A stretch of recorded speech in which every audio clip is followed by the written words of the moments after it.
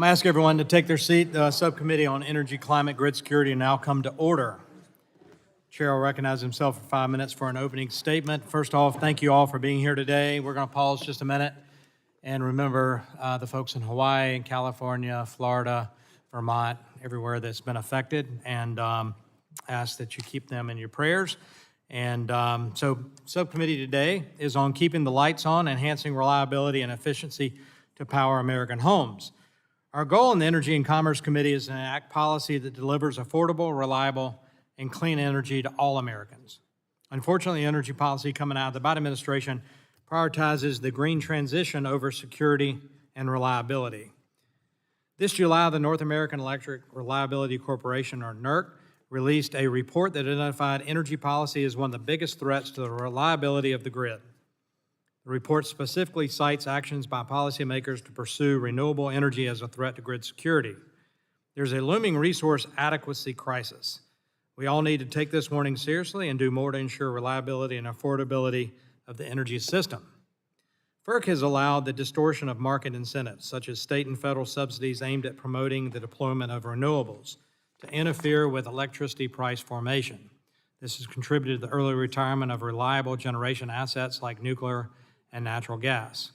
Other factors contributing to these early retirements are unrealistic environmental policies like the EPA's unlawful Clean Power Plan 2.0 and the agency's overarching power plant electricity generating unit strategy. NERC predicts power plants will have to comply with standards by limiting their hours of operation, taking more reliable generation off the grid. According to NERC, the vast majority of this country faces potential blackouts. These vulnerabilities are not a result of severe weather or lack of transmission capacity, but because of reliable, dispatchable, firm generation units are being retired at an alarming rate. Prices have skyrocketed and reliability has been compromised. Americans are paying more for less. We must focus on preserving resource adequacy. My bill, which we are reviewing today, the Guaranteeing Reliable Infrastructure Development, or GRID Act, would amend the Federal Power Act to require coordination between FERC and any federal agency promulgating a regulation that could threaten the reliability of the bulk power system. I hope all my colleagues on this committee will join me in this important effort. As we heard at our field hearing in Moore County, North Carolina back in June, the Biden administration is also pursuing energy efficiency standards that put reliability at risk, in particular their proposed distribution transformer standards. DOE already mandates distribution transformers be manufactured at an incredibly high efficiency standard. They're already at 99.53% efficient.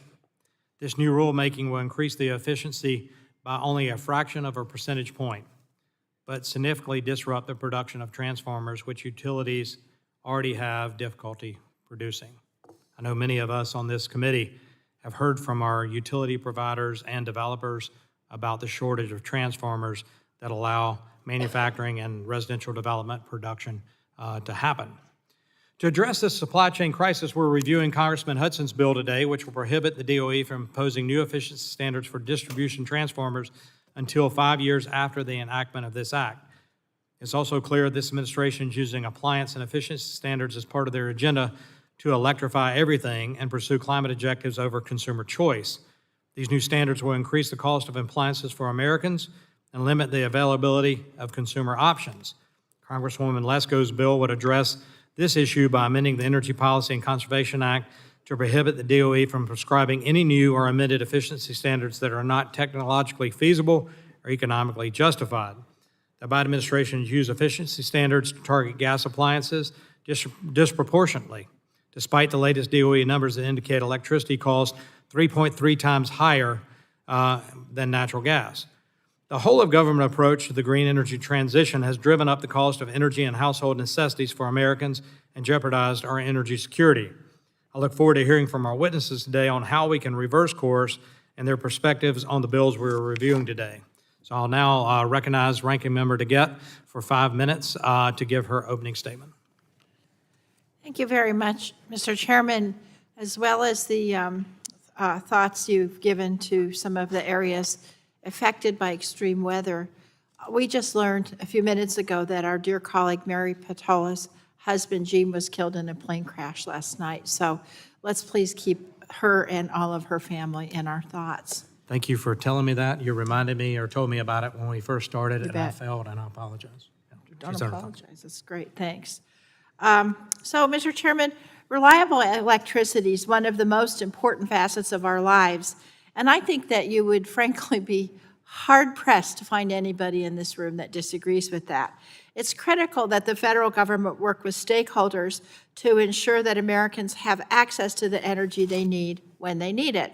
When Americans flip a switch, they expect the lights to turn on, as they should, and that's why it's so critically important. And frankly, as we face down the worsening climate crisis, reliability is even more important than ever. This summer, as you know, we saw record-breaking heat gripping large parts of the United States.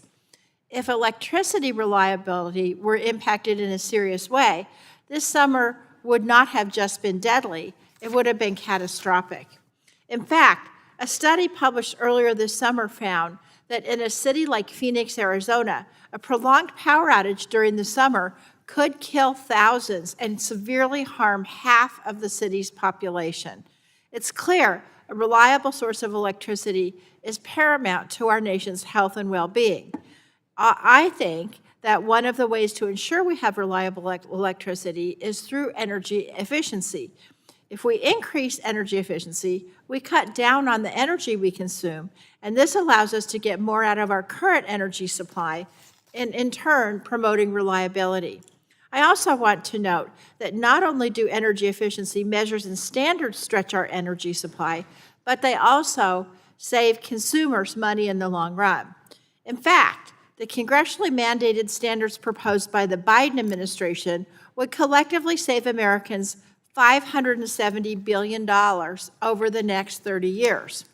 So when I look at the bills that we're discussing today, I frankly don't see bills that are focused on reliability. Instead, what I see is bills that, in the name of reliability, would gut energy efficiency standards that are saving Americans money and that are cutting down on our energy use. I see bills that not only seek to uphold the status quo, but in some cases, sadly, to roll back progress we've made in slashing emissions, cleaning our air, and saving consumers money. H.R. 4167 would prohibit the Department of Energy from issuing a final rule for energy efficiency standards in distribution transformers for 5 years, so somehow in the name of addressing a supply chain issue. DOE has just proposed a rule. It has a process for incorporating feedback, and it will make changes to the final rule if they are necessary to ensure reliability. I agree, the supply chain must be addressed, but I struggle with the idea of delaying a rule before the DOE has finished its process and without addressing the root of the issue. The DOE Appliance and Equipment Standards Reform and Consumer Protection Act would create duplicative, burdensome requirements for energy efficiency standards, as well as set a disastrous precedent for rolling back standards that are already making a difference. This bill continues the disturbing trend against common sense standards that save money and protect consumers' health and well-being. Finally, the GRID Act would give FERC veto power over any regulation it claims would affect reliability. This bill would strip federal agencies of their ability to do their jobs. So I fear, while some of the bills may be well-intentioned, they just simply don't address the root of reliability. Instead, if we truly want to address reliability issues, let's find solutions that address the root causes, and let's start talking about one of the best ways to ensure reliability, and that is transmission. We want to talk about reliability, but there's no discussion of how to get more transmission online expeditiously. Increased transmission means more generating projects can get connected to the grid. Increased transmission will mean it can ensure energy gets to where it's needed, when it's needed, and in an emergency, it can come from elsewhere to ensure reliability. So, Mr. Chairman, I am looking forward to the hearing that I know you're planning on transmission. I think it'll be a great hearing, but I do look forward to the conversation today, and I yield back. Gentleman yields back. I now recognize the chair of the full committee, Chairman Rodgers, for 5 minutes for opening statement. Thank you, Mr. Chairman. America's electrical grid is critical in every part of our lives. It keeps our hospitals, military bases, homes, and businesses powered. An unreliable grid threatens our safety, our health, and our economy. In addition, common household appliances are essential for feeding our families, washing our clothes and dishes, and heating our homes. We must ensure American families have the freedom of reliable, affordable, and efficient energy sources and home appliances. Right now, however, these vital American resources are being undermined. Regulatory restrictions by the Biden administration are forcing a rush to green agenda on people that's dangerous, expensive, and jeopardizing reliability. From shutting down baseload power sources that keep our electric grid reliable to banning appliances like gas stoves. I'm deeply concerned by the motivation behind these policies and the direction that they're taking our country, especially as people suffer paying more for everything. Nationwide, residential electric bills have increased 27% since President Biden took office. In California, the average residential electricity prices are nearly double the nationwide average, and they're continuing to skyrocket. It's making life harder for families and adding to their stress and anxiety. Yet the administration pushes on with their war on American energy by taking steps to mandate only 100% intermittent, weather-dependent power sources like wind and solar. While there's certainly a place for these resources in our energy mix, relying on 100% electric will increase cost and risk life-threatening blackouts. According to the North American Electric Reliability Corporation, the United States is currently at an elevated risk of blackouts. Furthermore, people should be able to choose and afford the home appliances and vehicles that best meet their needs. It should not be dictated by the president or his radical allies. This forced transition jeopardizes our energy security and affordability. It's sending our jobs overseas. It's making us dangerously beholden to China, and ultimately will not slow down or impact climate change. Since day one of this Congress, we've offered a clear vision that ensures American energy independence will secure our grid, lower emissions, and improve people's lives.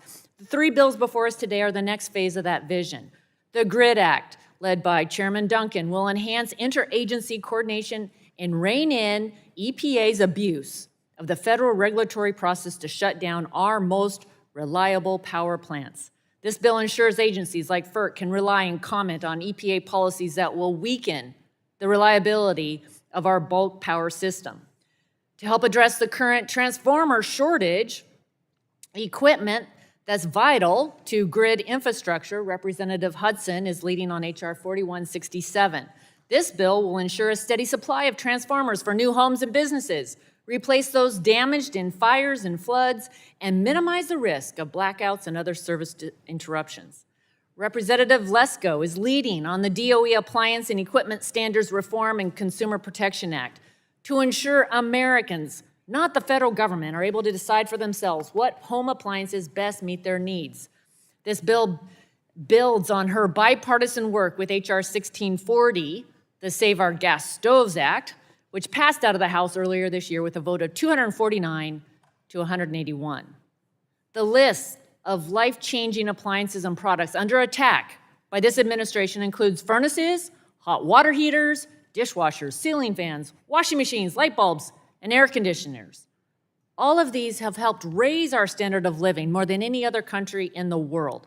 This bill will prohibit DOE from imposing new efficiency mandates on appliances unless they're proven to save money and improve performance, and end these backroom deals that have allowed radical environmental activists to dictate the types of appliances that Americans are allowed to have in their homes. A reliable, affordable, and efficient energy grid is necessary for an economy that is strong. With it, we can better safeguard people's food and medical supplies and keep transportation and communication systems running. And I look forward to discussing how we can work together to secure our grid, reduce supply chain risk and equipment shortages, and make sure that people continue using home appliances that are both energy efficient and affordable. I thank our witnesses for being here today and the bill sponsors, and I yield back. I thank the chairwoman, and now go to the ranking member of the full committee, Mr. Pallone from New Jersey, for 5 minutes. Thank you, Mr. Chairman. Energy efficiency is an important tool that lowers energy costs for American families, increases reliability, and helps us achieve our climate goals. It's because of these benefits that bolstering and strengthening energy efficiency has long been a bipartisan priority of this committee. That past bipartisan work helped produce the Department of Energy's long and successful history of making our homes and businesses more energy efficient, saving consumers money, and helping reduce energy consumption across the country. But it's unfortunate that energy efficiency is no longer a bipartisan issue, and that we're here today to discuss 3 Republican bills that gut DOE's ability to push for common-sense energy efficiency standards. The 3 bills target DOE's energy efficiency efforts and limit other federal agencies from doing their jobs. Taken together, they're a radical departure from bipartisan productive work on energy efficiency and are designed to prop up industry and harm consumers. The DOE Appliance and Equipment Standards Reform and Consumer Protection Act is an industry wish list masquerading as consumer protection. This bill adds duplicative and cumbersome standards and tests to DOE's already rigorous efficiency rulemaking process. If this bill becomes law, it puts all existing and future attempts at energy conservation into jeopardy. H.R. 4167 is another dangerous bill that prohibits DOE from finalizing efficiency standards for electric distribution transformers. These standards promise significant energy savings, estimated to save consumers about $15 billion. It ignores the very process that Congress created in the Energy Policy and Conservation Act and prevents DOE from doing its job by borrowing DOE from finalizing standards, even if the Department of Energy finds that these standards will save Americans money and decrease energy usage. And then the Guaranteeing Reliable Infrastructure Development Act gives the Federal Energy Regulatory Commission an effective veto over any other federal agency's rules and regulations. This is an unprecedented power grab designed to thwart any progress in the energy sector in addressing emissions or efficiency. It would also state utility commissions would be badgering the FERC and other federal agencies with potentially false claims about any proposed agency rule throughout the entire government. Now, with these 3 bills, committee Republicans are deliberately trying to delay and weaken popular energy efficiency programs to do the bidding of their polluter friends. Once again, Republicans are putting polluters over people, and the American people are paying the price with higher energy bills. It's clear Republicans want to return to the policies of the Trump years on energy efficiency. For 4 years, the Trump administration sat on its hands and ignored the law, missing 26 different deadlines for efficiency standard determinations, including for distribution transformers. In order to play catch-up, the Biden administration has aggressively moved forward on past and planned energy efficiency actions that will save Americans $570 billion. That's a lot of money. And unfortunately, these Republican bills would simply return us to the world where efficiency standards suffer from extreme delays.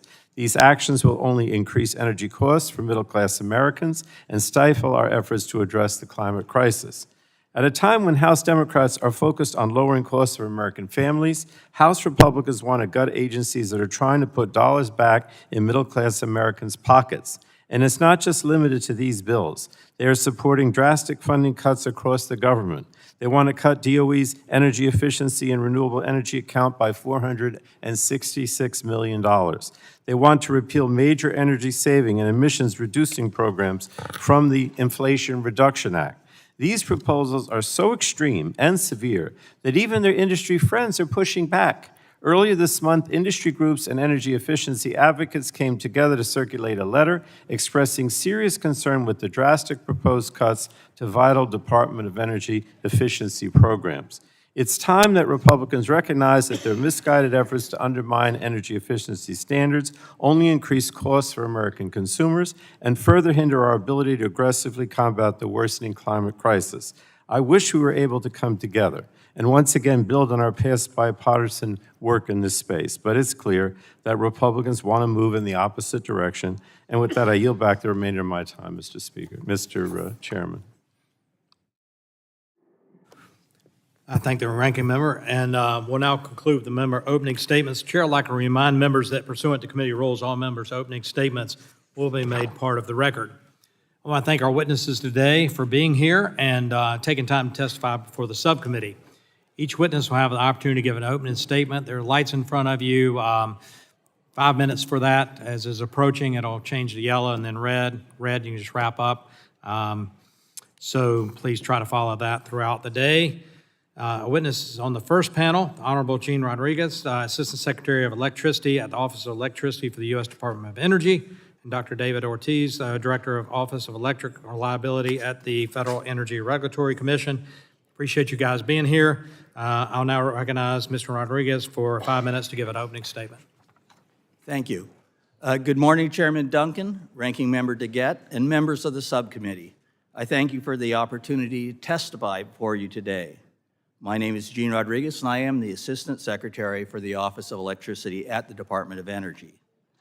Reliability, resilience, security, affordability, and efficiency are all important elements of the core tenets of the Department of Energy.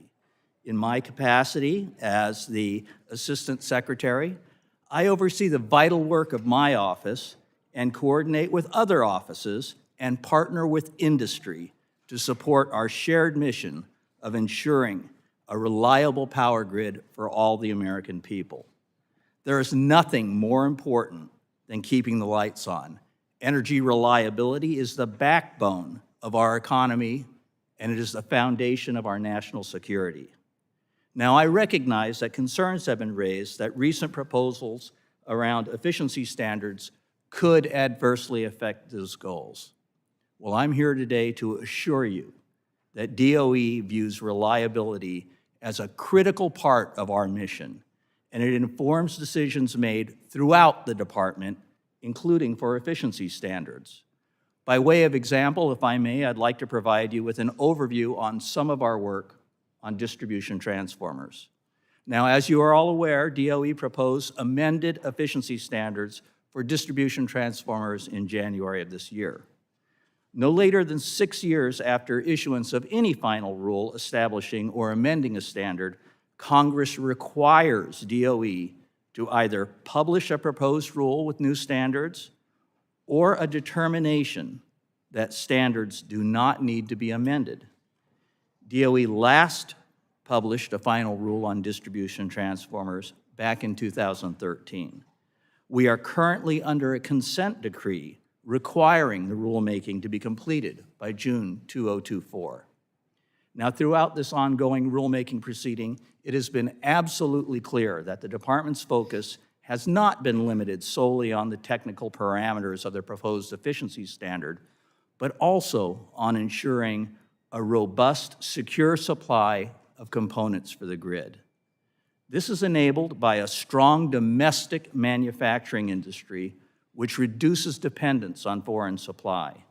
And that is why DOE expressly asked stakeholders for comment on timelines required for compliance with the proposed standard, as well as comments on the availability of key components.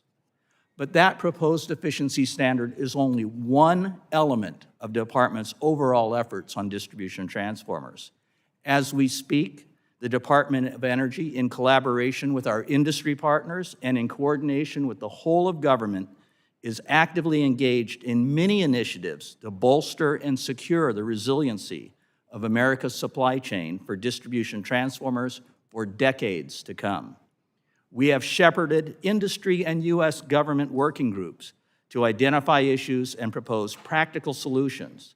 These voluntary collaborations between industry and DOE help to reduce one-off, inflexible design specifications that slow production down and hamper the sharing of transformers between utilities when needed. We have provided national projections of the long-term demand growth for distribution transformers to provide America's manufacturers with investment certainty that will help them to expand capacity.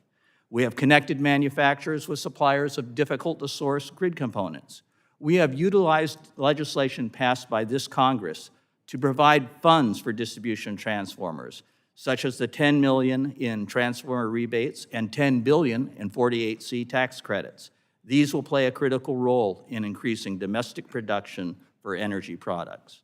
President Biden included support for using the Defense Production Act to ensure robust supply chains for transformers, which would allow us to move forward if and when DPA appropriations are made to increase production capacity, support workforce training, among other efforts. And my own Office of Electricity is stewarding the research and development necessary to foster the next generation of American-made transformers that are flexible, adaptable, and rely less on insecure materials and supply chains. So thank you again for this opportunity to speak with you. I know that each and every one of us in this room, every one of us, share the same goal of ensuring the reliability of the power grid for the American people. With that in mind, I'm pleased to answer any questions that you may have that would assist you in your deliberations on the legislation at hand. Thank you. Assistant Secretary, thank you for that. And we'll now recognize Dr. Ortiz for 5 minutes. Chairman Duncan, Ranking Member DeGette, Chair Rodgers, Ranking Member Pallone, and members of the subcommittee, thank you for the opportunity to testify today. My name is David Ortiz, and I am the Director of the Office of Electric Reliability of the Federal Energy Regulatory Commission. I'm here today as a Commission staff witness, and my remarks do not necessarily reflect the views of the Commission or any individual commissioner. My testimony summarizes the Commission's oversight of the reliability of the bulk power system and recent Commission activity implementing that authority. I then address draft legislation referred to as the Guaranteeing Reliable Infrastructure Development Act, or GRID Act. In the Energy Policy Act of 2005, Congress amended the Federal Power Act to add Section 215 pertaining to bulk power system reliability. Section 215 requires the Commission to select an electric reliability organization that is responsible for proposing, for Commission review and approval, reliability standards to help protect and improve the reliability of the nation's bulk power system. The Chairman's reliability priorities are protecting the grid from cyber and physical attacks, preparing for extreme weather, and ensuring reliability as the resource mix changes. I would like to highlight a number of FERC's recent activities in this area. Since 2008, FERC established and then improved upon the set of Critical Infrastructure Protection, or CIP, standards, which include a comprehensive baseline set of requirements for cyber and physical security. In January, we finalized a rule requiring NERC to develop enhanced cybersecurity standards regarding internal network security monitoring. There has been a mandatory physical security reliability standard since 2014.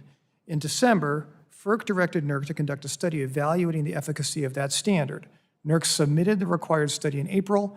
FERC and NERC hosted a joint technical conference on physical security in August, and after receiving and reviewing post-conference comments, FERC will determine appropriate next steps. Since 2011, 7 major heat and cold weather events put stress on the bulk power system and resulted in some degree of load shedding. In August 2021, FERC approved modified reliability standards pertaining to cold weather preparedness for electric generators and requiring that system operators exchange information related to the generator's capability to operate under such conditions. In June, the Commission issued a final rule directing NERC to submit proposed new or modified reliability standards that require transmission providers to prepare for extreme heat and cold weather events. The changing resource mix has also presented a number of reliability challenges. In particular, the growth of inverter-based resources requires a rethinking of the way the interconnected electric grid has been planned and operated for more than a century. In a November notice of proposed rulemaking, FERC proposed to direct NERC develop new or modified reliability standards that address reliability gaps related to inverter-based resources, including data sharing, model validation, planning and operational studies, and performance requirements.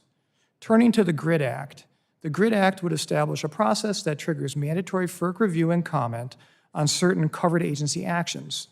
The proposal could pertain to a wide variety of proposed federal agency actions that potentially impact bulk power system operations. Therefore, it is difficult to anticipate the range of covered agency actions that could trigger FERC review and comment. As a general matter, FERC and the ERO, NERC, have the necessary expertise to understand and comment on the potential effect of proposed regulatory actions on the reliability of the bulk power system. However, fulfilling the goal of the GRID Act would require detailed interconnection-wide modeling and analysis beyond FERC's capabilities. Further, FERC may not have the underlying data or authority to obtain such data necessary to conduct a meaningful assessment of the proposed action's impact on the grid. Other organizations have these capabilities, resources, and data. The Department of Energy's national laboratories have deep expertise in the electric transmission system and its underlying technologies, computing power, policy expertise, and related sciences, and are well-positioned to engage with agencies to evaluate the reliability impact of proposed actions. In conclusion, FERC will continue to work with the utility industry to execute its responsibilities under Section 215 of the Federal Power Act to protect and enhance the reliability and security of the electric grid. Further, with regard to the proposed GRID Act, FERC stands ready to serve and assist to the best of its ability in this manner. Thank you for allowing me to testify today. I would be glad to address any questions you may have. I want to thank both of our witnesses, our panelists, for their opening statements. We'll now move into the question and answer portion, and I'll recognize myself first for 5 minutes. We continue to be warned of the risk of a looming reliability crisis here in the United States. Earlier this year, during a Senate Energy and Natural Resources hearing, the head of the North American Electric Corporation, a reliability corporation, stated he agreed the United States is headed for a reliability crisis. During the same hearing, the CEO of PJM stated he agrees there is an increasing risk of reliability crisis. This summer, the FERC commissioners testified in front of this subcommittee where the same concern was raised. Commissioner Danley went so far as to say there will be, in time, a catastrophic reliability event. Dr. Ortiz, NERC's reliability risk report released in July of this year reflected these concerns. It specifically identified energy policy as one of the biggest threats to reliability. NERC has clearly stated there is a problem. Do you concur with their findings, and is FERC obligated to take action on this looming threat? Thank you for the question, Chair Duncan. The Reliability Issues Steering Committee issues a periodic report, biannual report, that delineates key risks that the ERO, that NERC, then establishes a plan by which it will address. The Reliability Issues Steering Committee report issued included, as you noted, the risk of energy policy as a factor potentially affecting electric reliability. By energy policy, they meant that the changing resource mix could have impacts primarily on resource adequacy throughout the country. This is a matter of fact that has been established by several of the independent system operators that have also addressed this, that have also have expressed their concerns regarding resource adequacy as well. So I would agree that from the perspective of NERC's report, that energy policy, in so much as it affects resource adequacy, is a potential reliability concern.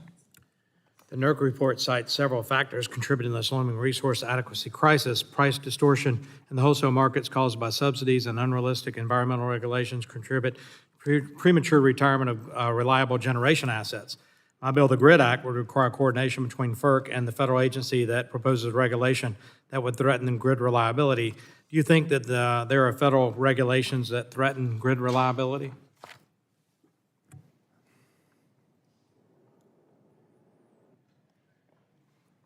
Based on your opening comment, Congressman, I presume you're talking about the Section 111D proposed rulemaking from the Environmental Protection Agency. Is that an example of the kind of rulemaking that you're concerned about? So for proposed rulemakings like that, it's for whenever there is a proposed rulemaking, the actual outcome is fundamentally uncertain. The EPA, in its own reliability impact or its own technical analysis, acknowledges that the rule is likely to result in increased retirements of resources, and then it also projects that certain replacement resources will also be made available. Each of those outcomes is uncertain. The degree to which that there are retirements of resources on its face raises a reliability concern that merits some consideration. Let's shift gears here. Consequence of these policies and premature retirements are even more concerning considering the constraints on our natural gas supply due to lack of infrastructure. Lack of pipeline capacity significantly hurts states like South Carolina. Do you agree, Dr. Ortiz, that expanding interstate natural gas infrastructure is critical for reliability?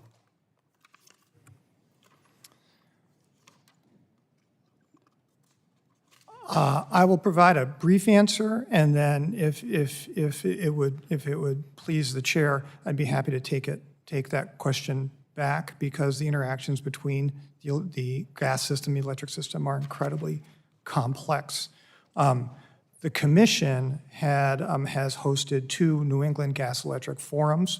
In New England, there is an acute interaction and dependence on the gas system. Obviously, there's a dependence on the gas system for electric reliability throughout the country, but New England is particularly acute. And what we have found is that the interactions between those systems are incredibly tight.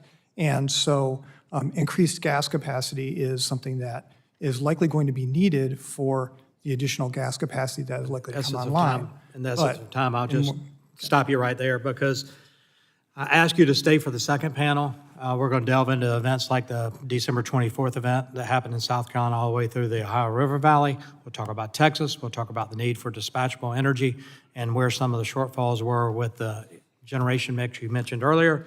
So I'll conclude saying that there's no substitute for reliable, dispatchable generation. Hope we all can recognize that and work together. And with that, I'll recognize the ranking member, DeGette, for 5 minutes. Thank you very much, Mr. Chairman. Dr. Ortiz, you were just talking to the chairman about the 111D rule. That is a draft rule that has not been finalized. Is that correct? That's correct. And is the comment period still open for that? I believe the comment period is closed. Okay. But so what will happen now is the agency will take all of the comments and then come up with a final rule, which has not yet been released. Is that right? It has not yet been Yeah. released. But HR 4167 would stop all of that, because it would just simply delay everything for 5 years. Is that right? Which I'm not very good with these numbers. It's the 111D rule.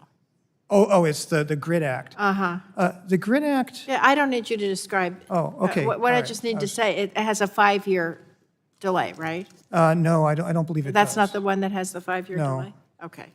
Mr. Rodriguez, the President Biden invoked the Defense Production Act to increase the domestic production of distribution transformers. Is that right? That is correct. And that's because we're all concerned about the transformer supply chain issues. Is that right? That is correct. And we have, in the Bipartisan Infrastructure Law and Inflation Reduction Act, there are rebates and tax credits available that would aid investments in the electric grid components. Is that right? That is absolutely correct. Now, in your testimony, you mentioned that DOE is working with federal partners to find actions and resources to alleviate the problem.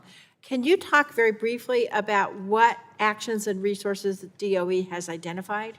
Yes, we're actually working on 2 paths. One, using the authorities and granted to us now, we're trying to see what creative and aggressive approaches we can take to do anything and everything that will assist in the manufacturing and delivery of distribution transformers. That includes, there's a whole host of things. Let me give you 2 quick examples. One is a convening of industry, which is the manufacturing sector, and the utilities to work together to find ways to take some of the choke points away. And the other are direct action by my sister office, MESC, which is doing stuff like helping to connect manufacturers with hard-to-source products, helping them to apply for the 48C grants, $10 billion of tax credits available, and $10 million of direct rebates for efficient transformers. So much more, but those are good examples. So do some of these efforts take additional money than the money that was that came out through the Infrastructure Law and Inflation Reduction Act? To be perfectly frank, the answer to that is yes. And so if Congress gave you additional funds that you needed to improve this situation, what additional steps or actions could you take? We have been working behind the scenes to be prepared if and to the extent Congress sees fit to give us additional appropriations under the Defense Appropriation Act. What we will be doing is working directly with American manufacturing industry and American labor to help them to increase their production capacity. That goes to three elements. Number one, helping them to get secure and retain the labor necessary to work. Number two, upgrading American manufacturing facilities to help them produce more product efficiently. Number three, the Defense Production Act appropriation would allow us to find ways to work to get not just the supply side, but the demand side. Utilities working together to find ways to, quite frankly, streamline the design process for transformers, which will increase throughput. So if we're able to fix these supply chain issues, then that's going to help increase reliability dramatically. Is that right? Absolutely. Dramatically might even be an understatement. Thank you. I yield back. Joan Lee yields back, and I'll now go to Dr. Burgess for 5 minutes. Thank you, and thanks to our witnesses for being here. Dr. Ortiz, thank you for referencing the Energy Policy Act of 2005, one of the first pieces of legislation on which I was able to work on this committee back in the day. And it's been an enduring piece of legislation. You referenced the reliability part. Of course, we were just coming off of the 2003 power outage in the Northeast, so it was on a lot of people's minds that would be important. So we do need to keep in mind that a lot of the policies that we make are enduring, and they do persist over time. So, Dr. Ortiz, back home in Texas, was in all the papers, but we've had a real hot summer. Not really a surprise, because Texas is supposed to be hot during the summertime, so the part of the blessing there is generated a lot of solar power with the intense rays of the sun coming down, so that was a good thing. At the same time, every afternoon, like clockwork, the sun would go down. And when the sun set, the power component from the solar panels dropped. And I mean, this is just physics. It's not a surprise. It shouldn't have alarmed anyone. But that's also the point at which people are getting home from work and realizing this house is hot as Hades, and I'm going to crank the AC down, which then put additional strain upon the grid. So there were several, probably 10 or 11 warnings that ERCOT, the Electric Reliability Council of Texas, issued because of getting dangerously close to that supply-demand part of the curve where I guess some bad things happen if the lines cross. So we saw that in one state, but are there concerns on the national level? More and more dependence upon renewables, wind and solar, sometimes not the highest degree of reliability, or sometimes predictable that there's going to be a drop-off after sunset. Is there any place where that has affected federal policy? And do we need to be concerned about the federal policy that's incentivized the industry to invest in renewables at the expense of more reliable generation?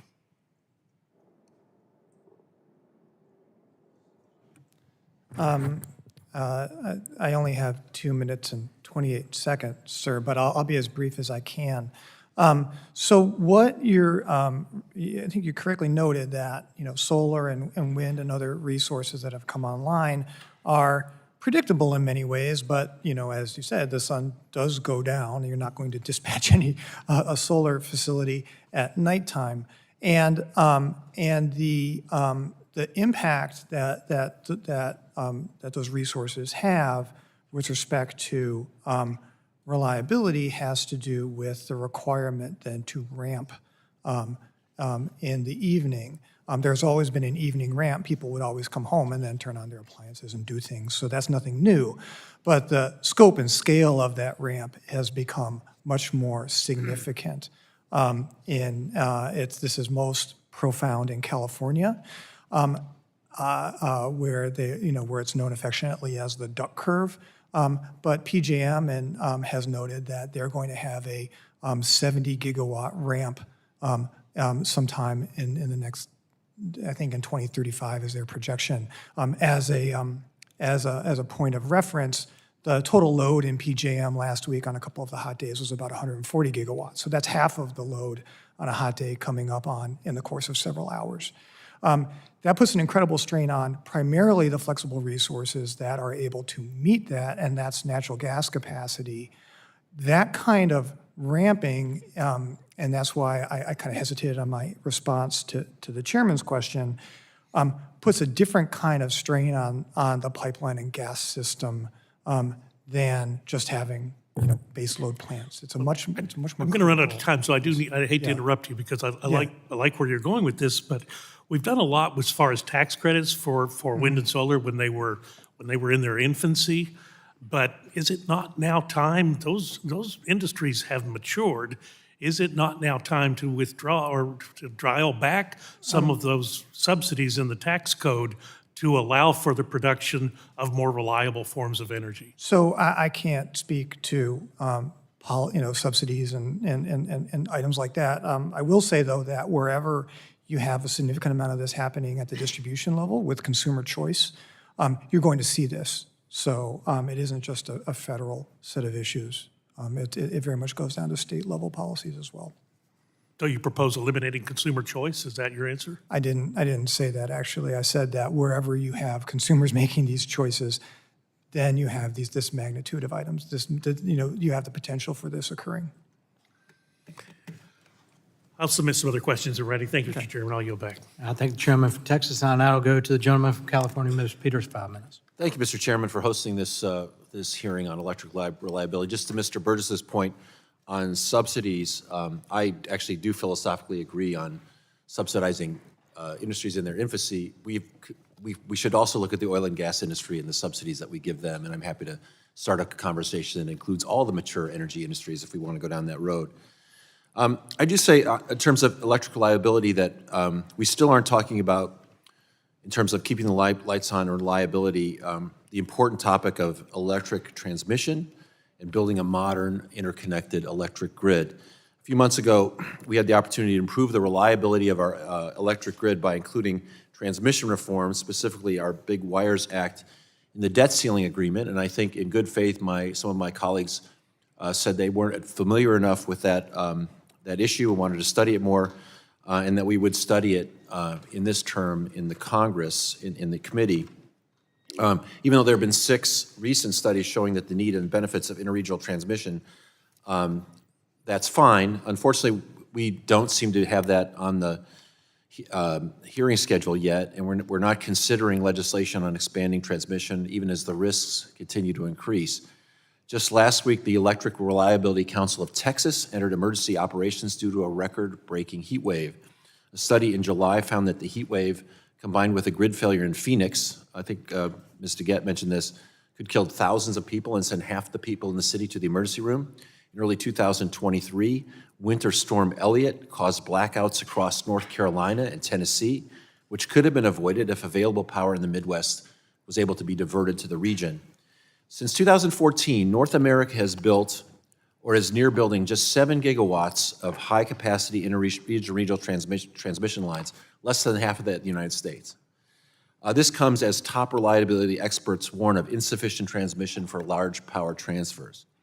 By comparison, so North America at 7, we're the United States about 3. South America has built or is nearing building 22 gigawatts, Europe 44 gigawatts, and China 260 gigawatts worth of high-capacity interregional lines compared to our 3 or 4 in the United States. Between 2016 and 2018, China started and completed a single line over 2,000 miles long, capable of carrying 12 gigawatts, nearly twice the build of the entire North American continent over a period several times as long. We got to get our act together here. Our lack of interregional transmission infrastructure is a threat to our economic and national security, and it's imperative that this committee take it seriously. Mr. Ortiz, I want to ask you what your feelings are on how important a robust transmission network is to enhancing reliability and keeping the lights on for the American people. Thank you for the question, Congressman.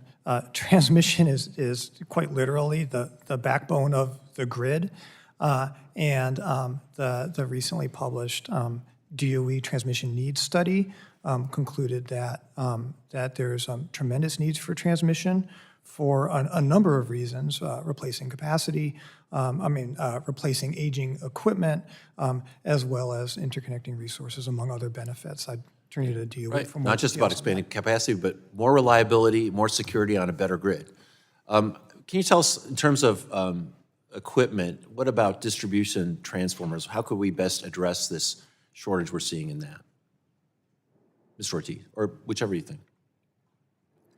Mr. Rodriguez? The end state that we need is more investment in American manufacturing of the materials, components, systems, and the transformers themselves. And we're working along that timeline. But in the near term, what we need to be doing is focusing on practical solutions that will reduce the strain on the supply chain. So that includes working with industry, as we are doing now, to have the power sector find ways to better share the supplies they have and to reduce the number of one-off type of designs, but also working with the manufacturing sector to help them to quite frankly, make investments for a 21st century manufacturing process in this country. Can we expect, and I hope we can, that the work you're doing will result in recommendations for Congress to take whatever action we need to support that effort?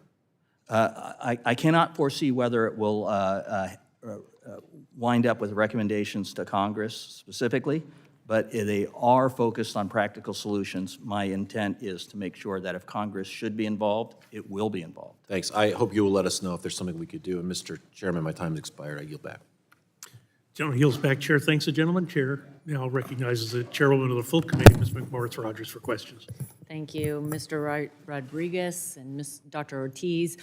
You know, I'm very concerned about the state of our nation's electric grid. We see electricity prices continuing to skyrocket since the beginning of 2021, almost 30% higher today. Our electric grid is becoming increasingly unstable. NERC has issued warnings that 2/3 of the nation is at an elevated risk for a blackout, as our most reliable and affordable power plants are being retired and replaced with weather-dependent wind and solar. In 2023, EIA projects that 15.6 gigawatts of baseload generation will be shut down, which is enough electricity to power more than 10 million homes. So first, Mr. Rodriguez, do you agree that baseload power plants retirements pose a threat to grid reliability?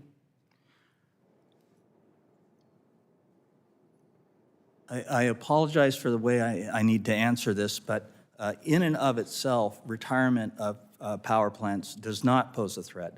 I believe the point of agreement between us is that if things aren't done in a thoughtful, deliberative fashion, you can cause reliability concerns around the ability to have power delivered at the time we need it. Right, well, it suggests that it's not being done in a thoughtful manner then, because it seems that we are shutting down baseload and reliability is absolutely being jeopardized. Mr. Ortiz, has FERC been asked to model the impact of baseload power plant closures on the electric grid? Not to my knowledge, no.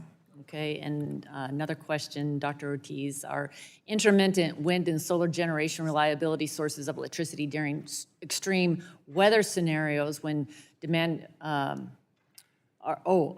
is there reliable sources of electricity during extreme weather scenarios when demand for power is spiking? I'm sorry, could you repeat the question? Are Congresswoman? intermittent wind and solar generation reliable sources of electricity during extreme weather scenarios? If I may, I'd prefer to take that back to be able to look more closely at the data. Okay.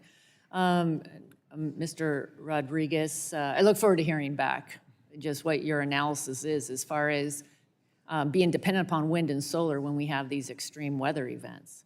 Okay, Mr. Rodriguez, under President Biden, DOE has been moving aggressively to regulate dozens of home appliances that we all rely on to cook for our families, wash dishes, heat our homes. And yet these regulations are really like a hidden tax. It's raising the cost of appliances Unfortunately, seeing some weakened performance, eliminating choices like natural gas stoves, for example. So yes or no, would you support an amendment to the law to prohibit energy standards that increase costs for consumers? The phrase "increased cost to consumers" is, quite frankly, a difficulty for me, because like any investment that you make that has a return year after year after year after year, if we look at a truncated what's the first cost, then there would probably no purchase that any American would make. I think the better view is to take a look at the life cycle costs, but the life cycle benefits as well, because that is what really helps Americans to reduce their energy bills. Okay, do you believe American consumers should pay more for a dishwasher, for example, to offset the social cost of carbon emissions or the global effects of climate change? I believe the American people should and actually enjoy the fact that there are products available that, while they might cost a little more at the outset than old, dated technology, they save them money every year, every time the lights go on, every time you wash your clothes. That is a financial return. As a follow-up to that, then, does DOE plan to look back on any of the prior standards to see if they've actually saved consumers energy and money? We actually have done that, and as a matter of fact, it's one of the great American success stories. The amount of money saved by consumers is only half the story, though. But the fact that we are reducing the amount of energy consumed means that it makes available resources that we have today more able to meet the needs of the American people. Thank So you. it's a reliability Thank you. I'd like to investment look as well. at that. I'd like to look at that. Thank you. Do you have any idea how many of name brand American appliance manufacturers have actually been bought by China in the last nearly 20 years since this requirement put into place? I know there are people in our department who look at that. I do not have that information with me today. I could look that up. Thank you. I was a little surprised that my GE microwave is actually Chinese-owned. I yield back, Mr. Chair. Jill Lane yields back, and now go to, I guess, Ms. Matsui. 5 minutes. Thank you very much, Mr. Chairman, and thank you very much for this hearing today. Make no mistake, we are facing a serious shortage of transformers in this country. This shortage is threatening the reliability of our grid and delaying the clean energy transition. However, H.R. 4167, the Protecting America's Distribution Transformer Supply Chain Act, is not a serious solution to this problem. Mr. Rodriguez, the Department of Energy has been working with industry stakeholders for over 2 years to address the transformer shortage. Yes or no, would H.R. 4167 increase the supply of transformers in this country? My assessment is no, it would not increase the supply. Okay, that's right. This bill would prevent DOE from finalizing new efficiency standards for transformers. It does nothing to address the current shortage of transformers. To address the transformer shortage, we need to incentivize new domestic manufacture of transformers here in the United States. And you wrote about this in your testimony, but you didn't mention the Protecting America's Distribution Transformer Supply Chain Act. Yes or no, does this bill do anything to incentivize American manufacturing? It does not. Okay. Would the bill create American jobs or train the skilled workers necessary to produce transformers in this country? As currently drafted, it does not. Okay. Energy efficiency is also an invaluable tool for preserving grid reliability. LEDs, for example, use 90% less energy than incandescent bulbs. This reduces peak energy demand and helps utilities to keep the lights on when electricity is most needed. Dr. Ortiz, yes or no, over the last 15 years, U.S. demand for electricity has been relatively flat, has it not? According to the annual energy review published by the Energy Information Administration, electricity demand has been relatively flat. Okay. Over that same period, though, real U.S. GDP has grown by more than 130%. How did U.S. demand for electricity stay flat, and what role did efficiency play in that? I'm not, Congresswoman, I'm not an expert in this area, but among the factors reported by EIA for this growth in I don't know exactly the term, but for that effect, efficiency is one component. Okay, thank you. Mr. Rodriguez, yes or no, have DOE efficiency standards reduced electricity demand? Yes, it has. Okay. Mr. Rodriguez, yes or no, have DOE efficiency standards contributed to reducing peak electricity demand? Yes, it has. Mr. Rodriguez, in reducing peak demand, have DOE efficiency standards continued to making the grid more reliable? Yes, it does. Okay, thank you. Energy efficiency standards have a long track record of success in saving Americans money, and resistance to these standards is nothing new. When Congress enacted new standards for light bulbs in 2007, there was an industry-led outcry about how it would inflate costs for consumers. 15 years later, the cost of energy efficiency bulbs has plummeted, and the average household can save over $200 per year by switching to LED lighting. Mr. Rodriguez, can you talk briefly about the switch to LED lighting and how the post-2007 efficiency standards help save consumers money? I absolutely can and would be proud to. The switch from old incandescent lighting to LED lighting has benefited Americans in many ways. These bulbs use 90% less energy than old technology and last up to 25 times longer and have other features that make them, quite frankly, a better fit in anyone's home or business. The DOE, according to our analysis, expects consumers to have saved about $3 billion in annual electricity bills over old technology. That breaks down to about $225 in energy cost reduction per year for every American home by using LED. Okay, thank you. The bills we're considering today are premised on the misguided idea that DOE efficiency standards are infeasible and unjustified. The Appliance and Equipment Standards Reform and Consumer Protection Act specifically prohibits DOE from issuing efficiency standards that are not technologically feasible and economically justified. That seems reasonable. However, Mr. Rodriguez, you point out in your testimony that DOE is already prohibited by law from prescribing standards that are not technologically feasible and economically justified. Is that correct? That is absolutely correct. Okay, thank you very much, and my time has expired. You're back. Tonight's time's expired. Now I'll go to Mr. Latta from Ohio, 5 minutes. Well, thank you, Mr. Chairman, and thanks for our witnesses for being with us today.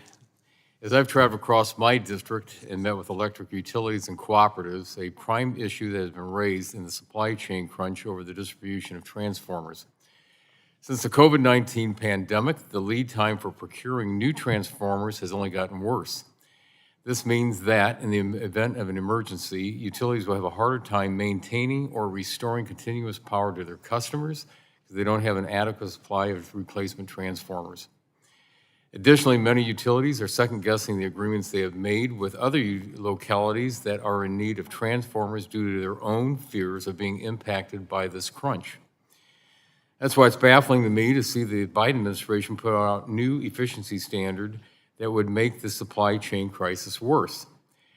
This new standard would leave us with no domestic producer of electrical steel for EVs, no producer of electrical steel for power transformers, and a distribution transformer market reliant on one producer that doesn't have enough capacity to meet the current demand.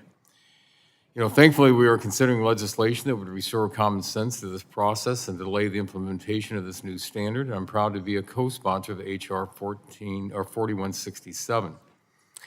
In listening to the testimony, before I get into my other questions, I'd like to ask this question I've asked before. With the administration looking at the year 2035 saying that the United States should be totally reliant on EVs in this country, by 2035, we're going to need more power or less power in this country? If I just get a yes or no answer from both of you. All projections that I've seen and read state that as we continue to move forward and advance in America, we are going to need more power. Okay, thank you. I concur. Thank you. So both agree we're going to need more power.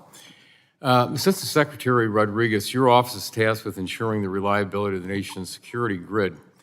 Given the challenges facing our country's electric grid, including the age of most of the grid's infrastructure, the ever-increasing demands and supply chain challenges, and distribution transformer lead times, why would DOE propose a new energy efficiency rule that put domestic steel manufacturers who are critical to ensuring an adequate supply of transformers out of business? There's a two-part response to that. Part one is we are mandated through legislation and a consent decree ordered by the court to take up the rule. The second part, which really gets to the heart of what you're asking, is this. What the DOE is doing is not just complying with these mandates, but actually putting signals in the market that give certainty to manufacturers so that they can make the investments necessary to develop the products and services right here at home using American labor to supply and meet America's needs. Well, just by coincidence, in the last several hours, I had some meetings with some power generators and distributors in the state of Ohio. And just by coincidence, one of them mentioned this, and it's a very interesting fact. This is, what they're looking at, of a 12 MVA substation transformer. In 2019, for the county that they needed to put in, it was $395,000. That same transformer today that they need to put in another county is $863,000. So in a 4-year inflation rate of 21.6%. So, again, when we're looking at these things, in Washington, these things come out, and it's just pretty easy when they write a regulation or a rule. But these are facts that actually affect people back home, because the next thing, who's going to pay for this? Well, it's going to end up, it's going to be the consumer out there, and it's going to make it harder for people to heat their homes, cool their homes in the summertime, and so I really worry about that. Dr. Ortiz, in my last about minute here, ever since the recent high-profile physical attacks on power substations across the country, I'm very concerned about the security and reliability of these assets, as bad actors at home and abroad seek to take advantage of the United States' vulnerable energy infrastructure. We must ensure that our grid is protected and we keep the lights on for Americans. What is FERC doing to specifically address direct threats to distribution substations? Thanks for the question, Congressman. I'll be quick. With respect to attacks on distribution substations, the Commission has an Office of Energy Infrastructure Security that engages directly with states regarding best practices for security. I do not direct that office, but would be happy to take questions back and work with my colleagues to provide a full response. I'd appreciate that, because this is something that the chairman of our subcommittee led down to North Carolina that we were at. We had a very good hearing down there. But this is a real threat to our infrastructure, but also making sure that electricity gets out to the public. So thank you very much to our witnesses. And Mr. Chairman, I yield back. Gentleman yields back. I'll now go to Mr. Tonko for 5 minutes. Thank you, Mr. Chair. And thank you to the ranking member for hosting this hearing, and I thank both of our witnesses for their testimony. Secretary Rodriguez, I want to make certain I understand this connection between grid reliability and energy efficiency. As you indicated in your testimony, the proposed efficiency improvements for transformers may seem small, but when you consider nearly all of the electricity generated in the country passing through transformers over the course of the long lives of this equipment, we're talking about a lot of lost energy. Is that correct? That is absolutely correct. And as we've seen this summer, certain regions have struggled to maintain reliability for several reasons, including perhaps extreme heat and weather events. So we know these types of events, coupled with increasing electrification, if not properly planned for, will create greater stresses on the grid in the years ahead. Is that correct? That is absolutely correct. So Secretary Rodriguez, how can reducing inefficiencies in the electricity system, whether that's line losses from transmission lines or losses from transformers, help improve overall reliability? Your question actually is perfect, because it shows a system understanding of the grid. Number one, it's how much power you need to produce, but how much power you need to produce at any given point in time is driven by two things. Number one, how much is being consumed? And that's where efficiency standards help Americans with their pocketbook, but also help to support the reliability of the grid, because it helps to ensure we have adequate resources. Number two, along the way, the grid itself transports energy over long distances. Advancements in technology that we're working for around in my office will help to reduce line losses, meaning less wasted energy in the transport from where it's generated to where it's delivered. All of these things support resource adequacy. Thank you. And ultimately, if we only have one tool by which to manage the grid, it's cranking up supply, of course it will be more difficult to balance a dynamic and complex system. But when we start addressing energy demand through end-use efficiency and demand response programs, we're adding more tools to our reliability toolbox, as you indicated. And similarly, improving the grid's performance is another important tool to alleviate pressure on the grid. So I believe it is very short-sighted to prevent the department from finalizing any transformer rule in the next 5 years. Personally, I believe we should embrace this as an opportunity to begin to plan for and build the grid of the future with equipment that will enhance reliability. And because DOE's proposed rule would not go into effect for several years, there's time to build the investments necessary to build a domestic manufacturing supply chain. And we have already given DOE some tools to help. For example, the Inflation Reduction Act included the 48C tax credit, which could be used to improve and expand transformer and electrical steel manufacturing. So, Secretary Rodriguez, can these incentives help ensure domestically produced, high-performing grid equipment is ready and available by the time any proposed standard goes into effect? Yes, they can, and they are doing that. Well, I thank you for your responses, and I believe that we need to do this in a very science-based and evidence-driven manner, and I appreciate all the work done by the department for implementing what is a huge transformational opportunity for this country. And with that, Mr. Chair, I yield back. Jim yields back, and I'll go to Mr. Guthrie from Kentucky for 5 minutes. Thank you, Mr. Chair. Thank you, witnesses, for being here, and I can assure you that everybody on this committee, if not everybody in Congress, knows how the grid works, so that we're fully understanding of that. And like Mr. Latta, so he took some of my questions. I spent a lot of time back home, and so we have two big taxpayer-subsidized battery plants coming into my district, and so I know companies got their battery plants subsidized, but a lot of people around them didn't. And so our frustration is this, and I've said it before, said to your Secretary Granholm, is every time we seem to bring up issues with going to an all-electric vehicles that are real issues, then we just get dismissed away. And like, oh, you're just naysayers. Matter of fact, one of our colleagues said that if you dismiss this, you're just pro-Chinese. Said it at the last meeting, and I didn't think about it until I was leaving, and I wish I'd thought of it then because I would have said it when she was in the room, is if you're telling businesses what they have to build, and you're telling consumers what they have to buy, that's far more Chinese-like than what we're proposing on our side. And so it's just the concerns that we just dismiss everything away. And the biggest part of it in my area, in Bowling Green, Kentucky, there's a big battery plant being built. We're glad that it's going to be built there. But for it to even to expand, there's going to have to increase our grid. TVA's already said that we're concerned about economic development in the area. And it just seems like, so we subsidize the battery plant, and even if you have the smartest people in the room, they just think they're the smartest. They are the smartest. You can't think of everything that has to be subsidized to make that work.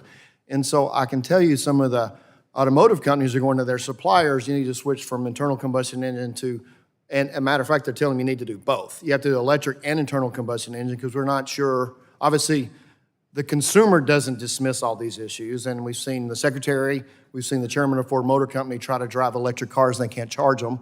And so consumers look at that and go, why would I buy a car like that if the Secretary of Energy can't charge her car? And so that was pretty negative, actually, to the electric car, what had just happened recently.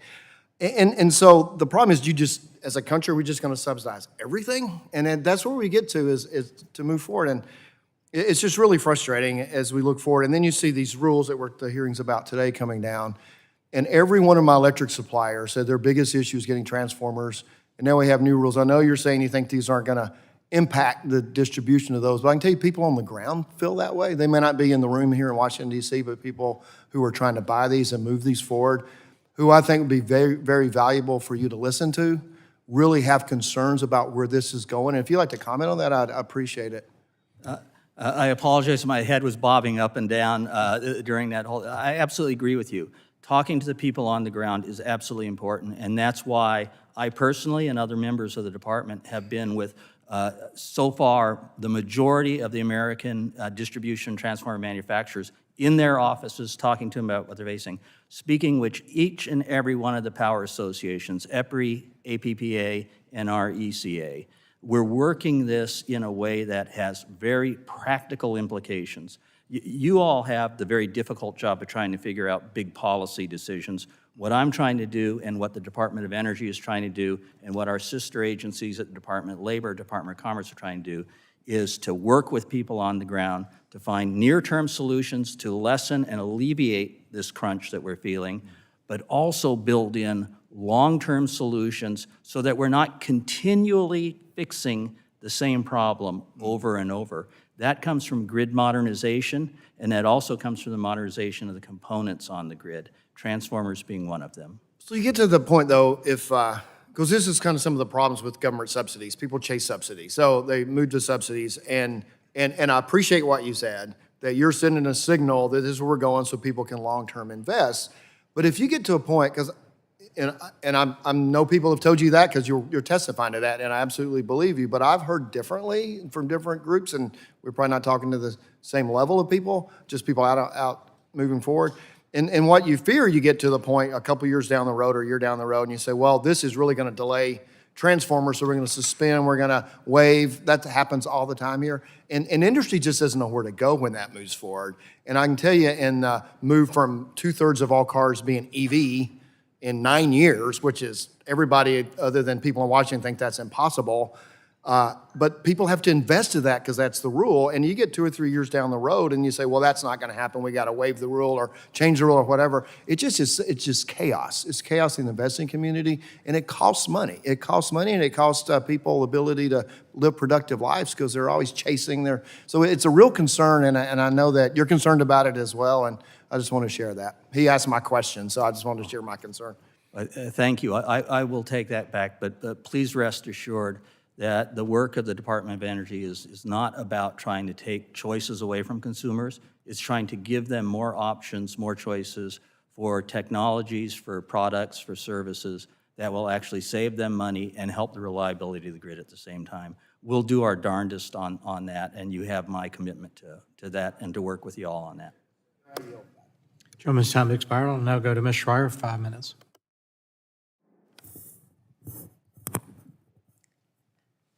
Thank you, Mr. Chairman, and thank you, witnesses. I would love to discuss the transformer shortage that every single utility in my district has experienced and is frustrated with.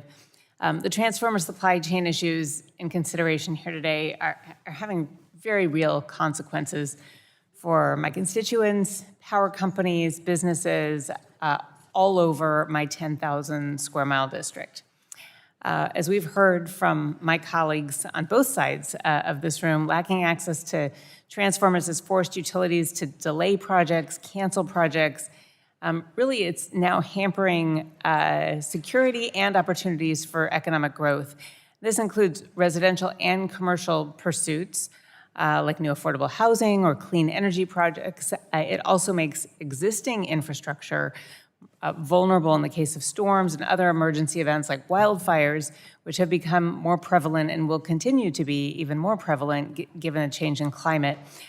It even is impacting our ability to establish the network of EV charging stations, as Mr. Guthrie was just referring to, that we are going to need in order to support so many more electric vehicles on the road. And these utilities, they are hard at work. They are repairing and reusing what they can. They're refurbishing old transformers.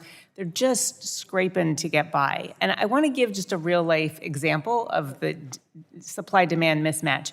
One public utility in my district described their current backlog of 50 kilovolt amp distribution in transformers. And while they have 28 transformers on hand, they have 208 transformer requests in the next 90 days alone, and they still have 490 units on back order with very unpredictable delivery times. And that's scary. In addition, transformers that the substations use to power whole blocks of the grid, the large power transformers, are and have been in critically low supply. These take years to build, cost, I believe, hundreds of thousands to millions of dollars to build, require custom designs, and are produced by only a handful of manufacturers. One utility in my district stated 5 years of lead time for one of these. And so, Assistant Secretary Rodriguez, I know that your office is very familiar with the supply chain issues surrounding large power transformers. Utilities have taken upon themselves to develop these solutions in the industry, like sharing spare equipment and lending crews in the midst of unexpected outages. At this time of, I would really call this a crisis, what is DOE doing to help facilitate initiatives like industry sharing, and what plans have you implemented to help us going forward? Thank you for that question. And as someone who's spent nearly a quarter of a century inside the utility, I share that ethic and that concern that keeping the lights on is the most important mission for the utility industry around this country. So as we work on this, I'm going to expand my answer a little bit, because it's not just my office, it's not just the Department of Energy working on this. We have the National Economic Council, the Department of Labor, Department of Commerce, including the National Institute for Standards and Technology, all of the power associations working with us, and DT manufacturers, and also the manufacturer of the one U.S. manufacturer of grain-oriented electrical steel. We're meeting, we're working together, and we're collaborating, not just coordinating, but collaborating on the solution sets. And I say solution sets because there's no one-size-fits-all answer for this issue. We're going to have to work through it. It's a roll-up-your-sleeves type effort. So one thing we're doing is trying to inform better manufacturer design specification. So right now, as we sit here in this room, one of the things that we uncovered as we were working with utilities around this, because utilities don't all talk to each other at the same time, there are some 80,000 different sets of design specs for distribution transformers. That doesn't make sense. And so the utilities are working with us as we speak. Their engineers are all working together to figure out what things we can bucket to try to allow more interoperability, interchangeability. Those are kind of near-term solutions. We're also designing more flexible large power transformers, and we're also working to help the utilities in their sharing processes. We're attacking it hammer and tongs every way we can. I have like 1 second left. I want to thank you for that and just mention the Defense Production Act, which may be something to call upon, especially once you get this all streamlined in terms of design and flexibility. Thank you. I yield back. Julie yields back. I'll now go to the chair of the Environmental Subcommittee, Mr. Johnson, for 5 minutes. Thank you, Mr. Chairman, and gentlemen, thank you for joining us on our panel today. Lots of important things to talk about. You know, by now, it's obvious that we're headed for a grid reliability crisis in our country. The RTOs are telling us this. The power generating companies are telling us this. I don't have time here today to go through it all, but I'm co-chair of the House Coal Caucus, and we published this 18-page report. And Mr. Chairman, if it's okay, I'd like to ask unanimous consent to enter this into the record. Without objection, to order. But it lays out warning after warning from the experts and lists the onslaught of federal regulation taking us to this point of reliability crisis. It's a simple math problem. We're retiring baseload dispatchable generation too fast with no adequate replacement. It's unfortunate, actually, that instead of preserving our coal fleet and expanding our gas and nuclear assets, we hear terms like efficiency standards and demand response. Now, my friends, these are code words for telling Americans they need to use less energy. And usually this means also decreasing their standard of living in order to do so. This just is not going to work. We are the greatest economy on the planet, and our economy demands energy security. We simply can't address the myriad of environmental challenges by burdening the American people by telling them to use less electricity. So, Mr. Rodriguez, would you agree that with EVs, data centers, and widespread electrification on multiple fronts, that electricity demand is going to go up significantly in the next 2 decades?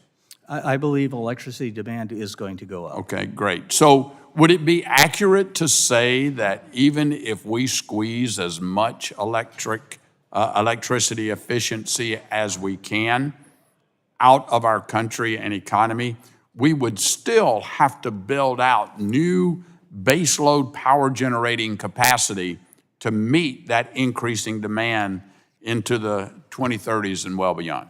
You and I are on exactly the same page. There's no one single bullet answer that fixes it. It can't just be efficiency. And that's why at the department, we're working on things like carbon capture. All right, so we're going to have to build out new capacity. Next, Mr. Ortiz, you're the director of the FERC Electric Reliability Office. And you've got your job cut out for you. Ensuring our nation's grid reliability is on your watch.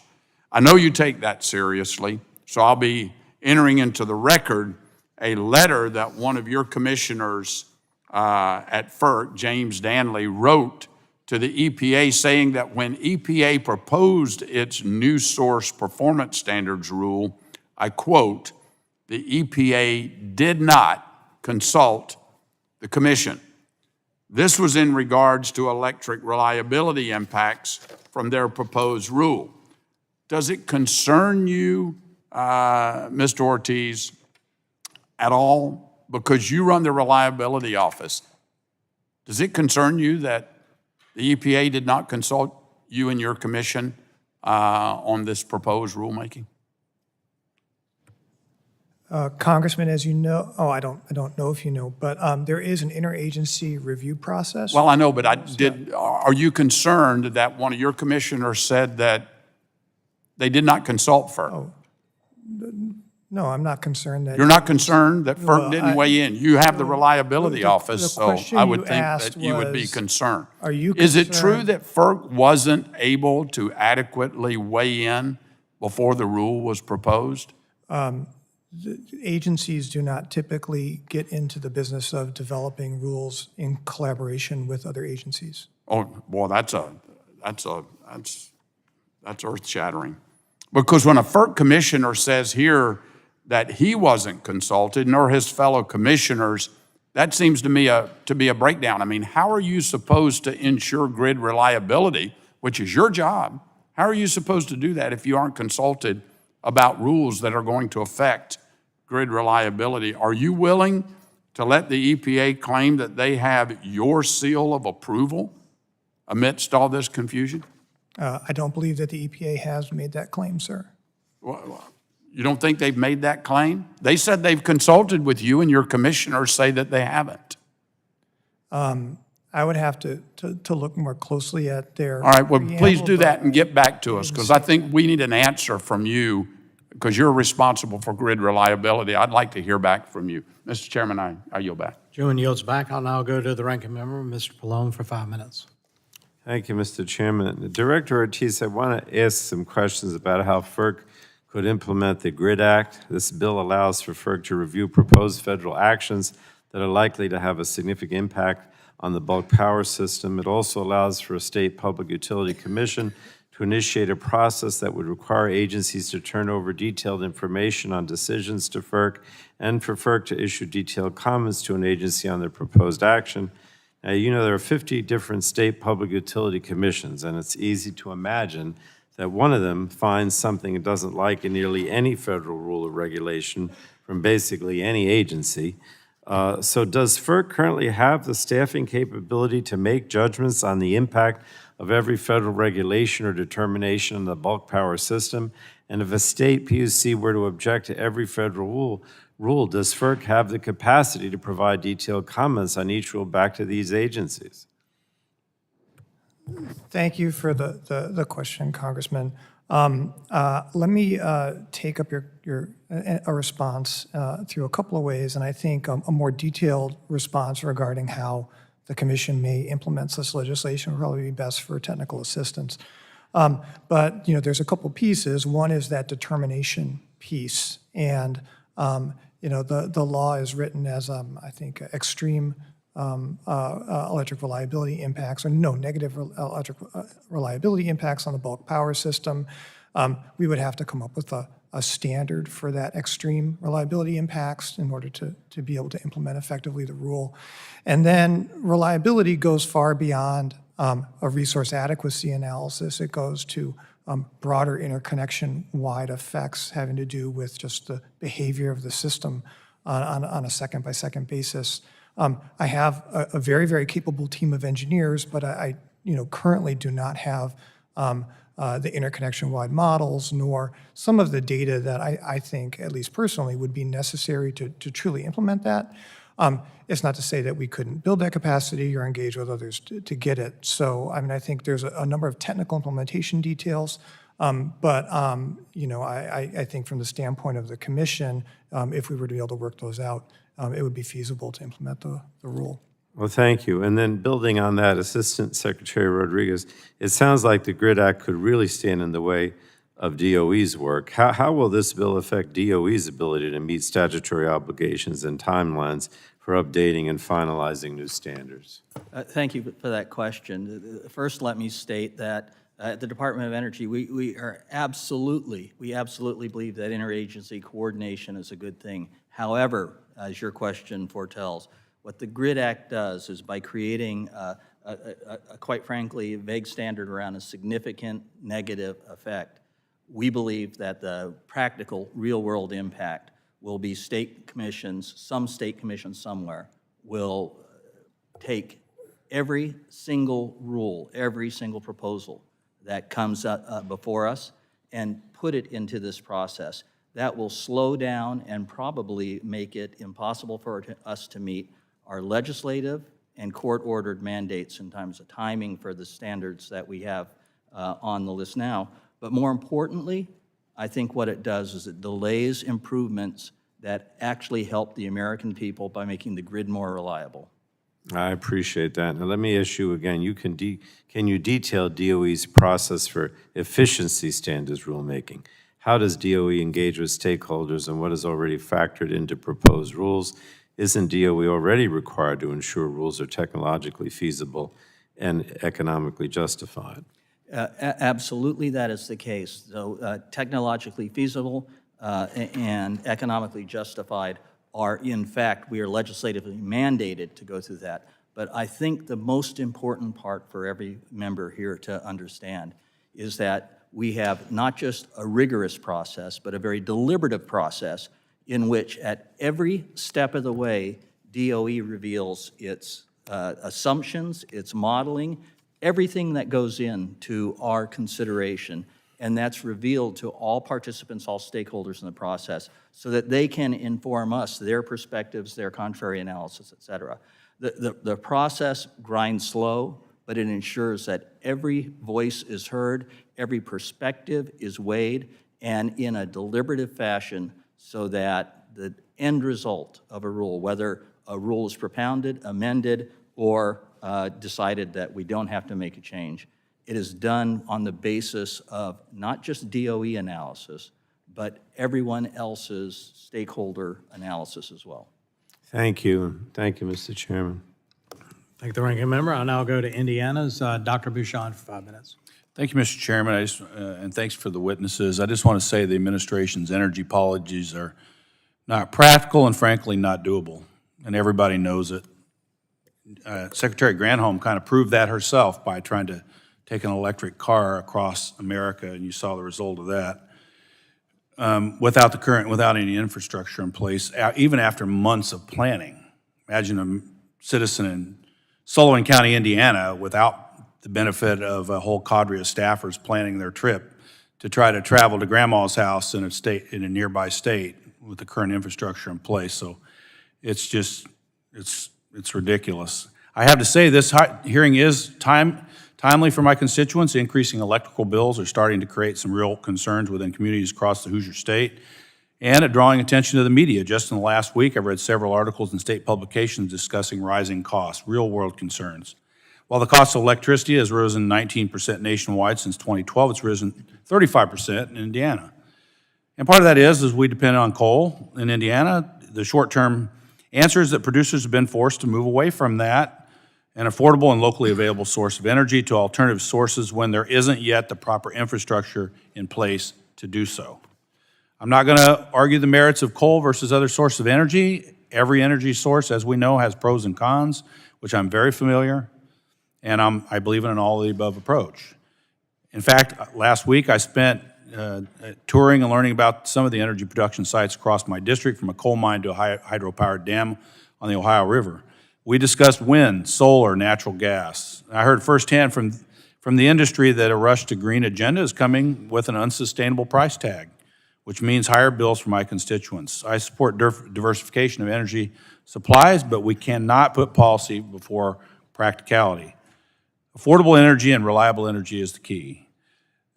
What I can't seem to figure out is the disconnect between the administration's Department of Energy priorities and the actual real-world experiences of everyday Americans, particularly in my district. Over and over again, you put out rules that fail to consider practical realities. For example, implementing standards on coal-fired power plants with unrealistic deadlines that force closures within a few short years. I understand that people want to get rid of coal, but we have to have other infrastructure in place to replace it. We don't. For all these reasons, I'm pleased to see that the GRID Act would ensure that federal agencies cannot finalize regulations that are likely to have a significant negative impact on the reliability of our bulk power system without considering and responding to input from FERC and the relevant electrical reliability organization on such reliability impacts. Mr. Rodriguez, I'm going to change subjects here, but I'm a little bit. I was recently in North Carolina where they had for a field hearing where they had a shutdown because transformers were attacked by what is considered, I think, domestic terrorism. So what can you give me real specific, and then I was subsequently, let me just say this, I was at CenterPoint Energy in Houston, and we're talking with them about their large transformers and what would happen if something went down to one of their ones that roughly 2 million people would lose power. And they said it would take 2 years to replace it with the current supply chain situation we're in. So are there any real specific examples of what DOE is doing to strengthen and diversify the supply chain for distribution transformers, since we only have one company left producing electrical steel in the United States? Are there things we're doing actively to support this? Yes, sir. Let me start with the pocketbook issues first. There's $10 million in rebates for more efficient transformers on the market right now. $10 billion in 48C tax credits. That's foundational. The things that we're doing out of my office as we speak are, again, I talked about this collaboration. It's probably been done before, but I do not know of a collaboration that has been more congenial and more focused than the one we have right now with the power sector, to try to find ways to ensure that we can improve the ability of the manufacturer's existing capacity to meet the needs of the utilities today. And some of that means changing standards, et cetera. Sure. The other part of that is the longer-term view, as I referenced earlier. We can't just keep treading water and fixing this problem over and over again. So we're working on design solutions that use more readily available products and materials that can be sourced right here in America to build transformers of the future. May I say one last word? Yeah, I'm out of time, but. Oh, I'm sorry. Go right ahead. Yeah, I just wanted to get this in. I mean, for example, the city of Washington, Indiana, in my district, shared how the supply chain issues have delayed or even prohibited new housing developments, infrastructure upgrades, and the community's overall growth because of this issue, transformers and the supply chain issues. So I'm happy to hear that you're working collaboratively with the industry to solve this problem. And now you yield back, Mr. Chairman. Gentlemen, Thank you time's very much. expired. I'll now go to Texas. Mr. Vesey for 5 minutes. Thank you, Mr. Chairman. Y'all know that Texas has a very rapidly growing population, and with that accompanying in load growth coupled with extreme weather events and driving increased utility demand, it comes along with all of that growth that we have. We like the growth, but we have a lot of things that we have to manage because of it. And the constituents that I represent know too well that Texas has a major electric reliability challenge, especially during the summer when we were warned repeatedly that ERCOT and our grid could not meet all of the demand. Just last week, ERCOT filed a request for emergency order under Section 202C of the Federal Power Act to ensure reliability of the bulk power system due to the extreme heat that we were experiencing. In its request, ERCOT noted that it's concerned that a post-contingency overload could occur on a transmission line.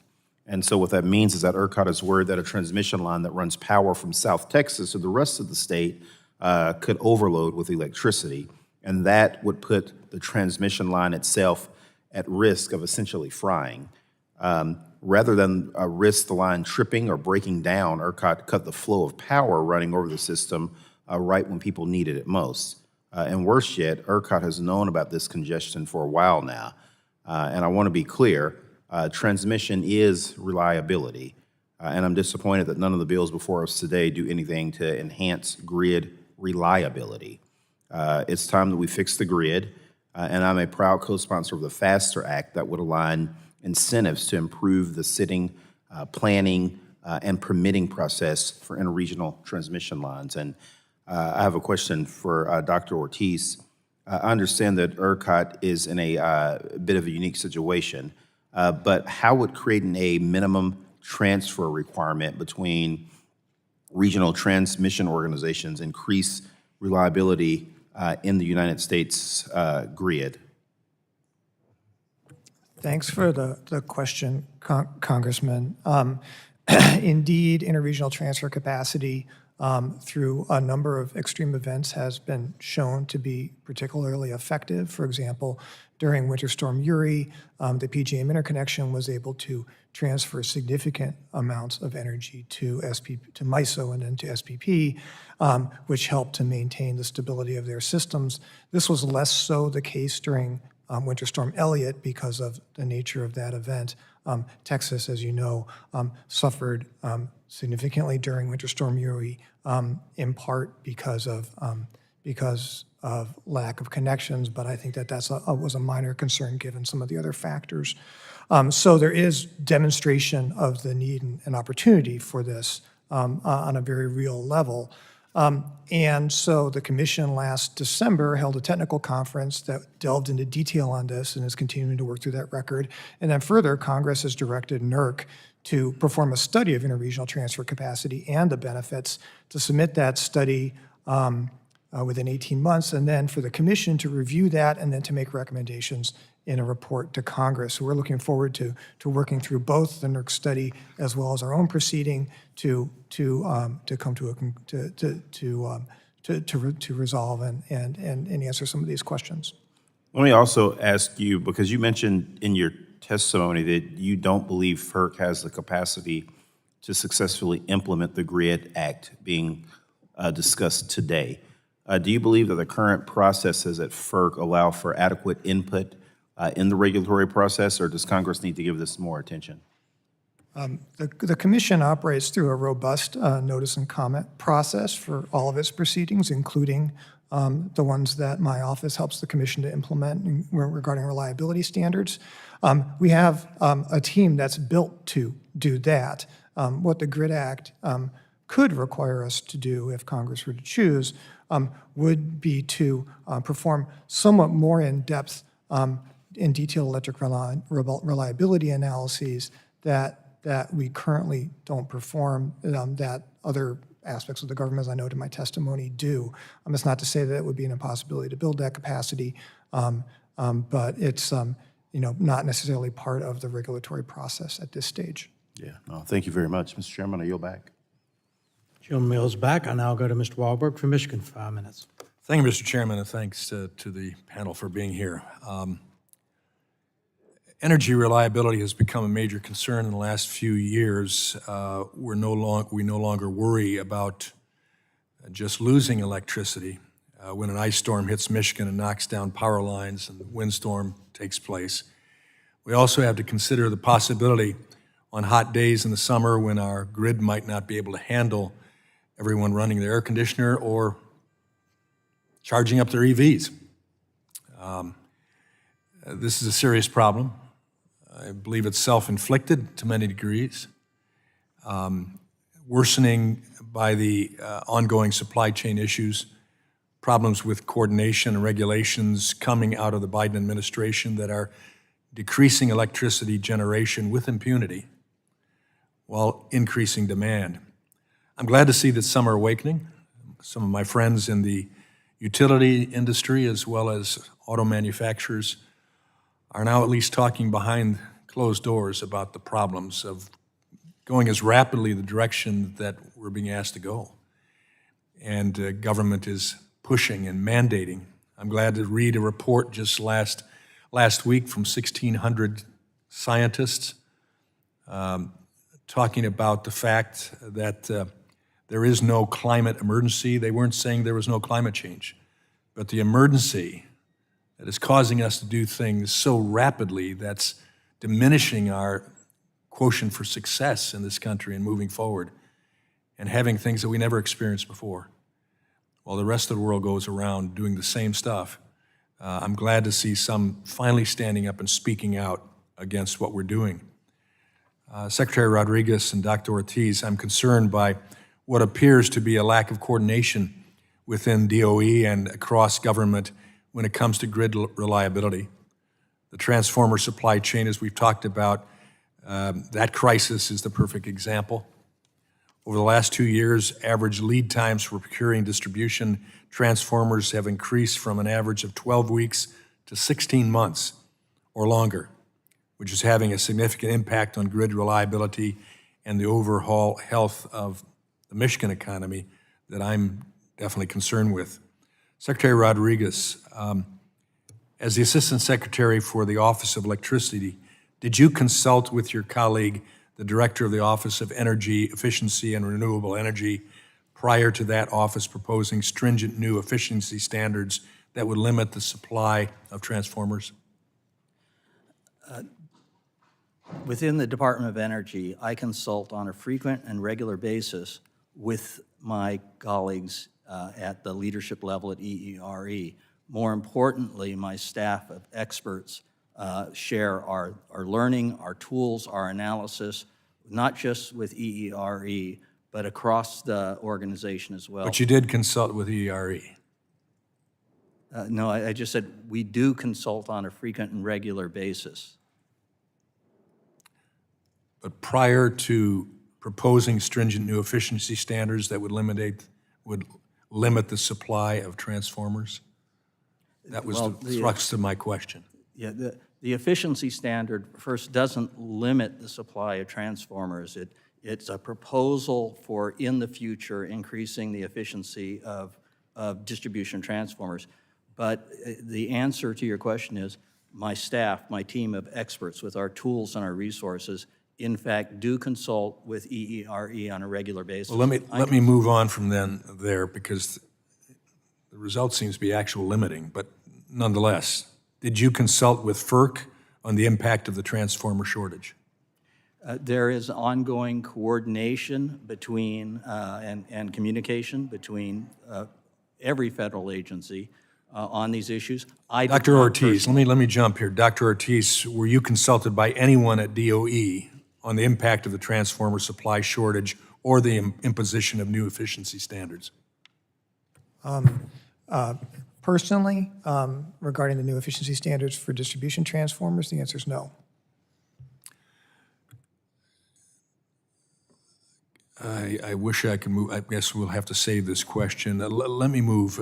Secretary Rodriguez, the DOE and EPA entered into an MOU last spring that provides a framework for interagency cooperation and consultation on electric sector resource adequacy and operational reliability. It includes FERC consultation. How is this MOU being implemented, and what have you learned so far? Yes, thank you for that question. I think that was an important move on the part of both agencies. There has always been ongoing collaboration and communication between EPA and DOE, but what this did is to formalize that process. So thus far, there have been not one, but so far 2 formal meetings between our agencies and, quite frankly, 3 of the experts from my own organization working with EPA. What we do is we provide them with the insights from our research and development, our tools, our analysis, et cetera, so that they may use that to make better informed decisions. Thank you. I look forward to the outcome, and I yield back.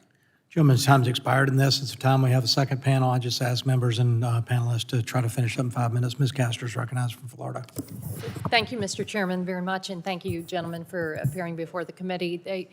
Reliability and affordability in how we power our lives is very important to my constituents back home in Florida. And we were reminded recently with the powerful Category 3 hurricane. In Florida, we lost about 250,000 Floridians lost power, and I want to thank all the line workers and everyone who worked to get the power back on as quickly as possible. But, you know, I do not believe that reliability is incompatible with moving to cleaner, cheaper energy. It's not like we're going to do it like this. This is, it's going to take all of us working together to get there, but I've just seen too much evidence that heavily polluting fossil fuel plants and outdated, dirty appliances they really are a lag. They're really complicating our ability to move forward with cleaner, cheaper energy and to get more innovative technologies and lower cost clean energy onto the grid. I think hearing it over and over again really ignores the reality of what's happening, because natural gas power plants, for example, have proven to be particularly vulnerable during extreme weather events, whether we're talking about hurricanes or winter storms.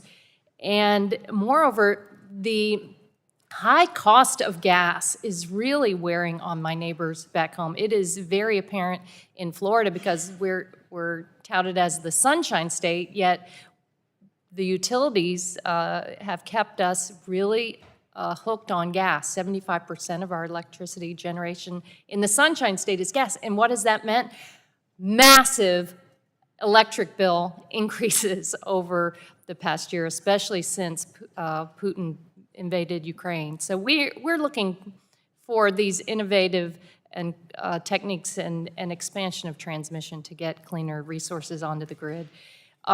Just 2 weeks ago, DOE rolled out its first tranche of funding for the Transmission, Siting, and Economic Development Grant Initiative. It's about $760 million through the Inflation Reduction Act, designed to help overcome the permitting challenges that slow the deployment of transmission infrastructure. I'm really proud that the Select Committee on the Climate Crisis helped put this initiative together that was included in the Inflation Reduction Act. Assistant Secretary Rodriguez, can you discuss why the rapid build-out of new transmission lines is essential for grid reliability, and how is that pre-planning initiative, this new transmission siting and economic development grant initiative, how is that going, and what do you need from stakeholders moving forward to make it work? Thank you very much, and I want to jump on the one word you used in there that is the most essential thing that I want every member to think about, pre-planning. The idea here that we're trying to do from the Department of Energy is to help to modernize Americans' grid by working with industry, by working with folks like yourself, so that we can take the steps today that will ensure that as we move into the future, where there's going to be more demand and more innovation, that the grid remains as reliable, as resilient, as secure and affordable as it is today. Two things around transmission, if I may. Number one, yes, it is absolutely necessary that we start working on and thinking about today everything from the permitting process, et cetera, for new transmission, for more interconnectivity. America needs a grid where we all can share in the work of reliability. But may I add one thing that I hope, as you all work together on reliability, that you consider as well. There are advanced grid technologies available today that can and should be used to enhance the throughput and the reliability and the safety of existing transmission corridors. We're working on both of those in the Department of Energy. We're working with industry to help prove those out. And quite frankly, we're working with utilities and grid planners to help them get the confidence they need to make these investments today. I hope that you all look at that as well. So how is the pre-planning effort going, the new transmission siting and economic development initiative? And then I hear you on the grid enhancing technologies. Are you able to work with stakeholders to bring in the grid enhancing technologies as part of this pre-planning initiative? Yes, we're working on it as a roll-up-your-sleeves initiative. Every person in my office knows that I only talk about reliability and resilience with the word affordability, and that's part of the answer. So far, it is going pretty darn well. I am so proud of the sister agency, sister office and the grid deployment office and the work that they're doing. They are rolling out solutions as we speak, but probably more importantly, helping industry to make the investments needed through that. Also, my friends in MESC are helping on that as well. This is a whole Department of Energy approach. We're trying. Can you give us an example, one part of the country or a certain state where you think there's great promise, or you've seen? Oh, I'm sorry. Am I over? Yeah. Oh, I'm sorry. I'll yield back. Thank you. Thank you. That gentlelady's time's expired now. Ms. Lesko from Arizona is recognized. Thank you, Mr. Chair, and thank you to both of you for being here to testify. Both Congress members DeGette and Peters both mentioned a study highlighted in a Washington Post article titled, "Phoenix Power Outage Amid a Heat Wave Could Possibly Kill Thousands." Well, that's exactly why we need Chairman Duncan's grid reliability bill, in my estimation. And in fact, that article also said Phoenix, which I represent part of Phoenix, Arizona, has a reliable grid. Well, part of the reason that Phoenix has a reliable grid is we have a diversity in energy sources. In fact, in Arizona in 2022, natural gas powered 42% of our electricity, nuclear 29%, coal 12%, solar 10%, hydro 5%, and wind 1%. And I do think the combination of diverse energy sources and new technology will help secure our grid reliability. I look forward to supporting your bill, Mr. Chairman, the GRID Act, as it addresses a very crucial issue. It is an important step to address the reliability abuse and overreach of the Biden administration, in my estimation. Another area I think this committee must fix is the broken market system in the ISOs and RTOs have developed, which does not prioritize or incentivize grid reliability at times. James Robb, CEO of NERC, the North American Electric Reliability Corporation, stated in recent Senate testimony, quote, "Unless reliability and resilience are appropriately prioritized, current trends indicate the potential for more frequent and more serious long-duration reliability disruptions, including the possibility of national consequence events," unquote. To me, this is the clearest warning imaginable, and this must be addressed. These blackouts that have occurred, in my estimation, are caused by a lack of the right kind of generation to power the grid. This is primarily a result of poor policy choices.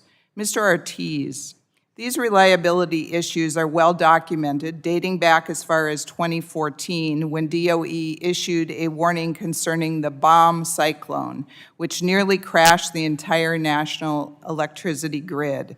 What additional authorities does FERC need to guarantee that we build additional baseload generating resources?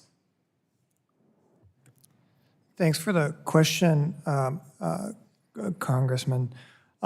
The FERC has jurisdiction over the electric transmission system as well as the reliability of the electric transmission system. We also, through our regulated markets, the regulated markets have the responsibility for implementing reliability standards within their footprint, as well as managing on behalf of the states that they are that are members, resource adequacy, and of course that differs in quite a bit. FERC's role there is to ensure just and reasonable rates. It isn't to make choices regarding either resource adequacy or the kinds of resources that are constructed. FERC is a fuel neutral, all of the above agency that is, and that's been stated on the record by the chairman and the commissioners, and therefore, I don't have a response regarding additional FERC authorities. Do you have any specific actions that FERC could take with your authorities that would address grid reliability? I can highlight a number of actions that we have taken, in particular to address reliability concerns associated with the changing resource mix. We first directed NERC to identify and register inverter-based resources, which are largely solar and wind resources, could also be batteries as well, so that they are required to comply with reliability rules. And then we also in the process of completing a proceeding to direct NERC to update its reliability rules to take into account the behavior of those resources to ensure that the planning is adequate to ensure reliability as they're being integrated.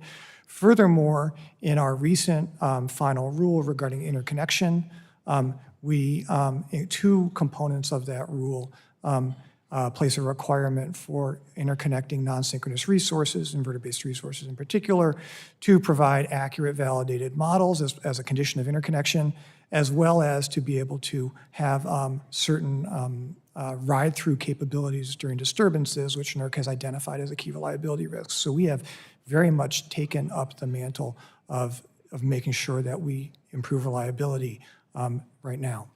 Thank you, and my time has expired. I yield back. Gentleman yields back, and I'll go to Mr. Sarbanes for 5 minutes. Thanks, Mr. Chairman. Thank you all for being here today. We really appreciate it. Since 1975, as you know, Department of Energy's Energy Conservation Standards Program has put out very reasonable, feasible energy saving standards for a whole variety of household appliances, dishwashers, stoves, light bulbs, washing machines, dryers, refrigerators, et cetera.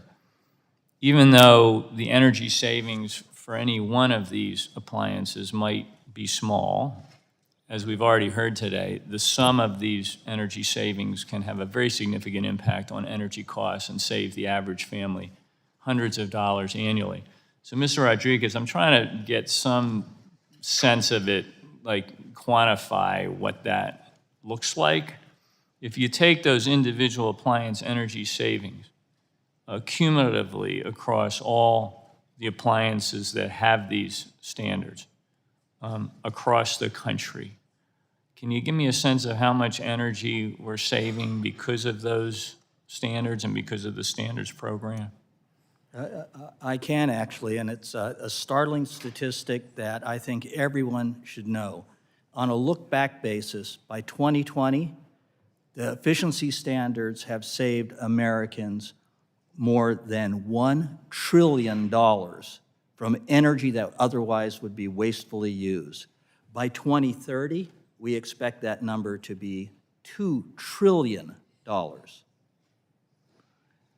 So, aside from all of the other important reasons to do this, reducing our carbon footprint, cleaning the air, addressing pollution, et cetera, just the bottom line economic savings that it represents to families across the country is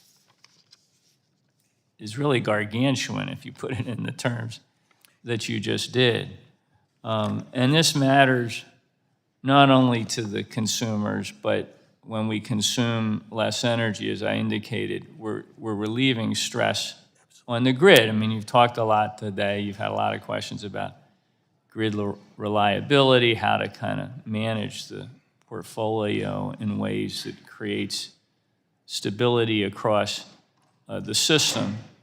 I'm concerned, though, one of the bills we've talked about already, but that we're considering here today would hamper DOE's ability to finalize energy efficiency standards for appliances by adding what I view as very cumbersome and unnecessary standards and tests to DOE's already robust rulemaking process. I mean, as you've described quite effectively today, you've got a good system for looking at these standards and a track record of incorporating all of the various considerations that need to be made. So this is being deployed in a sensible and rational way that benefits Americans.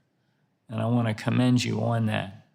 But tell me, if by legislation we're talking about today, or in other ways, if the Department of Energy's ability to finalize appliance energy efficiency standards is hobbled or compromised, how would the resulting loss of energy savings impact the demand on the electricity grid and its reliability? I assume it would put more pressure that we don't need to have there, correct? Absolutely the case. It puts more pressure on the grid because what will happen is it delays efficiency in the consumption of energy.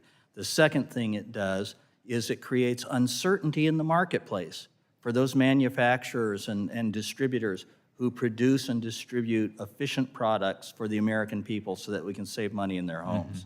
And lastly, but not least, while the savings that have accrued so far will endure because efficient appliances are there, we rob the next generation of Americans of their ability to save energy in their homes and businesses to make them more productive, make them more comfortable, make them more safe. Well, I appreciate your administering these standards in a way that makes sense, and we want to continue to support that. And as I said, I have concerns that some of the proposals being put forward here today undermine or would undermine your ability to do that. That's why I'm hesitant to support them. And with that, Mr. Chairman, I yield back.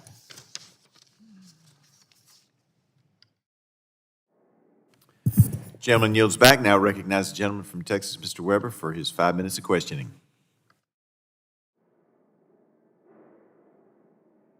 Thank you, Chairman. Mr. Rodriguez, I'll start with you. Is there a danger, of course, you're aware of the transformers amorphous steel regulation now. Is there a danger that putting that into place, that requirement will outpace the development of us trying to get our supply chains back and really working well? I think not, and let me tell you why. I can understand why you would ask that question. But one of the explicit questions asked of all the stakeholders in the process was whether or not the timing of the adoption of any such rule, and again, recall that a rule might not be adopted, but the timing was something that was explicitly asked so that every stakeholder, everyone who had an interest and an idea and insight into this process could provide their information to the department's folks working on the standard about what the timing should be. So I trust that this process works. It's the most transparent process I've ever seen in my life. And I come from California, so I know regulation. I will tell you that I believe that because of the considerations that are already legislatively mandated and the participation of every stakeholder who brought his or her analysis to the table, I think there's When was that no rule chance. first, when was that idea first promulgated? I'm sorry, say that. When was that idea first promulgated? I apologize. To What make idea? make transformers out of amorphous steel. Oh, the idea is not to make transformers that use amorphous steel as their core. It was propagated by the requirement, both legislative and court-ordered requirement, that we review the existing standards, which hadn't been reviewed since the What year was the 2000. timeline on that? When did that happen? The existing, the last time this was looked at was I'm talking about the first time. the first time for this current standard? Mm-hmm. Oh, I don't have the exact date, but whenever. Did you say the 1 rules- year, 2 years, 3 years previous? It's probably been, and I apologize because I didn't work specifically on that phase of this process, so I don't know for sure. But I would tell you that the process is such that folks in the Office of Department of Energy are continually looking at what the advancements are in technology. Well, I get that, but what I'm concerned about the time frame is, are we going to have a requirement that our supply chains, quite frankly, aren't going to catch up with? And let me move on because I'm going to run out of time here. What about permit processes? When you've got somebody who's wanting to, hopefully, we'll be getting some more transmission plants, some energy transmission plants built, energy production, electric transmission. What if they're not? What if the permits take so long? Do you worry about our baseload requirements might be jeopardized because the permit process is so long? Yeah, I'm going to share with you, I think you and I are on the same page about this. If you look out the window today, you would see that the permitting process for new transmission, it takes so long. Now, I understand it's a deliberative process. I'm talking about generation and, of course, resulting transmission. Yeah, and so what we're dealing with right now is within the Department of Energy, we're doing work to speed up the transmission permitting processes in all various jurisdictions. Do you think that investors are hesitant to commit because they never know how long the permitting process is going to take? Is it too encumbersome, in your opinion, even in some instances? I can't speak for the mind of the investors, but I will say it is in the Secretary of Energy's, not just wish list, her demand list of all of us, that the permitting process must move in a more expedient fashion so that the folks who would invest in it have more certainty about the timelines. Golly, I've got so many questions.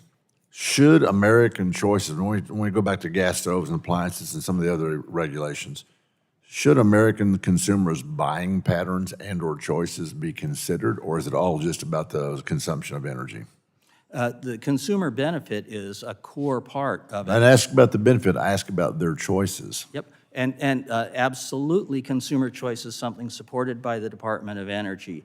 All efficiency standards do is pave the way for more efficient products that benefit Americans by, number one, helping them use waste less energy. Let me break in very quickly. I was an air conditioning contractor for 35 years, and the SEER ratings that first came out, really, in Texas, people were really griping about them. I'll yield back, Mr. Chairman. Chairman, time's expired. Now I'll go to Mr. Cardenas, California, 5 minutes. Thank you very much, Chairman Duncan, and also Ranking Member DeGette for holding this hearing, and thank you to our witnesses for being here. Appreciate your answers and your expertise. To begin, I want to acknowledge that as a member of Congress, we are here to protect the health, well-being, and quality of life of our constituents, the American people.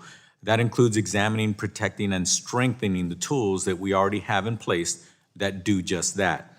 One example of the tool that has proven effective for the American people is the National Appliance Standards Program. Standards within this program are popular and good for the American people. Energy efficiency standards drive innovation and reduce electricity waste, enhancing reliability, reducing greenhouse gas emissions, and lowering utility costs for the American households. Unfortunately, Republicans have turned a blind eye to these irrefutable benefits and have chosen to put forward 3 anti-consumer bills that stifle energy efficiency programs. Assistant Secretary Rodriguez, in your testimony, you explained the process for issuing energy conservation standards. Could you please explain how the DOE Appliance and Equipment Standards Reform and Consumer Protection Act would impact the DOE's process for issuing energy conservation standards? Thank you. At the heart of my assessment of the impact of these bills on the Energy Policy and Conservation Act is this. We have a process right now that is the most transparent, the most deliberative, and quite frankly, the most analytically sound process to ensure that any standard that is adopted is technologically feasible, economically justified, and results in a significant conservation of energy. Every one of those things are important to the American consumer. And we bring in, as I've said many times, in an inclusive and transparent process, every step of the way, all stakeholders are invited to provide their perspectives. It's the old adage, If it ain't broke, don't fix it.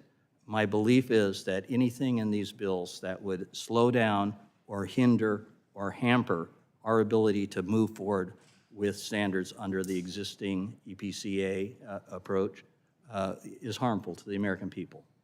Thank you. One of the proposed bills states that in determining whether imposition of an energy conservation standard is economically justified, the Secretary may not consider estimates of the social costs or social benefits associated with incremental greenhouse gas emissions. What would be lost if DOE can no longer evaluate greenhouse gas reduction in its rulemaking? I see it like this. The American people deserve deliberative processes that look at all the costs and all the benefits.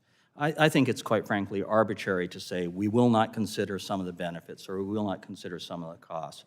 I believe the process that we have today considers each and every element that should be considered in terms of cost-benefit analysis, and the American people deserve to have that kind of rigorous analysis in place.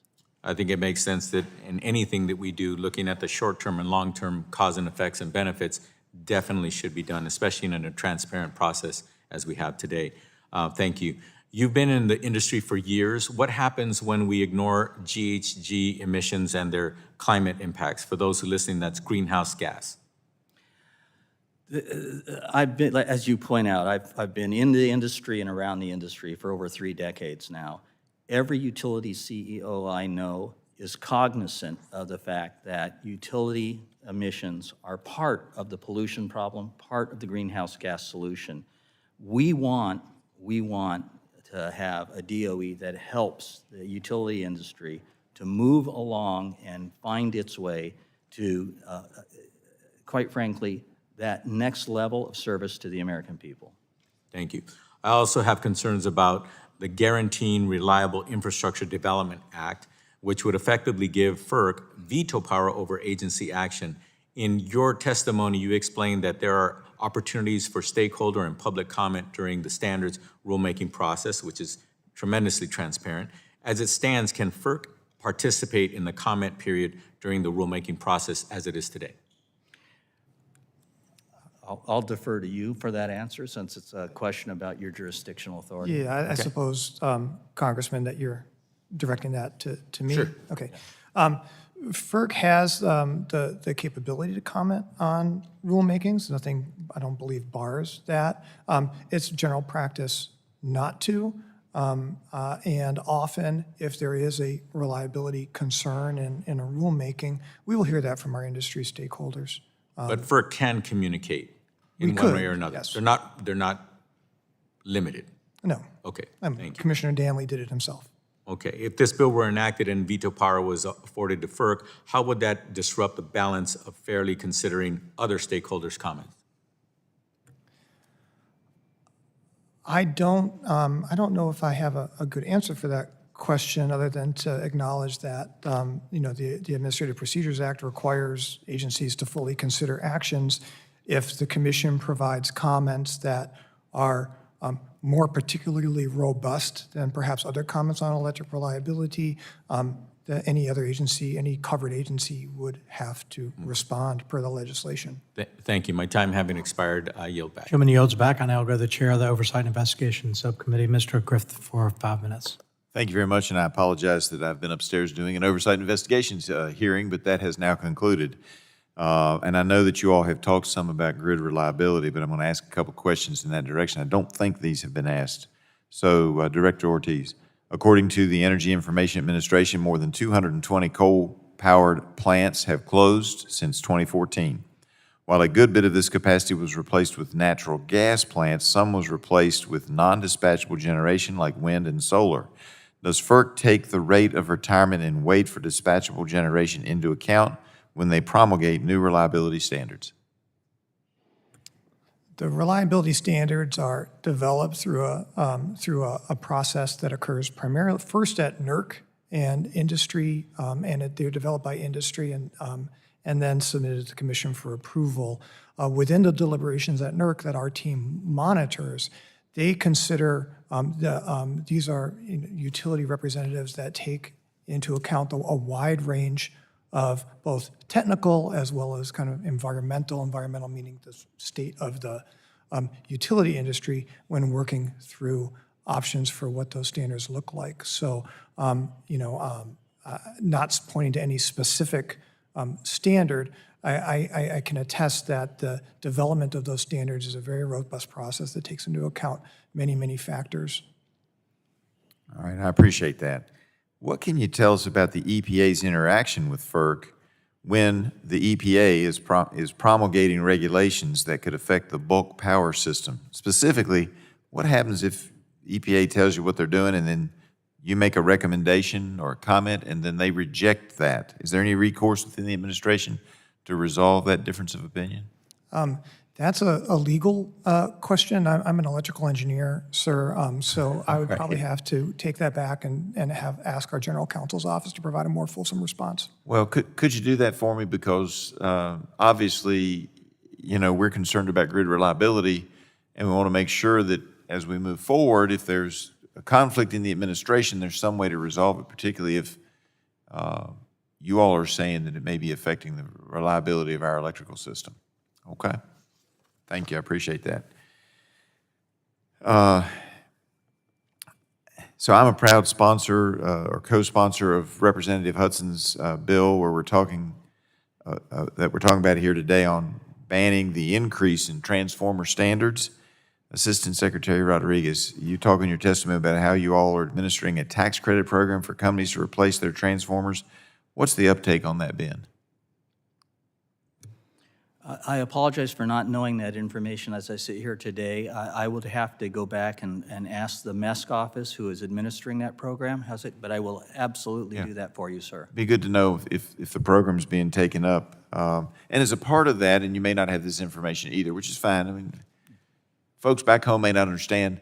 We ask all kinds of wild questions, and you can't be prepared for everything. And I understand that and appreciate that. But are the companies who are looking for transformers able to find them that meet the current or the proposed standard? And are those transformers made in the United States of America or elsewhere? The good news on distribution transformers is that the majority of the transformers manufactured and for use here in the United States are produced by domestic manufacturers.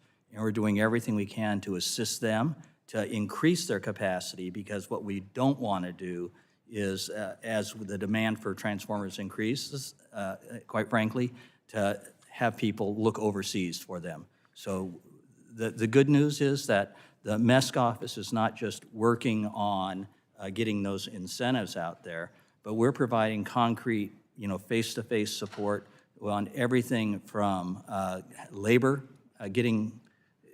it's hard. I don't know if you've been to a distribution transformer manufacturing facility. I have. Got several of them in the district. Excellent, as have I. It's hard work being done by good American folks who are doing really good work out there. Yeah. But it is also work that takes training. It's about a 6-month time frame before you get really good at it.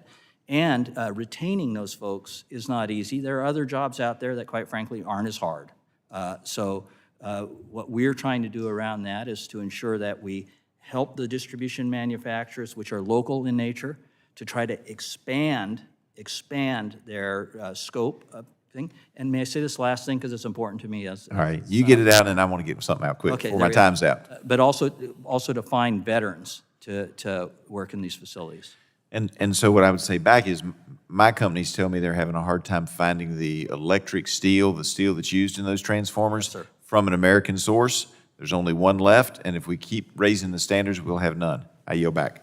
Chairman yields back. I now I'll go to the acting ranking member, Ms. Fletcher from Texas, 5 minutes.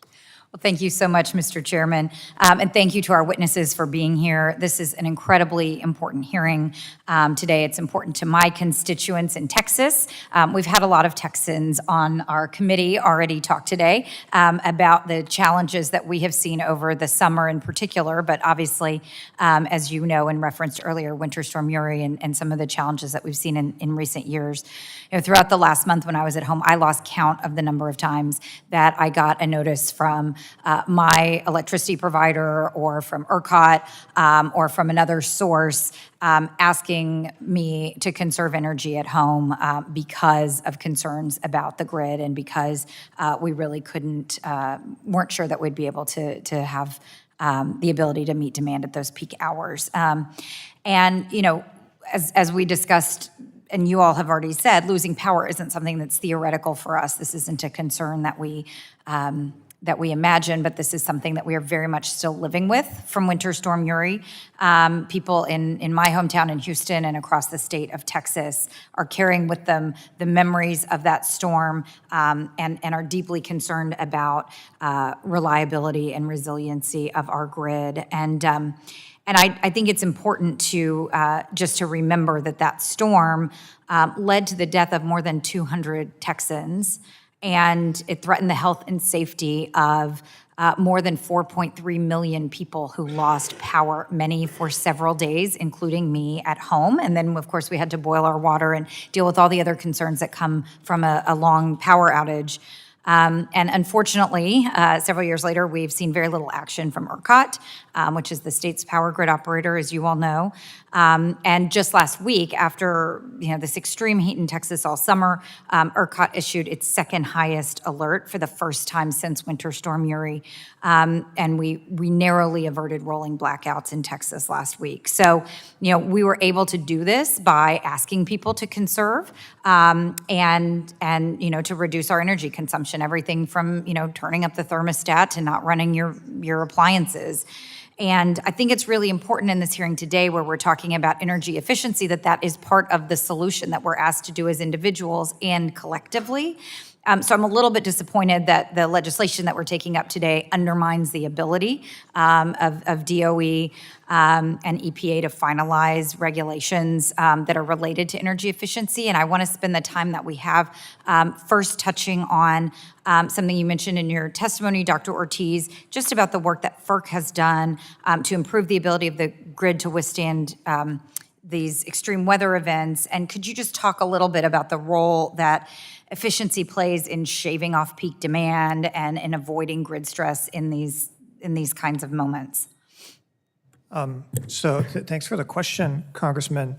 Energy efficiency at the consumer level is not part of the jurisdiction of the agency.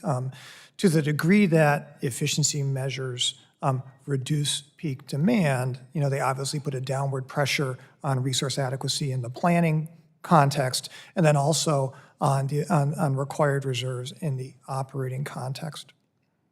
Okay, thank you. And I want to take the minute and a half I have left to touch on one other topic. It's something that we've talked around a little bit today, but I do think it's really important that one of the things we've talked about for years and that we're talking about in this hearing is kind of that nexus of gas and electric reliability.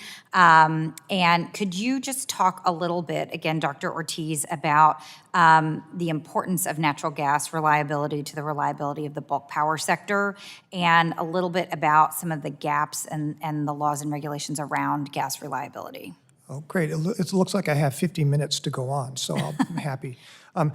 So natural gas system reliability is fundamentally crucial to electric reliability, and it's only grown more so. To the degree that I think we're coming to a situation where the interactions between those systems are so tight and so linked that there's a real rethinking that needs to occur. And the Commission has explored this in its New England Gas Electric forums. And then in addition, as a result of a lot of the gas failures that occurred during Winter Storm Uri, at the request of the Commission, the North American Electric Standards Board issued a recent report recommending a number of changes to gas system planning and operations to help better support reliability. Those are very complex. I'm not a gas expert, so I can't quite go too far, but just to say that, to reiterate your point, that the reliability of the natural gas system is fundamentally critical to the reliability of the electric system. Well, thank you so much for that. I know I've gone over my time, so I appreciate it, Mr. Chairman. Appreciate both of you and your testimony today. Thank you so much. You're the ranking member. I'll give you some lenience. Now I'll go to Mr. Balderson, I believe, for 5 minutes. Thank you, Mr. Chairman, and thank you both for being here today. My first question is for Dr. Ortiz. Dr. Ortiz, I'd like to follow up on a point that Chairman Johnson raised earlier. In the EPA's proposed rule, New Source Performance Standards for Greenhouse Gas Emissions, the EPA states that it elevated the reliability implications of the proposal and consulted with the Department of Energy and FERC in the development of these proposals. As we've discussed, Chairman Danley stated, I was not asked what I thought of the proposed rules' effect on electric reliability, and I am not aware of my fellow commissioners having had their feedback solicited. Commissioner Danley also points out that the opinion of the commission staff does not and cannot constitute the opinion of the commission. Dr. Ortiz, in a yes or no answer, do you believe the EPA properly engaged with FERC on this proposed rule, specifically on its potential reliability implications?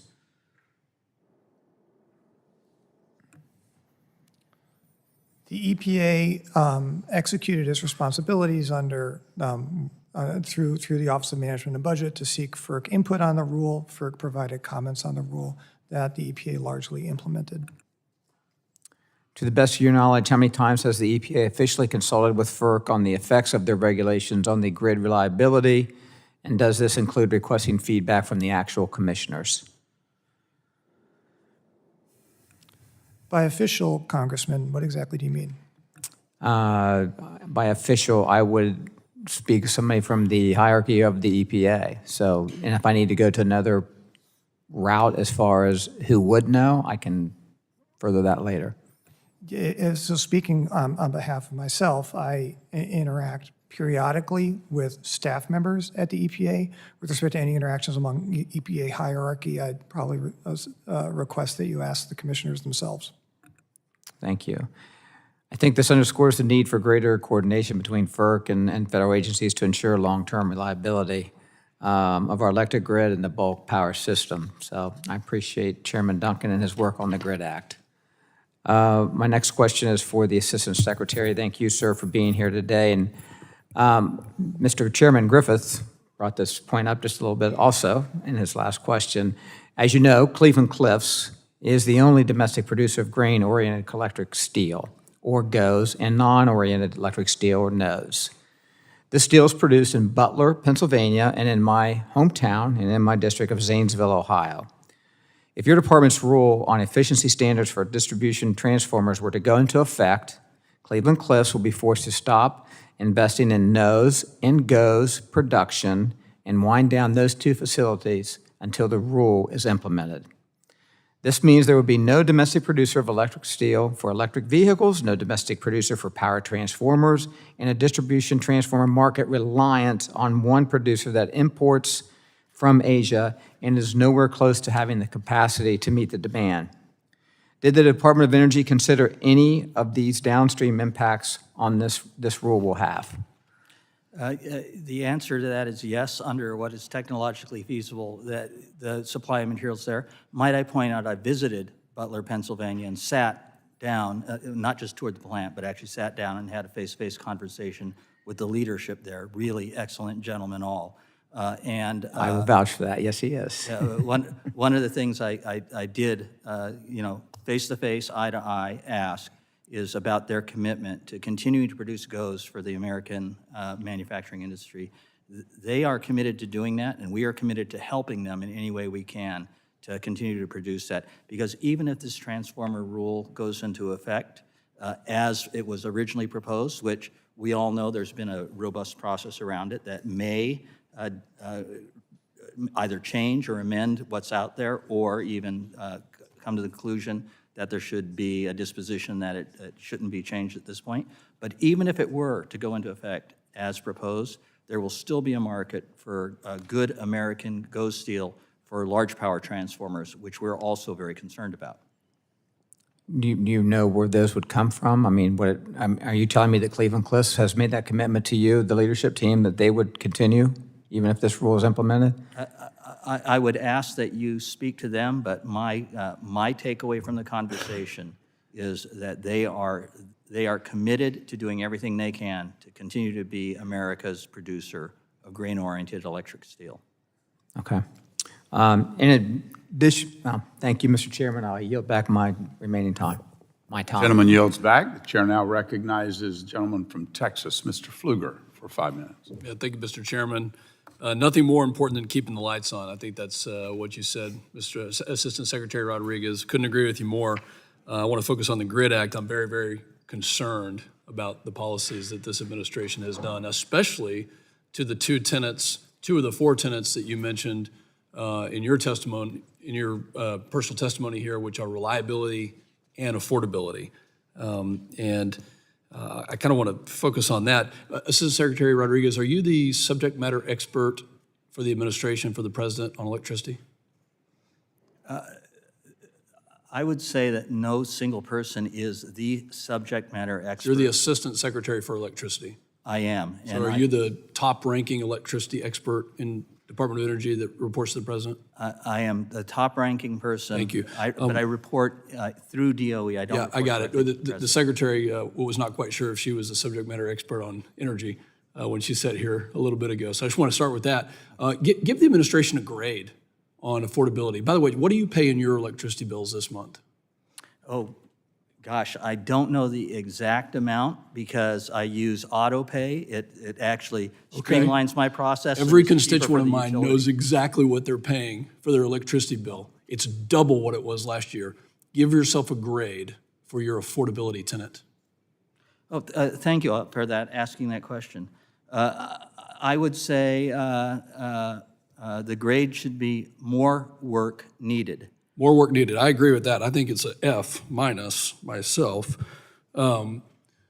because we're not in a place where we have affordability, which is a major tenet, and I agree with your testimony. Do you know how much electricity we use in this country annually? I don't have that figure at my fingertips. But you're the subject matter expert on electricity for the Department of Energy. Yeah, I'm chosen not for my memorization skills, but for my connection to industry and the ability to find practical solutions that help the American people. We are in desperate need of practical solutions, which we don't have. It's very disappointing to know that the Assistant Secretary for Electricity doesn't know how much electricity. I've asked that question to every single official that comes in here, and not a single Biden administration official knows that. I want to show this chart right here. My colleague from Texas was mentioning the crisis we had last week. I was actually on a trading floor of a private company that distributes electricity on the day this was happening. Let's talk about reliability here. We've been told this myth that if we only put more unreliables, renewables on the grid, that they will perform. Well, where were they last week? You know, we had less than 10% by wind. I'm not against wind. We have a ton of wind in my district, but the point of this chart is that 70% of the grid last week was serviced by fossil fuels. And the policies that are coming out of either Department of Energy, FERC, we're not dealing with the EPA right now, they have to address affordability, which is, in my opinion, an F minus for the past 30-something months of the administration, 28 months. And they have to address reliability. We can take the chart down. Dr. Ortiz, during the June 13th appearance before the committee, Commissioner Danley referenced what he believed was a looming resource inadequacy. In your testimony for the grid, in your testimony, you highlight the concern that renewable energy may cease to inject energy into the grid during normal disturbances. So my question is, when we flip on the lights, how will FERC work with other agencies to ensure that we solve this looming resource adequacy crisis by prioritizing reliable sources? So if your question is how we prioritize to ensure that the grid is reliable, my job is to help the commission implement Section 215 of the Federal Power Act, which makes me responsible for advising the commission on reliability. We've seen, with respect to your reference to my testimony, that refers to a particular characteristic of inverter-based resources, and NERC has written a number of reports on this. There was 2 significant events in West Texas. Several more questions, so let's... Yeah, well, okay. And so we work very hard to ensure this. In addition, we've seen tremendous failures of fossil resources during cold weather, and we have I'm going to keep going. We have implemented standards. I want to enter a letter into the record, Mr. Chairman. Without objection, so ordered. And this gets to the point of the proposed rulemaking. And by the way, Dr. Ortiz, can you supply the interagency comments that FERC sent to the EPA? That my colleague, we Mr. can work Balderson, with. asked for? You mean the comments that we submitted then through the OMB passback process? The one that was just referenced in the last Yeah, we will question. work with the general counsel's office to Okay. make sure that the committee has those. Gentlemen, it's very important. Will the gentleman suspend? Yes. Yeah, we need to see a copy of the letter that you're referring to. We've been, You bet. Let me get it on, I've got a remarkable in the digital age here, so let me show you a copy real quick here. Letter for the record. I'll show it to the camera right here. can you send it to? There we go. Yeah. See that? Can you send it to staff, please? I actually have the facts here. Thank you. It's imperative that the Department of Energy and FERC know how much electricity we use in this country. Gentleman may and continue. reliability decisions that are good for our affordability and good for our national security. I yield back.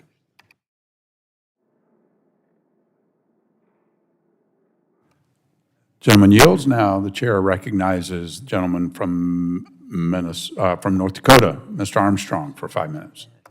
Before I get into my questioning, I just want to address a couple things that were mentioned earlier. And regardless of the different debates, I think it's important to recognize that products that use marginally less energy are never going to be a substitute for generation. And earlier there were talks about PJM exporting power to MISO and SPP during significant weather events. That only works if the donor RTO has the sufficient generation. You can have all the interconnection in the world, but if the generation isn't there, transmission is a second thought. And I know this because during the Texas winter storm, it was 27 degrees below zero in North Dakota. That event happened from the Canadian border all the way to the Gulf of Mexico.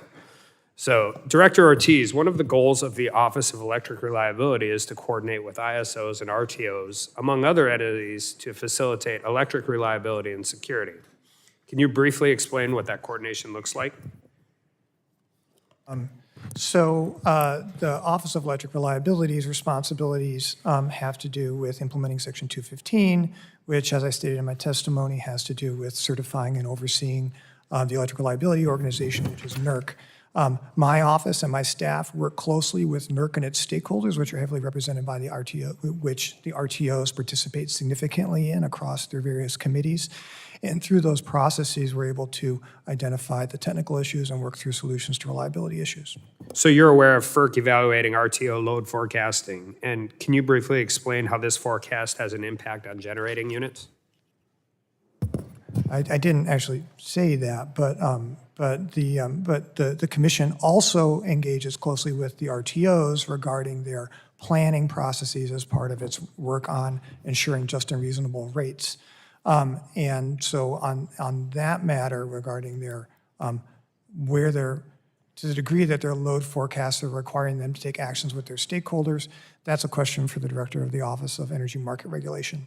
And I bring that up because I don't think we talk about the economics of power generation nearly enough when we have this conversation. We talk about reliability, resiliency, transmission, all of that.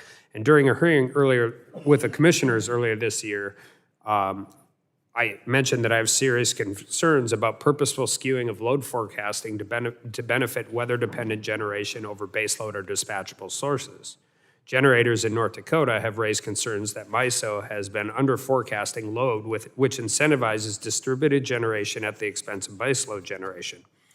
Load forecasts that are based on preferred political outcomes rather than reliability jeopardize the overall well-being of the grid. And we know that the Sierra Club and the NRDC have evaluated influencing PJM forecasting because these organizations claim that PJM is muting price signals that are essential to attracting, their words, the right kind of resources, also known as renewables. Meanwhile, the North American Electric Reliability Corporation has noted that RTOs, like MISO, can face challenges in meeting above normal peak demand if wind generator energy output is lower than expected. So the Sierra Club and the NRDC want RTOs to have a lower load forecast to support the development of wind, but at the same time, the nation's chief reliability evaluator says that this can make the grid more unreliable. In its after-action report of the 2022 winter storm, SPP explicitly mentioned that the importance of fuel assurance and resource adequacy are essential parts of responding to future reliability events. So shouldn't resource adequacy be the foundational to this conversation? NERC has made it clear throughout its history that resource adequacy and operating reliability are the two tenets of reliable operations. Mr. Rodriguez? Yeah, absolutely. Resource adequacy is one critical component in reliability overall. Do you think the oversight, or do you think there should be more oversight or more independent auditing over the auction process? I honestly don't have an opinion about that. My expertise and the focus of my office and my work is really on ensuring reliability through making an American grid that's up to 21st century standards. The market mechanisms is not something I work on. The problem with the market mechanisms, if they're underselling it, we're still going to need the power. And if we're under forecasting it, we're still going to end up needing the power. And they have to figure out how to keep the lights on for the other 360 days a year. So the 5 days a year when it's 35 below in North Dakota when we really need it, that they can actually supply the power we need when the sun's not shining and the wind's not blowing. And with that, I yield back. Gentleman yields back. I now go to Mr. Carter from Georgia for 5 minutes. Thank you, Mr. Chairman, and thank both of you for being here today. You know, I'm waving on to this committee. I serve on the Energy and Commerce Committee, but I'm not on this subcommittee. But I wanted to be here because I find it astonishing that in 2023, we are facing a reliable energy crisis in this country. I just find that to be astonishing. But we've heard about it. We've heard about blackouts. We've heard about brownouts. We've had about the rolling brownouts. And again, I just find it to be unbelievable. But it seems that the current administration has pushed for policies that exasperate the situation. The Department of Energy and EPA signed a joint MOU, and you've talked about that, and I've got some questions about it. But yet, you signed that MOU, and then the EPA immediately issues rules to take generation off of the grid. You know, I think you've heard it from the committee members that we're in favor of wind and solar. We want to see it. But before you start subtracting reliable forms of energy, we got to make sure that we can replace it there. In fact, in May, FERC Commissioner Mark Christie talked about electricity reliability, and he said, the problem generally is not the addition of intermittent resources, primarily wind and solar, but the far too rapid subtraction of dispatchable resources, especially gas and coal. We had Commissioner James Danley, who testified before this committee, and he said he believes it's a looming resource adequacy crisis that we're going to be facing here. We want our country to grow. We want it to thrive. But we got to have the lights on in order to do it. Mr. Ortiz, I want to ask you, earlier my colleague was talking about the MOU, the interagency comments that FERC sent to EPA dealing on the EPA rule that affected power plants. You said that the EPA largely implemented the terms of this. What did they ignore? Can you define what largely? Yes, I can. So with respect to we had a number of, it wasn't a long list of comments, but a number of comments. And regarding reliability, we noted that EPA had claimed it had made a reliability analysis based upon a forward-looking resource adequacy assessment. And we I don't have any, it's their modeling regarding resource adequacy, but the point that we made to them was that resource adequacy is only one piece of the puzzle, and looking at this at the kind of level that they did might have not revealed certain reliability I got to be, I'm sorry to interrupt, but I got to be quite honest with you. I'm not getting a warm, fuzzy feeling that y'all are communicating well. Should I? We communicate through the official channels, through the OMB passback process. Is that a yes or no? Are y'all communicating well?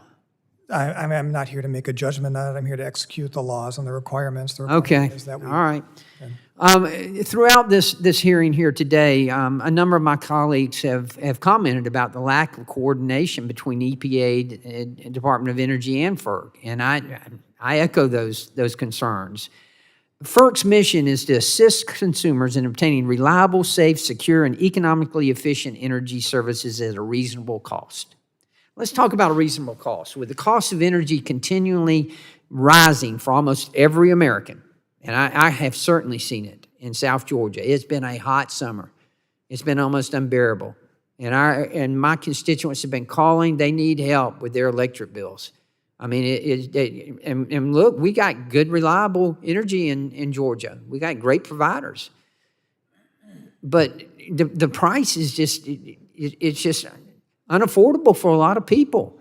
Can you tell me what input FERC has to provide to ensure these rules result in economically efficient energy at a reasonable cost? As you noted by citing FERC's charge, we're here to ensure just and reasonable rates for electricity. Regarding those impacts on other rules, unfortunately, I'd have to take that back. As I mentioned before, I'm an electrical engineer, not an economist, nor an expert in markets. So with your permission, I'd be happy to work with my colleagues to provide a robust answer to your question. And I appreciate that very much, and I look forward to getting that. Mr. Chairman, thank you again for allowing me to wave on, and I yield back. I thank the gentleman for waving on, and that concludes the first panel. I want to thank the witnesses for being here. There will be some follow-up questions. You heard some members that had run out of time and wanted to send. We ask that you'll submit answers to those within 10 business days. And so we're going to adjourn the first panel, and we will now take a brief moment while we seat the second panel. So bear with us. As they said in the military, smoke them if you got them.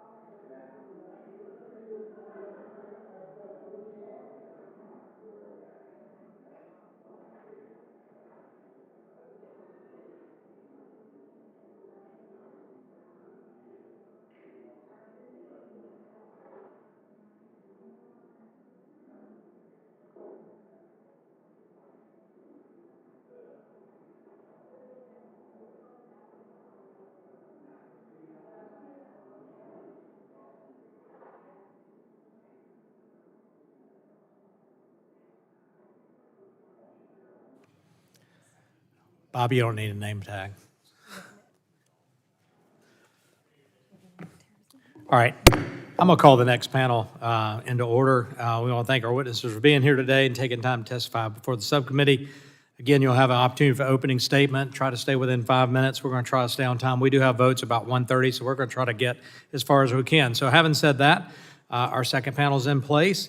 I'll introduce him, Mr. Kevin Messner, Executive Vice President, Chief Policy Office at the Association of Home Appliance Manufacturers. And I'm going to skip the next one. I'll come back to it. Mr. Andrew Delasky is Executive Director at the Appliance Standards Awareness Project. Mr. Ben Lieberman, Senior Fellow for the Center of Energy and Environment at Competitive Enterprise Institute. And then a friend of mine, Bob Pauling, he's President and CEO of Mid-Carolina Electric Cooperative, and he's here on behalf of the National Rural Electric Cooperative Association.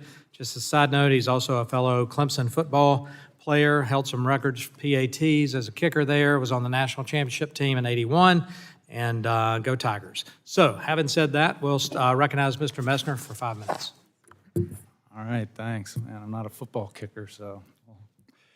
Thank you. Good afternoon, Chairman Duncan, Ranking Member DeGette, and members of the subcommittee. I'm Kevin Messner. I'm the Executive Vice President and Chief Policy Officer of the Association of Home Appliance Manufacturers. Just wanted to start off by saying we appreciate the subcommittee's attention to the Energy Policy and Conservation Act. EPCA is not a law that people generally sit around the dining room table and discuss around the country, but it does impact people's lives every single day. From the time we wake up in the morning and put on clean clothes, pull orange juice out of the refrigerator, cook breakfast, and then when we come home at night and prepare dinner and then load the dishwasher, we're impacted by home appliances. Home appliances make our lives easier, safer, and healthier. The essence of EPCA has not been changed since the end of the Cold War. Since EPCA was signed into law by President Reagan, the Berlin Wall has fallen, we've got internet, email, and we have smartphones.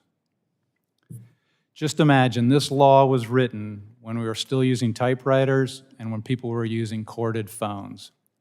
Today, appliances are connected to your smartphone. In 1987, when EPCA's appliance program was written, microwave ovens were surging in popularity. Today, we have all kinds of new connected features. AHAM and our members have supported a system of federal standards that improve energy and water conservation. A national program benefits consumers by preventing inefficient and costly conflicting state requirements. Home appliances have undergone continual and significant improvements in energy efficiency over the last 3 decades, and the energy and water efficiency gains across all the core major appliances have been dramatic. Refrigerators are being produced with more room inside and use half the energy they did 20 years ago. In fact, the most commonly purchased refrigerator today uses about the same energy as a 50-watt light bulb.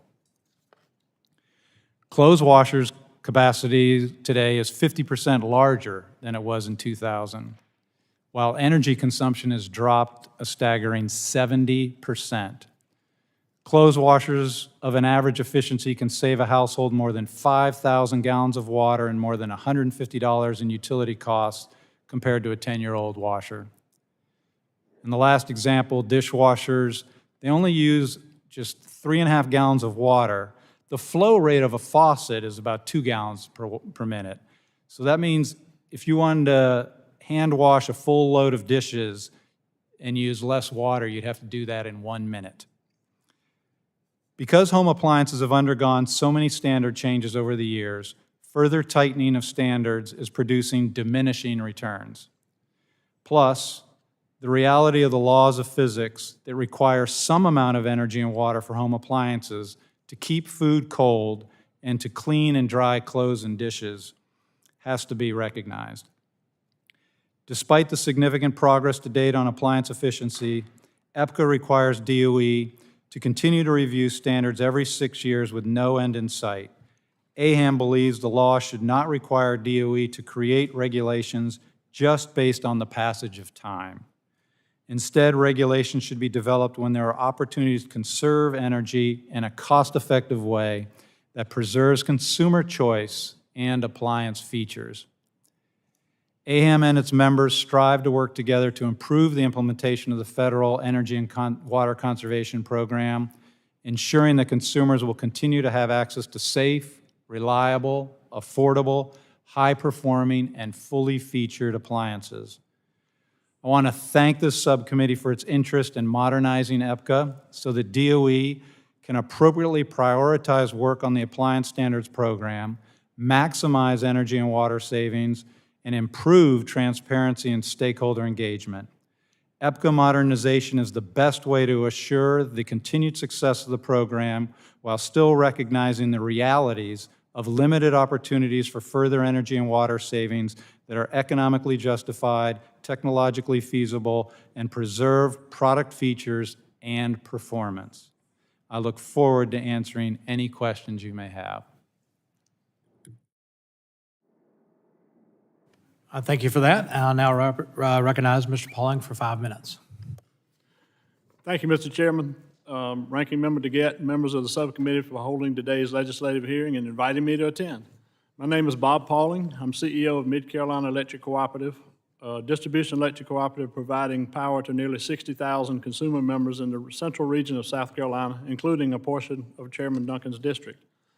I have over 38 years of experience in the utility industry. I graduated with a Bachelor of Science in Electrical Engineering from Clemson University in 1985.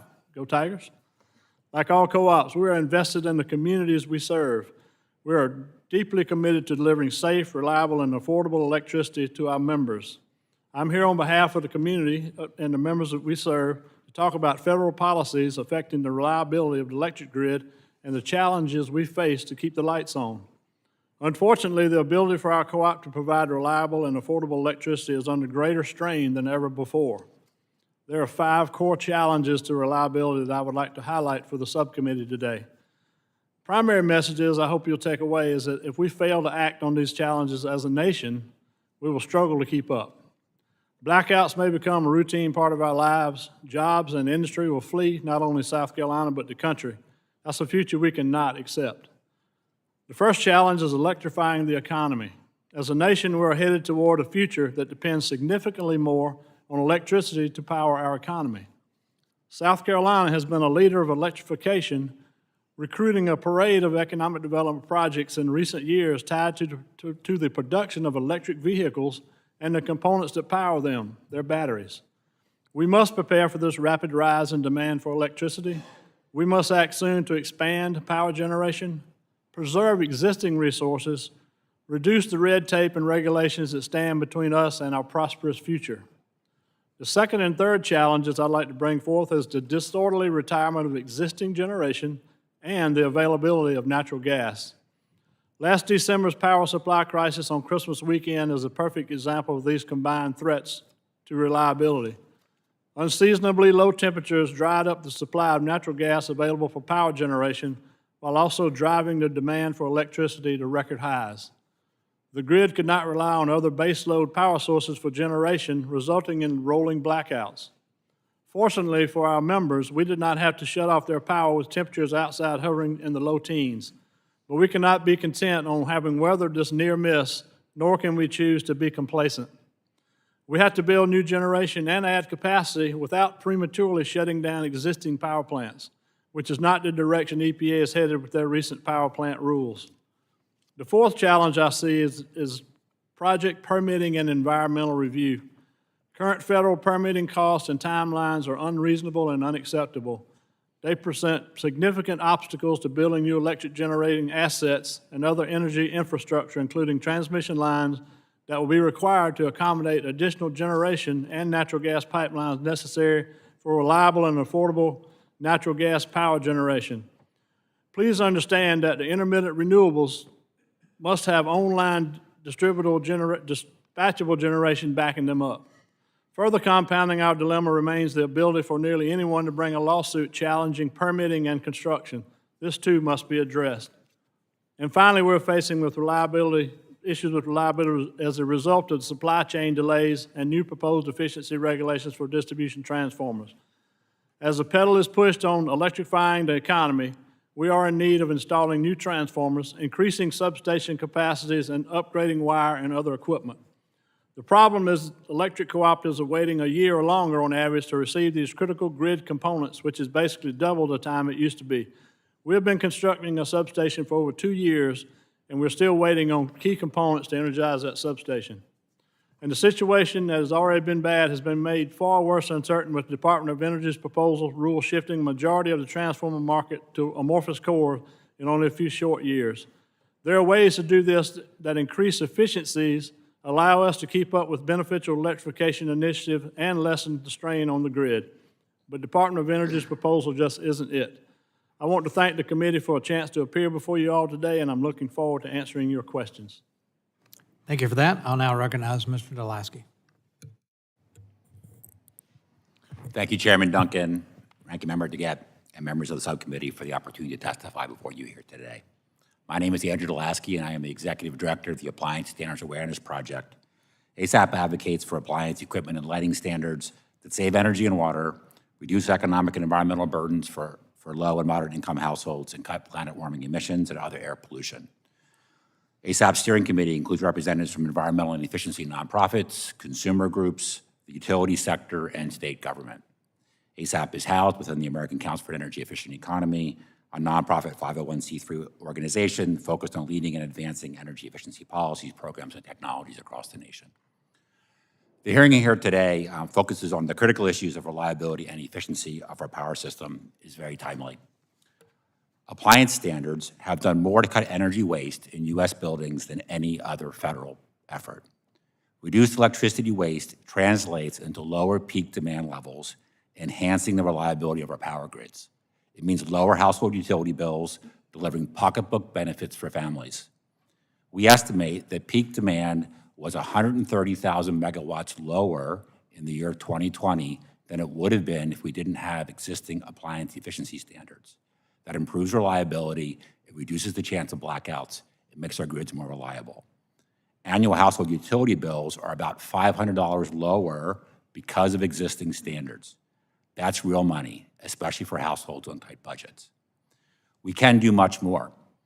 Updated standards due in the months and years ahead could add significant additional peak demand reductions, another 90,000 megawatts of peak demand reduction benefits by our estimates, and add hundreds of dollars in annual bill savings for consumers, further enhancing reliability and reducing costs for consumers.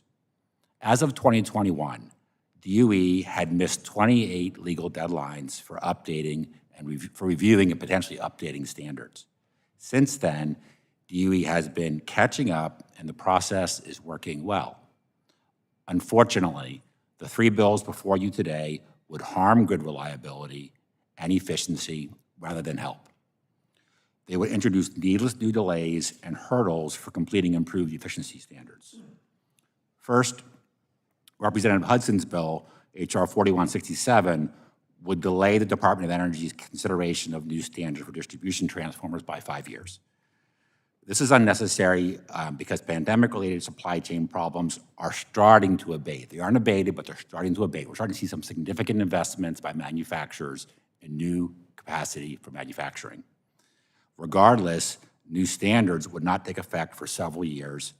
Meanwhile, the Department of Commerce report reports that U.S. dependence on imports from Asia for high-quality electrical steel have been rising. This is the steel used in transformer cores.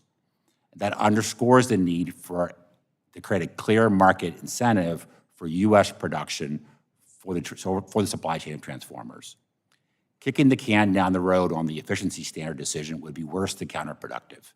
It would force manufacturers of both electrical steel and transformers to either defer investments to upgrade their manufacturing or hedge their investment bets because they don't know where the rules are headed. Ongoing regulatory uncertainty is the enemy of innovation.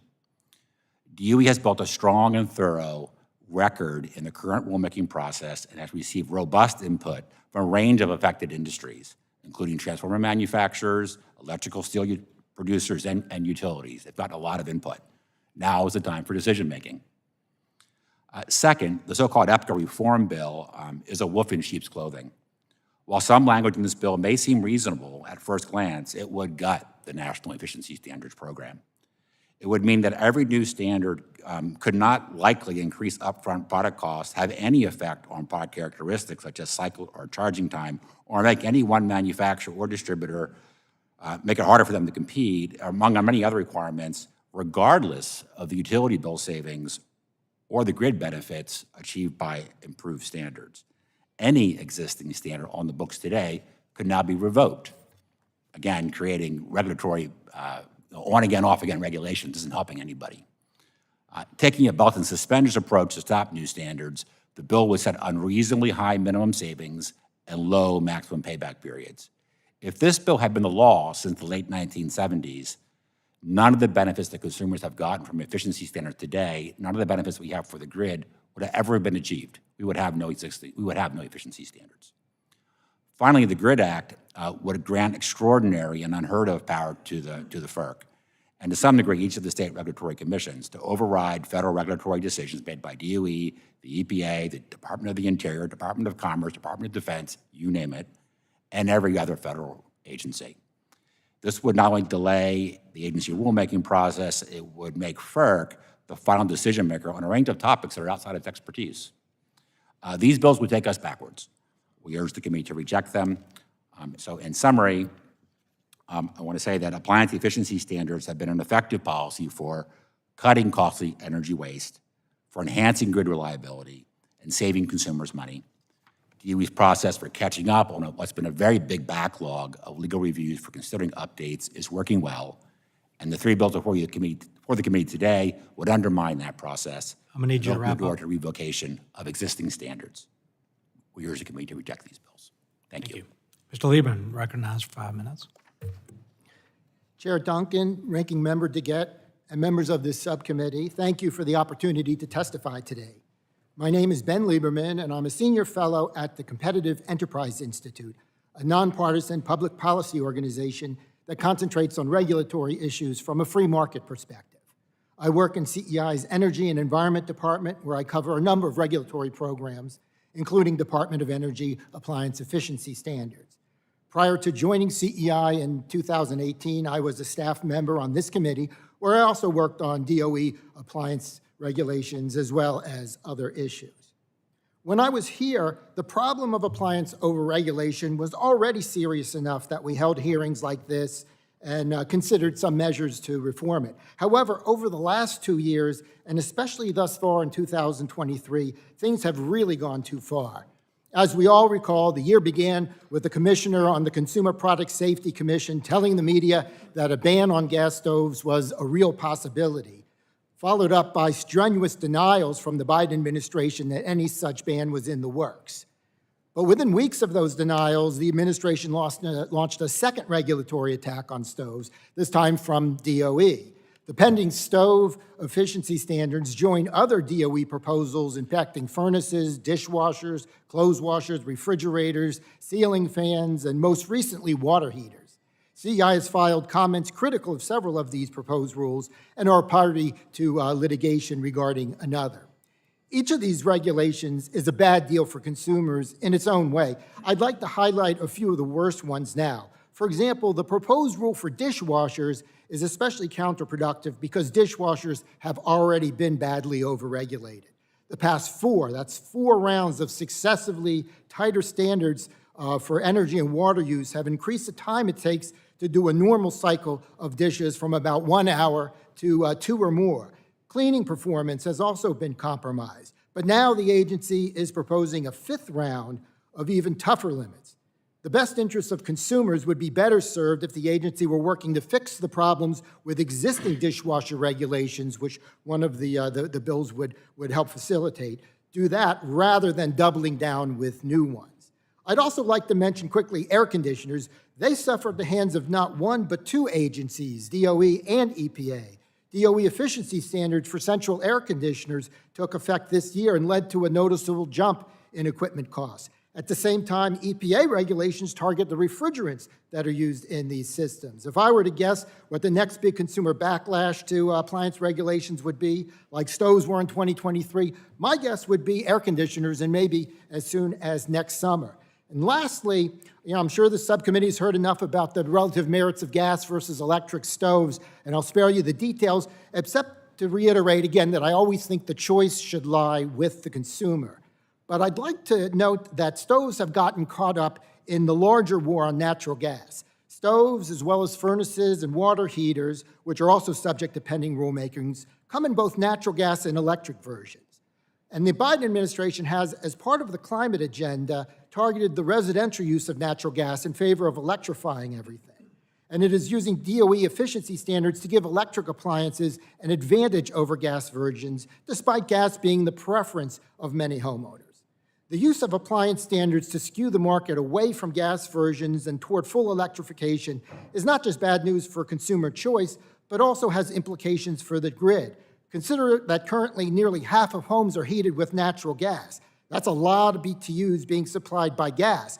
But if the electrification agenda is successful and many of these gas heaters are replaced by electric, that would add significantly to electric demand, especially on the coldest winter days. At the same time, there is documented and growing risk to electric reliability across the nation, especially as baseload generation sources like coal and natural gas are being retired and replaced by wind and other intermittent renewable sources. In other words, the same Biden administration climate agenda that favors electric stoves and furnaces and water heaters over gas is also making dependence on them increasingly risky. We are putting more of our eggs in one basket, and at the same time, we're making that basket flimsier. In conclusion, it makes sense at this point to sunset the Appliance Efficiency Standards Program altogether. Ending it has no downside for consumers. Keep in mind, those who want extra efficient appliances or have bought into the idea that electric appliances are environmentally superior to natural gas are free to do so at any time, with or without government interference. Federal regulations only serve to force the politically correct option on every consumer, whether they like it or not. Now, if Congress chooses to keep the current program in place, it should make several important changes to it. That includes raising the bar on new standards to prevent the ones most likely to be more trouble than they are worth, and simplifying the process for revisiting and changing existing standards that have proven harmful to consumers. I'd note that a recent National Academy of Sciences report recommended DOE make more of an effort to scrutinize past efficiency regulations in order to learn from past mistakes and to require the agency to show that existing standards are inadequate before starting the process of setting new ones. Perhaps most importantly, Congress should clarify that appliance standards program not be used as a climate policy tool, and that any environmental agenda cannot take precedence over the best interests of consumers. I believe many of these reforms I'm going to ask you to wrap up. Are the reform bill, and I look forward to talking about that bill. All right, that concludes the opening statements, and we'll delve into some more of this through the questions. We now move in the question portion. I'll recognize myself for 5 minutes. Mr. Pauling, your testimony expressed concerns related to South Carolina's current power supply situation. I talk about these same concerns all the time here in Washington with my colleagues. I'm glad you're here to give sort of a boots-on-the-ground perspective. South Carolina is the third fastest growing state in the country. We've seen an influx of business and industry come to South Carolina in the past decade, and this is great, but our power generation resources have simply not kept up with demand. I'm concerned that what that means for the future of new businesses, residential coming into South Carolina. It's clear we need a lot more power supply. Can you give us a perspective on this? What federal policies are contributing to this situation? Absolutely, Chairman. Unfortunately, we have not built any new generation in South Carolina in nearly 2 decades. We had the BC Summer plant that failed for various reasons, and we hadn't brought any new generation online, and we have grown by leaps and bounds. Again, for population growth, everybody wants to move to South Carolina, and we welcome them. We have had robust economic development, and all of these loads have been bigger and bigger and bigger as far from an electrical standpoint.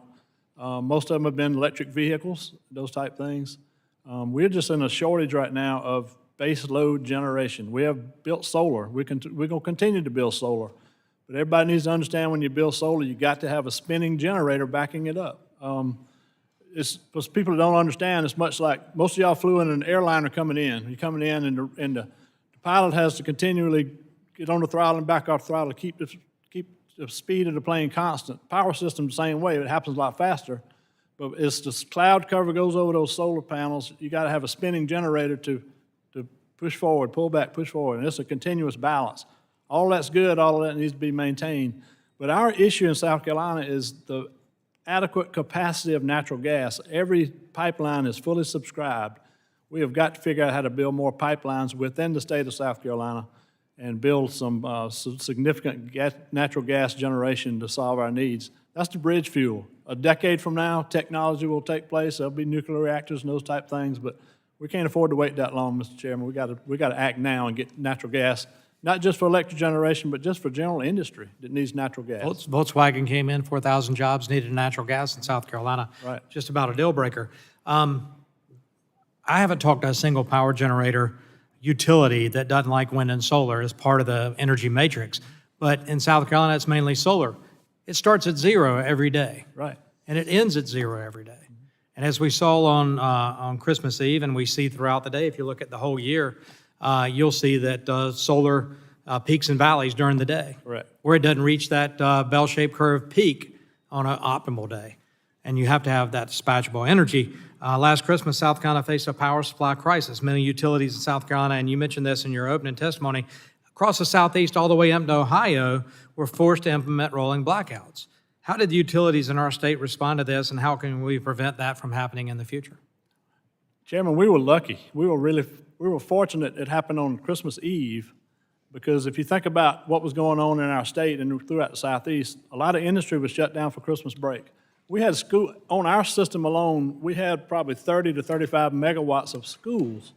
On a normal school day would have been online. So had this happened on a Tuesday in January, we would have had blackouts all over the Southeast. So we were lucky, we were fortunate, so we need to realize that and recognize that and keep it from happening again. As far as our system is concerned, when I went to bed on Friday night, we had a cold wave come through, we had a few storms. I got notification from our balancing authority, which is Santee Cooper and Duke Energy, that says, hey, we're good, transmission's good, all the generators up and running. Something happened during the night. A transmission line tripped off, a generating station had to be shut down because of some steam leak or something. So when I get up at 5:45 on Christmas Eve, I get a notification from our power supplier that says, hey, we're going to have rolling blackouts. And by the way, Mid-Carolina, your block is going to be probably about lunchtime. And the substations that we're going to turn off it's really the northern west part of our system, which is the outskirts of Columbia, South Carolina, where all the Christmas shopping takes place. So we would have been shut down on Christmas Eve during lunchtime. And you say, well, that's cool. It's 15 minutes off, 15 minutes on. It doesn't work that way. When the lights go off, one quick example is we had one subdivision that actually tripped out on load. It normally runs a 65 amp fuse. We replaced it with a 100 amp fuse. It blew. We had to cut the subdivision in half, and it took almost 2.5 hours to get that one subdivision back up and running. Had we had half of our system shut down, it would have been 8 or 9 o'clock that night before we got everybody back up and running. You're looking at frozen pipes. Folks in the South, we don't know how to insulate our homes for cold weather, thank goodness. So it would have been a catastrophe. Yeah, I had flown from Montana back home the day before Christmas Eve. It was minus 34 in Montana. Flew through Denver, got stuck there. It was minus 20. It was cold all over the country, and South Carolina wasn't alone. Thanks for your comments. I'll now recognize the ranking member to get for 5 minutes. Thank you so much, Mr. Chairman. Yeah, it's cold out there in the West. So energy efficiency standards, one of the things they're intended to do is to save consumers energy and money in the long run, and they have. And also, they're not implemented without just cause. So, Mr. Delasky, I want to ask you a couple questions. DOE has a process for determining whether standards are economically justified, technologically feasible, or would result in significant energy savings. Is that right? That is correct. And DOE would modify a standard if one of the standards they promulgated didn't meet those criteria. Is that right? That is correct. DOE has to consider that as they working on an updated standard. Right. They're not going to just willy-nilly do these standards if they don't meet the criteria. That's correct. Now, in your testimony, you mentioned the benefit of energy efficiency standards for low and moderate income households. Can you expand upon that a little bit? Yes. If you think about it, energy efficiency innovation often shows up in the most expensive products first. What the standards do is ensure that energy efficiency innovation show up in the full range of choices available to consumers, including the value-priced products at the entry point of the market, where the most price-conscious consumers are going to be shopping. Also, low-income households are disproportionately renters. Right. And landlords have no incentive to buy a more expensive appliance, even $1 more expensive, to save their tenant more money. So it's really important for low-income households, especially tenants, that we increase the efficiency standards to save them money and reduce their bills. Right. Now, I want to talk for a few minutes about transformers and transmission. Mr. Pallone, I have particular affection for you because I'm also a Tiger, a Colorado College Tiger, though, but still. All right, good for you. You know. Go Tigers. Go Tigers. And also, I have a really wonderful working relationship with my rural electric co-ops, too, in Colorado. And you guys face a lot of different challenges. One way to alleviate some of the challenges that you face is if we have additional federal investments in the distribution transformers supply chain. Is that right? That is correct. Can I give you a brief history of amorphous transformers in the state Sure. of South Carolina and transformers in general? Yeah, go ahead. I got in the industry in the 80s. Prior to that, a transformer was simply a commodity item. You just bought it on low cost. Low bid gets Right. low bid, low bid, low bid. In the 80s, we started really understanding energy efficiency and losses and those type things. So we changed the narrative and started evaluating transformers for total ownership cost, the life of the transformer. How much is the cost up front? There's two types of losses in transformers. One is no load loss. In other words, if the transformer's sitting there just energized, it takes energy to keep it humming. And then as the transformer as the consumer uses the transformer is loaded, the more inefficient the transformer is, the more losses. So you look at so we went through that. I heard earlier that there's 80,000 different transformer designs. In South Carolina, there's about 6. Because our engineering association with the co-ops, we developed it over the years and we streamlined it. And we went through a period of time in 1993 to 1997 where we bought amorphous core transformers from General Electric. General Electric had a plant in Hickory, North Carolina. And we bought them, and we had a number of issues with them, and mainly the size. The amorphous core transformer has to have a rectangular winding versus a circular winding, so they have to just be larger in physical size. So instead of having a 300-pound transformer, you have a 600-pound transformer trying to put it on a little small pole out there. So we actually had to change our system design to use larger poles and do different things. So we've been through the amorphous transformer, but I contend that the transformer today is many, many, many, many times more efficient than it was even 15 years ago. So Right. the standard to build a transformer more efficiently, I'm all for, but don't push us into another type of design that's really unproven. But federal investment really helped. I can't speak to that because I don't Okay. know how the federal investment really feeds into that process, but Well, let me ask you this. If you could get some new transmission lines to help address reliability, that'd probably help too. transmission lines. Yeah. We're all in need. Every utility, their systems are interconnected. The more robust those interconnections are, the better we all are. Thank you very much. I'll yield back. Okay. Thank you for that. And I'll go to Mr. Johnson for 5 minutes. Thank you, Mr. Chairman, and thanks to our panelists for being here. Some really important things that we're talking about today. If my colleagues and the panelists will indulge me for a quick history moment here. I know a few of us in this room, but certainly none of our staff may be old enough to remember, but the 1973 oil crisis was launched by Saudi Arabia and others, leading to an oil embargo against the United States and other countries who supported Israel in the Yom Kippur War. Some of us with gray hair, I won't mention any names, might actually remember that. It was a crisis. Gasoline prices skyrocketed. American families suffered, and lawmakers were scared across the spectrum. Congress responded with what we call the Energy Policy and Conservation Act of 1975, signed into law by President Ford, a Republican, I might note. Now, I want to take a step back, though, And I think as federal lawmakers, especially on my side of the aisle, we should view this as a cautionary tale. It shows just what can happen when you legislate in a crisis and delegate authority after authority to the executive branch. Now, almost 50 years into the law's existence, with several changes having been made since then, you now can go to the DOE website to see where, and I quote, the U.S. Department of Energy has the authority to regulate the energy efficiency level of ceiling fans. Ceiling fans, I kid you not, from oil crisis to ceiling fans. Talk about mission creep. We started with addressing a major foreign policy and economic crisis and ended up with bureaucrats in Washington telling my constituents, all of your constituents, the maximum flow for their shower and how their ceiling fans should operate. And the list goes on and on.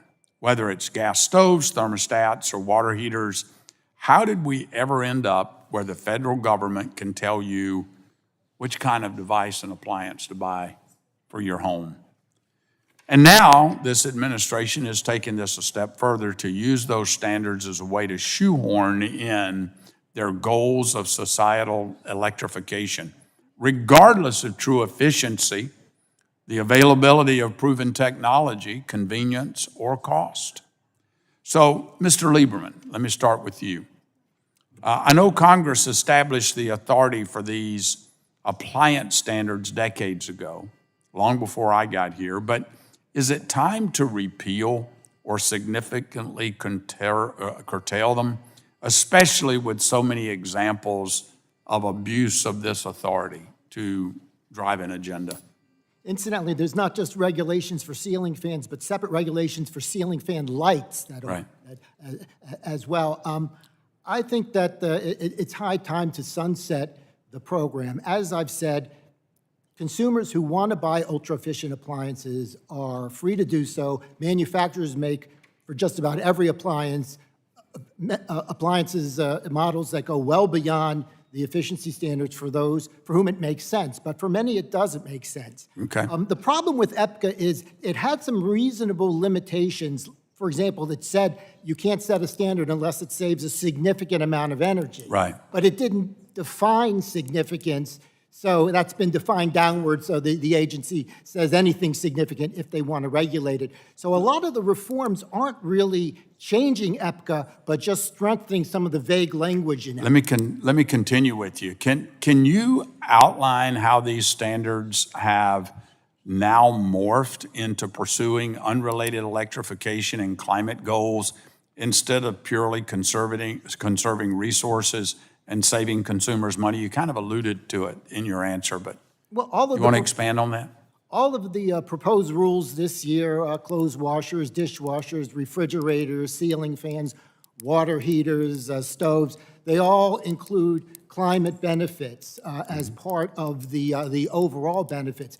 That's just taking the eye off the ball in terms of what's best for consumers. You're now saying that consumers don't necessarily come I got one more final question for you. I represent a rural working-class Appalachian district. Could these rules, as we just talked about, as they become more onerous, could they constitute a public health concern in your view? As costs go up and Americans can't afford the water heaters, the new stoves, rewiring their homes for these appliances, could this constitute a health crisis? Just about all of these standards will raise the upfront cost of the appliance, and for some low-income homeowners, that could be prohibitive. Yeah. For those who aspire to own a home, almost every appliance in the house is going to be more expensive. If nothing more, a mental health crisis as that stress increases. Mr. Chairman, I yield back. I thank the gentleman. Lay of the land, we're going to get to Mr. Tonko, then Ms. Lesko. We're going to take a break, go vote, and come back, so we'll reconvene afterwards. Mr. Tonko, recognized 5 minutes. Thank you, Mr. Chair. Mr. Delaski, I'm hoping that you can help make this very clear for everyone. Can you explain the role efficiency improvements can play in reducing energy demand and therefore enhancing the reliability of the grid? Absolutely. We estimate that existing standards have reduced electricity demand, peak electricity demand by 130,000 megawatts, and updates to standards, including those for air conditioners, which are the most important for reducing peak demand. New standards could reduce demand by 90,000 megawatts. When you bring demand down, that reduces the probability that on a hot summer day, you're going to have an outage or other problem. So standards have brought the peak demand down. That helps reduce the probability of reliability problems. And I believe it's accurate to say that some of the greatest potential beneficiaries of energy efficiency are low-income households, which spend a higher percentage of their incomes on energy bills. So again, Mr. Delaski, can you explain some of the barriers that may exist that prevent low-income Americans from experiencing all of these benefits? One of the most significant benefits is the split incentive between the landlord and the tenant, right? So that a landlord, particularly a private landlord, has every incentive to keep their costs down, but the tenant pays the utility bill most commonly. So one of the things that the standards do is ensure that the full range of choices on the market include a basic level of energy efficiency performance, delivering benefits to all households, including tenants and people across the income spectrum. I thank you for that. And this is certainly why minimum efficiency standards raise the floor and help all Americans. But DOE also has a wonderful program, the Weatherization Assistance Program, dedicated to enabling low-income households to overcome some of these barriers to efficiency improvements. And this program works. Households receiving weatherization services save on average $372 every year on their energy bills. This is so important for vulnerable Americans that may otherwise have to choose between paying their energy bills and other essentials like food and medicine. But despite the weatherization program's great track record, we know it can be strengthened. Last year, I proposed a bill that would have allowed each home in the program to receive more funding. This would reflect the recent realities of increased costs of construction materials and inflation. Similarly, the bill would also support weatherization readiness, which would be able to provide assistance to homes in such poor condition that they cannot enter into the Weatherization Assistance Program. It has been estimated that as many as 25% of eligible households are unable to receive weatherization services, and that the Readiness Fund can help many of those households. So, Mr. Delaski, I know you are here to discuss the standards program, but I hope you might be able to offer a reaction to some of the reforms that I just outlined on the Weatherization Assistance Program. Is this an area Congress should explore to ensure low-income Americans are able to fully experience the benefits of this effort for energy efficiency?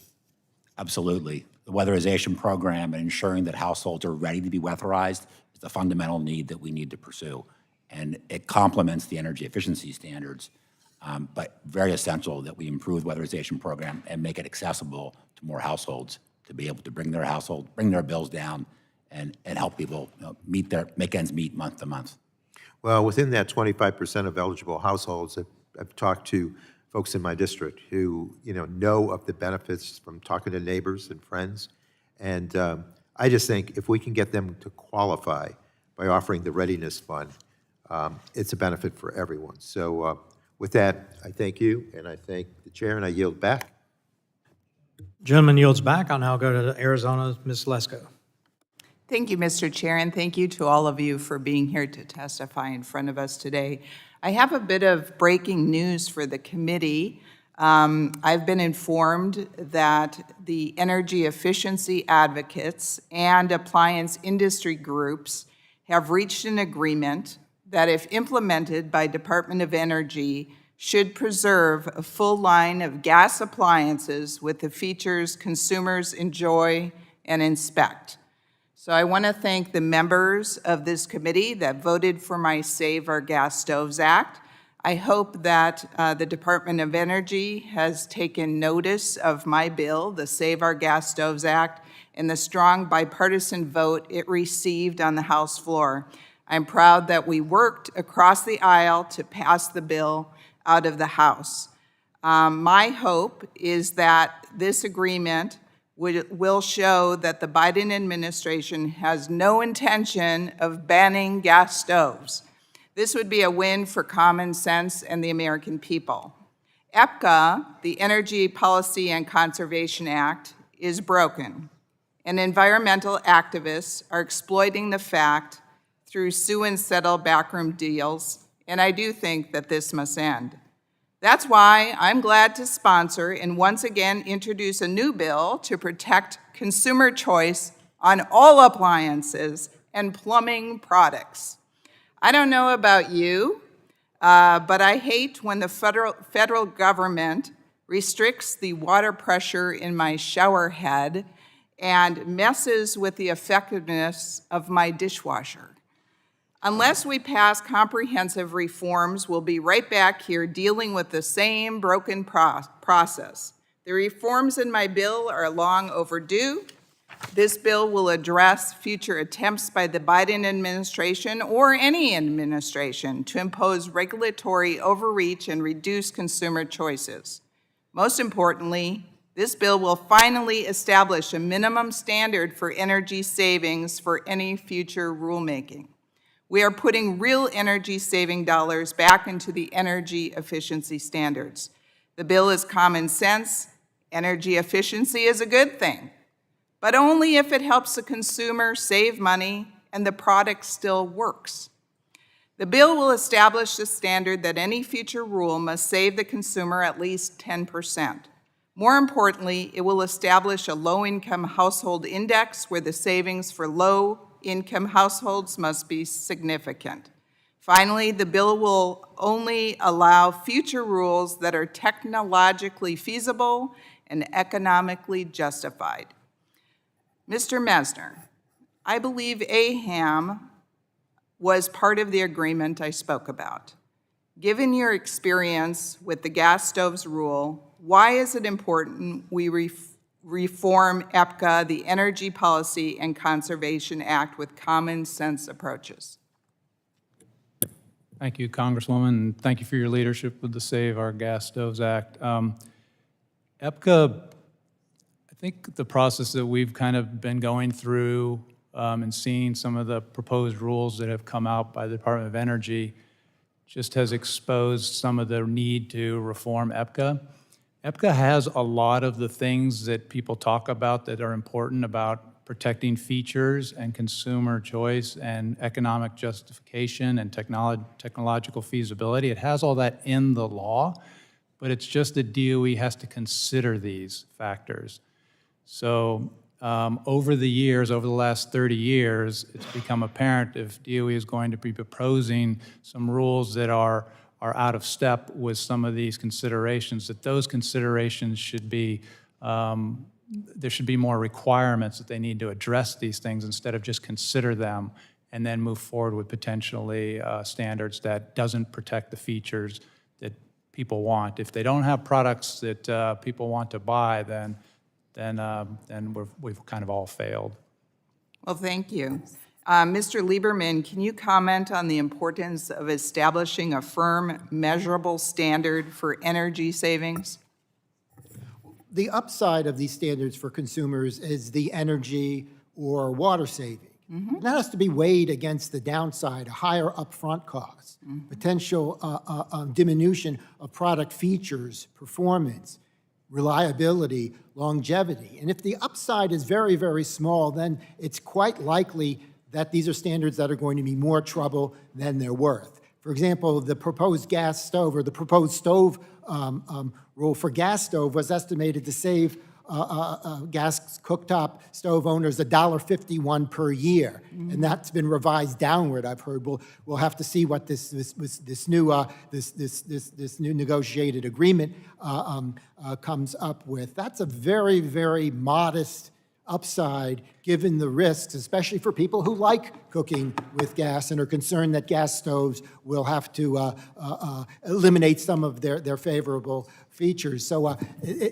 benefiting consumers ought to be pretty obvious, and having a minimum savings is part of that. Well, thank you, and I yield back. Generally yields back. We're going to go vote, so we'll stand in recess and call the chair.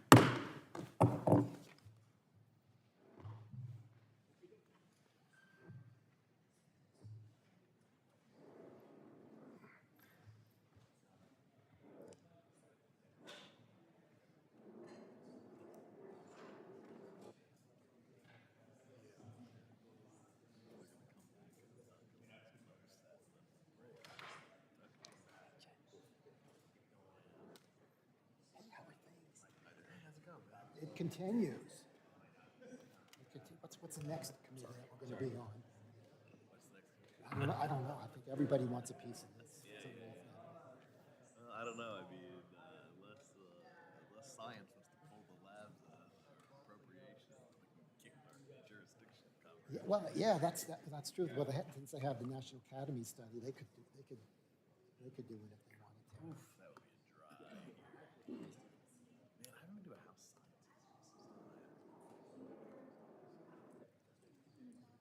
Yeah, that's something.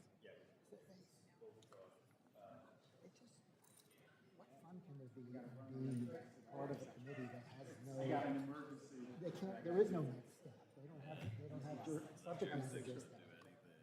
All they can do is talk. Well, they always like to imagine that they could have a piece of this committee's jurisdiction. Nobody who ever worked for John Dinger will be near peace.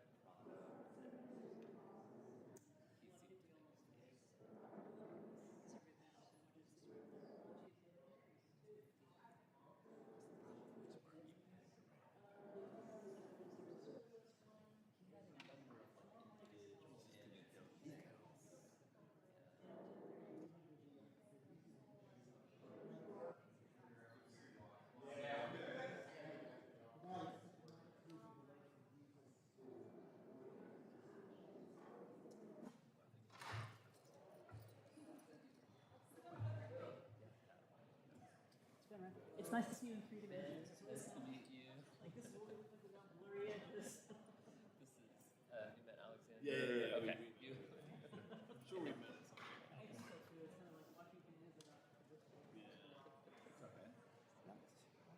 Good to see you again. You made the rounds when I was on the hill.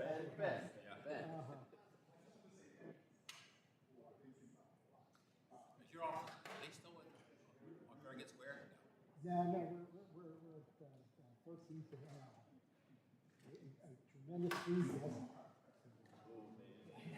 So you gotta bring your own. Okay. It's near Franklin Square, which is. Okay. You feel like you're not in the. How often are you going in? Oh, I'm going in before they like seeing my face for some reason. Yeah. Are you doing my holidays in Temple Manual this year, or you go somewhere? I'm a boundary. I Still know. haven't figured it out. I might be doing it. I might be doing it online. How are you? I don't mind. I kind of like online services, but I've been trying to Beamer this year. Oh, that's an honor. Yeah, but my wife, so they called us to the Beamer to like, I don't know, honor some stuff we've done.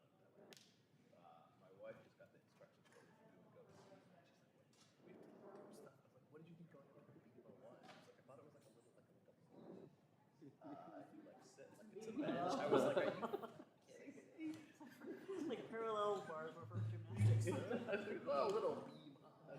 Go up Canada. It's the beam. Jesus. France, the beam.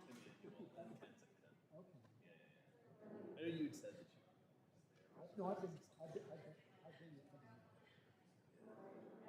Did you get something? So I'm sorry, I am a mom. Did you get something to eat? Are you good? We went down during the last Q&A during. Mr. Velasquez. I don't do We've all well. been there, like when you turn your mic on and your stomach goes. Yeah, how strictly are the You know, I've never seen. I've I've never. been drinking Coke the whole time. So. I mean, they try to manage spills and mess. I've never seen anyone ask, but I also have never seen anyone like unhappy burger or like just top of sort of,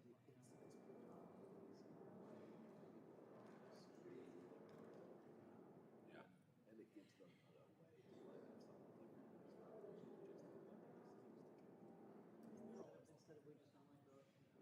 So you were on staff. You were on staff here. Have you been on? I was chief economist during the 112th, I think it was. So yeah. For this committee. I had, so I was just here for a couple of years. I'm a regulatory and head, so I'm former OIRA, so I've served 4 presidents, because you know OIRA is just like you just keep turning away whoever's in the White House. Yeah, right. So 2D2R presidents with the portfolio over energy. Oh, really? Yeah, a long time ago, California Park Ranger, who just like, why is everything so silly? And so I ended up got a degree in economics, ended up falling into environmental policy, and I really enjoy it in one sense, but it's also really frustrating in the other because trade-offs are painful, and it's all about trade-offs. So, yeah, I was dealing earlier on with more things like that, so it's surprised me as much as anyone who you do appliances. Yeah, and I'm fairly, at OIRA I didn't. I was like clean air. I was basically Title I. And then also I work private sector, so I go back and forth for some things. I joined Daycon about 4 months ago. So I was doing a lot of work with it, trying to improve auto efficiency and transportation safety, using the sensors and vehicle infrastructure and the self-driving cars that run for your lives. They're coming down your street. Kinds of drama. They're not. But there's a really interesting thing. Sorry, a little excursion because it doesn't get well reported. When after the economic downturn, like 2008 or so, interest rates plummeted, right? Because they're trying to get the economy going, and so investors, people with cash, were not getting very good returns. So they were like looking around, like, where do we get a return? So they started throwing money in ventures, and so money went flowing into some things that were really would not normally attract funding, including our stuff right in the park. So all of a sudden, it was like millions of dollars went it must be a good idea, it's attracting money. I'm like, no, it's and so there was this like poem when like everybody's like, they're coming, within a year, you're not gonna have to drive. And I'm like, no. Meanwhile, the folks, the innovators and the CEOs are like, between you and me, the computing power doesn't exist. But they had to say it, they were disingenuous, they were publicly saying like, you know, we're gonna be forward, we're gonna be, you know. They had to do it to justify the funding. Right, and so everybody was lying in public. I'm going to say that word on behalf of me, not on behalf of any organization right now, but they were lying publicly, privately, knowing like, oh my God, can this ever be done? And you know, so there was this because they were seeking funding. And then as markets have normalized and cash started flowing, other opportunities, you know, they're consolidating, they're going into business, and it's calming down, and you're no longer reading headlines that self-driving cars are coming down your street now. And so it's been a really. I've always wondered how would they ever figure out So it's not so it, I mean they don't see in California right now. So I have a lot of friends and colleagues are in this space. What do you think either did or is about to prohibit commercial trucks or autonomous in California roads, even though they were the first to have a framework for registering testing of manned vehicles that were being developed. Yes, I'm random. Because I was just thinking, like, you know, if you have a self-driving car and it just drives itself, and you know,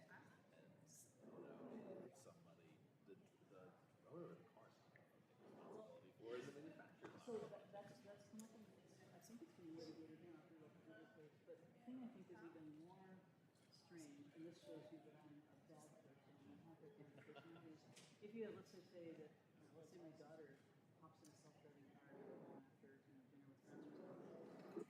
Other people want to kind of test the limits of technology. It's very normal when you want to push the button and see what happens.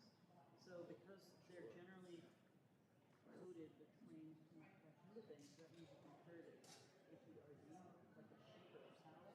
You can like basically get a car in front and to the side and kind of build it off the side of the road and get to stop and you now have a prisoner. Right? That's something where a human would kind of go like, wait, I see some suspicious behavior here. I'm going to drive aggressively, break laws to get out of a situation that's potentially life-threatening.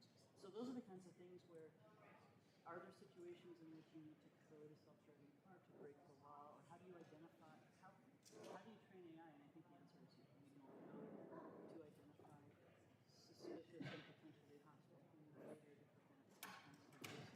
So I was saying to my wife the other day, how long is it when you put AI in a custodial position of a human being, how long is it going to take to figure out the best way to protect humans is to just not have humans, and then his job is very simple. We're going to kill all these ones right now, and then we don't have to figure out how to keep them safe anymore. Job done. it is. It's really it raises so many interesting questions. And I was at NHTSA working on these things, and so everybody's like, yeah, you know, Heidi solved the problems. I'm like, but it's not. There was a lot of pressure, like do something now, regulate. I mean, but they don't. They're so not ready to even exist. We don't usually regulate things that may or may not happen 30 years from now, you know. But there was that whole thing in the press where it was like, right. I spend most of my time shaving off of cold water, saying, calm down. There's nothing. We spent some time being concerned about what happens as the self-driving capacity kicks off before the electric capacity, and then you have more power need in the car. Well, just in like charging stations, so when I was an undergraduate, so after being a park ranger, I'm like, there's things to do in the world, and I decided to go into economics and then public policy.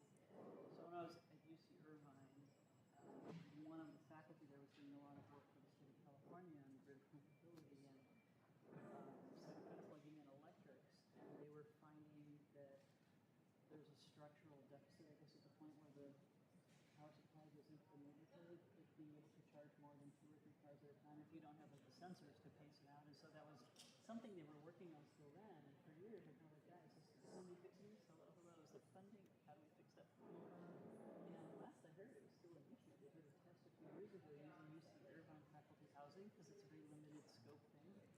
So, like, it's not a complicated thing. It's not a partisan thing. It's like, we know we need it. We've known we need it for 20 years. Like, can we just say, like, we need it, put money on it, fix it. Now it's not an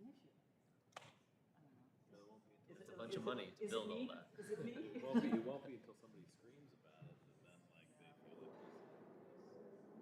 like they feel like It's one of those things. It's like, look, it's not even that expensive, especially if you roll out in the places that, for instance, are buying electric cars, right? Because we know that not everyone is buying them. You don't need to roll it out really quickly.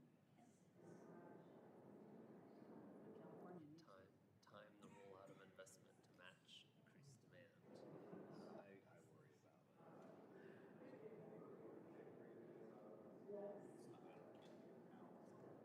get your house. It's like chewing so I can look activate the idea of if barely goes with California standard 2035 or change the products makers do anyway. You're gonna need like for reset. I'm a condo board president too, trying to figure out where and all the other priorities do we put installing for it's like, I'm trying to isolate the rest of it for 2 we're gonna have to have an answer for this next decade. the sad thing is when you're like, this is an important issue, and they're like, yeah, I saw a dog off leash. Yeah, well, and they're Or also parking. And also, I mean, not to be ageist, but I'm probably the youngest person for years. I am on my board as well, which tells you something because there's My grandma was a condo commando. I know what you're up against, yeah. parking. Eh. The lawn is turning brown. It's like And as younger, as young kids, it's hard. It's like they want to meet. I'm like, I can't meet them. I can't meet them. I can't meet that. it's funny because I think of it as like a little test of does democracy work. It's like, wow, there are just 108 homes trying to live together, and they have that much trouble. How do we do it across 330 million people? Like institutions I don't want to matter think too hard so about much. the answer to that question. But institutions, right? Like institutions and adherence, like rule of law, open communication, bring an open heart, like they're just principles. Have you heard all this mucky muck from me before? A little bit dribs and drabs. Without alcohol? Historically speaking, like if you look at societies throughout human history, prosperity and stability is less like their ideology is, their democratic or democratic. It's do they have strong institutions? Yes. And if they have a strong Ollie North, institutional Ollie base, North, didn't he get, I don't know, did he get a Nobel Prize for that? He's an economist who wrote on it. I mean, I'm from Oliver North. that's a different. Oh, I'm sorry, not the, wasn't that Douglas? Oh, it's Douglas North, that's Oliver North. Okay. It's gotta be a different I like guy. his speechlessness. Douglas North, I think, is the economist. Oliver North is that guy. All of that. There's some hot water. Didn't know he was also an economist. Yeah, it was also Well, so who wins on the 100 whatever member condo board? Is there a good democratic vote, or is it the people who have the time and the inclination to show up and somehow push and get what they want? Because I'm a governmenty person, I'm irritating everybody by insisting that we stay to compliance with rules and law and process and transparency. So like every 2 weeks I send out notes to everybody who actually opens their email, what's happening, what are the points of discussion. Early has like published a year of condo board meetings, like here, hold these dates so that people, so it's, I'm focusing on that. And then when people are like, hey, spend money on trimming the trees that block my view, I keep a list of the requests for expenditure and put that before the board in an open meeting so people can voice their opinions about whether they want, they're willing to take those increases in the budget. So I'm trying to be very like good government, and I think everyone hates me because they're like, it was better in the old days when they could just like, kiss somebody's butt and ask them like, can't you just spend $2,000 to pick up the trees without my view, So, but I'm trying to, so it's kind of an experiment, and it's not comfortable. And should something like a condo board, should big decisions be made by a vote of everyone in the whole complex, or sort of a representative aspect where people are voting? I don't know if there's a So condo docs competition. specify that in great detail, and so for our condo docs, which may be different from others, there are big decisions, anything that, there's some vague terms like significant change. Major material- question. Exactly, kind of major questions talking about the condo world. That has to go before a quorum, which is a majority of the owners but we haven't been able to get quorum since 2000. Because people just, they're like, ask somebody's taking care of it, people don't. But a lot of the operating decisions, like budget, like paint, you can paint the building the same color, but changing the color, we think that would need a full membership, but just the operating things, the board. Getting like homeowners engaged is so difficult. Yeah, I mean, and it's unpleasant, so I don't blame them. And then they get mad at us. It's like, we're volunteers. I'm like, you know, people, hey, Like, I'm not paid to be. I moved here because I had a view, and now you're not trimming the trees, and I'm losing my view. I'm going to move. I'm like, well, we've made it easy for people to move by being transparent, putting all our condo docs on the website. What development are you? I'm in Manor Village. What street is that on? It's back in Georgia. Okay, I know. Yeah. It's like, I don't know if you know Manor Country Club, but it's like the townhouses that are like adjacent to Manor Country Club, but we have our own homeowners association structure. I went to. And when the time comes, it's not too far to move to Leisure World. That's right. Leisure World's right there. That's right. I went to your Lottie the other weekend. Oh yeah. I didn't run into that, but I thought. Where'd the bosses go? I don't know. Over under here. Actually, I need to. I gotta send a message to someone because I'm gonna miss my coffee. Oh yeah. What? I don't know what I'm missing. I set a 3 o'clock coffee and I was like, it's gonna be touch and go. Depending on. I wish they just called it. They're not gonna have it. I thought they were going to adjourn. It's ridiculous. I thought they were going to adjourn. I thought they were just trying to get through to Debbie Lesko, which they did. Yeah. So I don't know who's is maybe Burgess gonna come because I saw him, but I don't. Is Duncan on another set? Like who's? They're not doing it for any of my guys. I can tell you that much. I don't know. Maybe Mr. Palmer.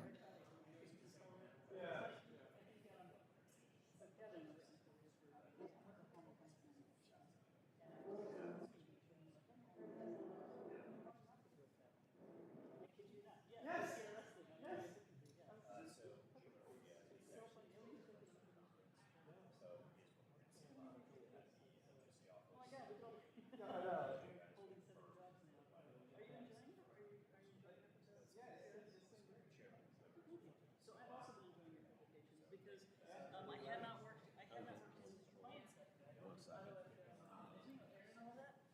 So your work helped get me up to speed. Oh, great. You know Ben? I don't know. You know, Martin Moffett is here. He's writing the excellent pieces on energy efficiency. Ben and I both served the committee back in the day. Okay, great. Okay, nice to meet you. It's a long one. I sat down at 10. Yeah, this is. I was thinking they would adjourn. I thought that was. Yeah. Here's me. Great. Okay. Are you still here, or are you in New York part time, or what are you? So I do move a lot, don't I? So I'm here enough to get the work done. So I had a house on Capitol Hill, and after January 6th, I did not like the guns and bombs, and I figured that it was going to continue happening for a while. So I decided not to live there anymore. So I sold, and now I, have like a little getaway place and a little apartment in Alexandria, so I can go back and forth. Alexandria's nice. Yeah, it's And quiet. Gets better too. It's just quiet, Yeah. Yeah, and I hadn't seen Ben in years and years and years, and then, gas stoves happened. Yeah, I have an online thing about that, about gas stoves. What did you say? I have an online. It's not a report. It Yeah. only lives online, but Yeah. I did one of gas stoves.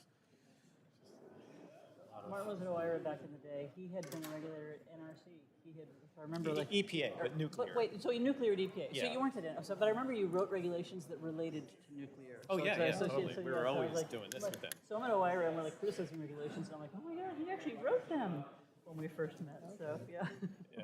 Yeah, it was like when they were asking for, you guys talk to EPA, that's what we did in Ohio. Yeah. But FERC is independent, so they don't, I don't know if you're here for the morning session, but. Yes. Yeah, but FERC is an independent agency, so they don't have to talk. Kevin, this is Martin Moffett, who wrote the report you showed me this morning.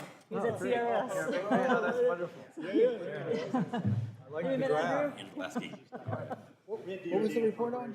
It was just he writes on energy efficiency, like updated energy efficiency Trying to policy. explain this Okay. long, complicated. Yeah, Okay, then I've read your stuff. I just never noticed the author. Yeah, and I was reading and I was like, this is really good. Who's the author? I'm I like, might have it's been staff director Martin. of the NAS report you mentioned.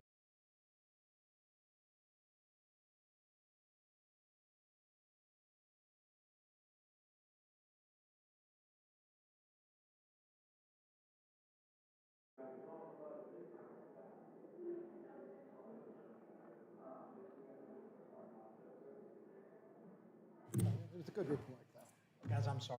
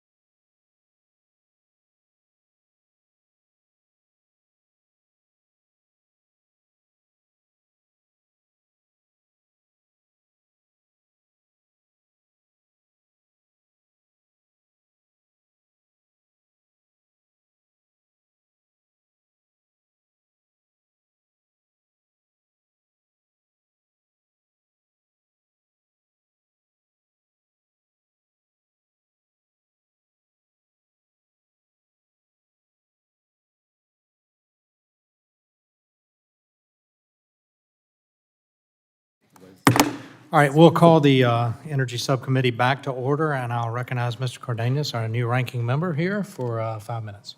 In minutes, I become ranking member. Thank you, Chairman Duncan, and also Ranking Member DeGette for holding this hearing.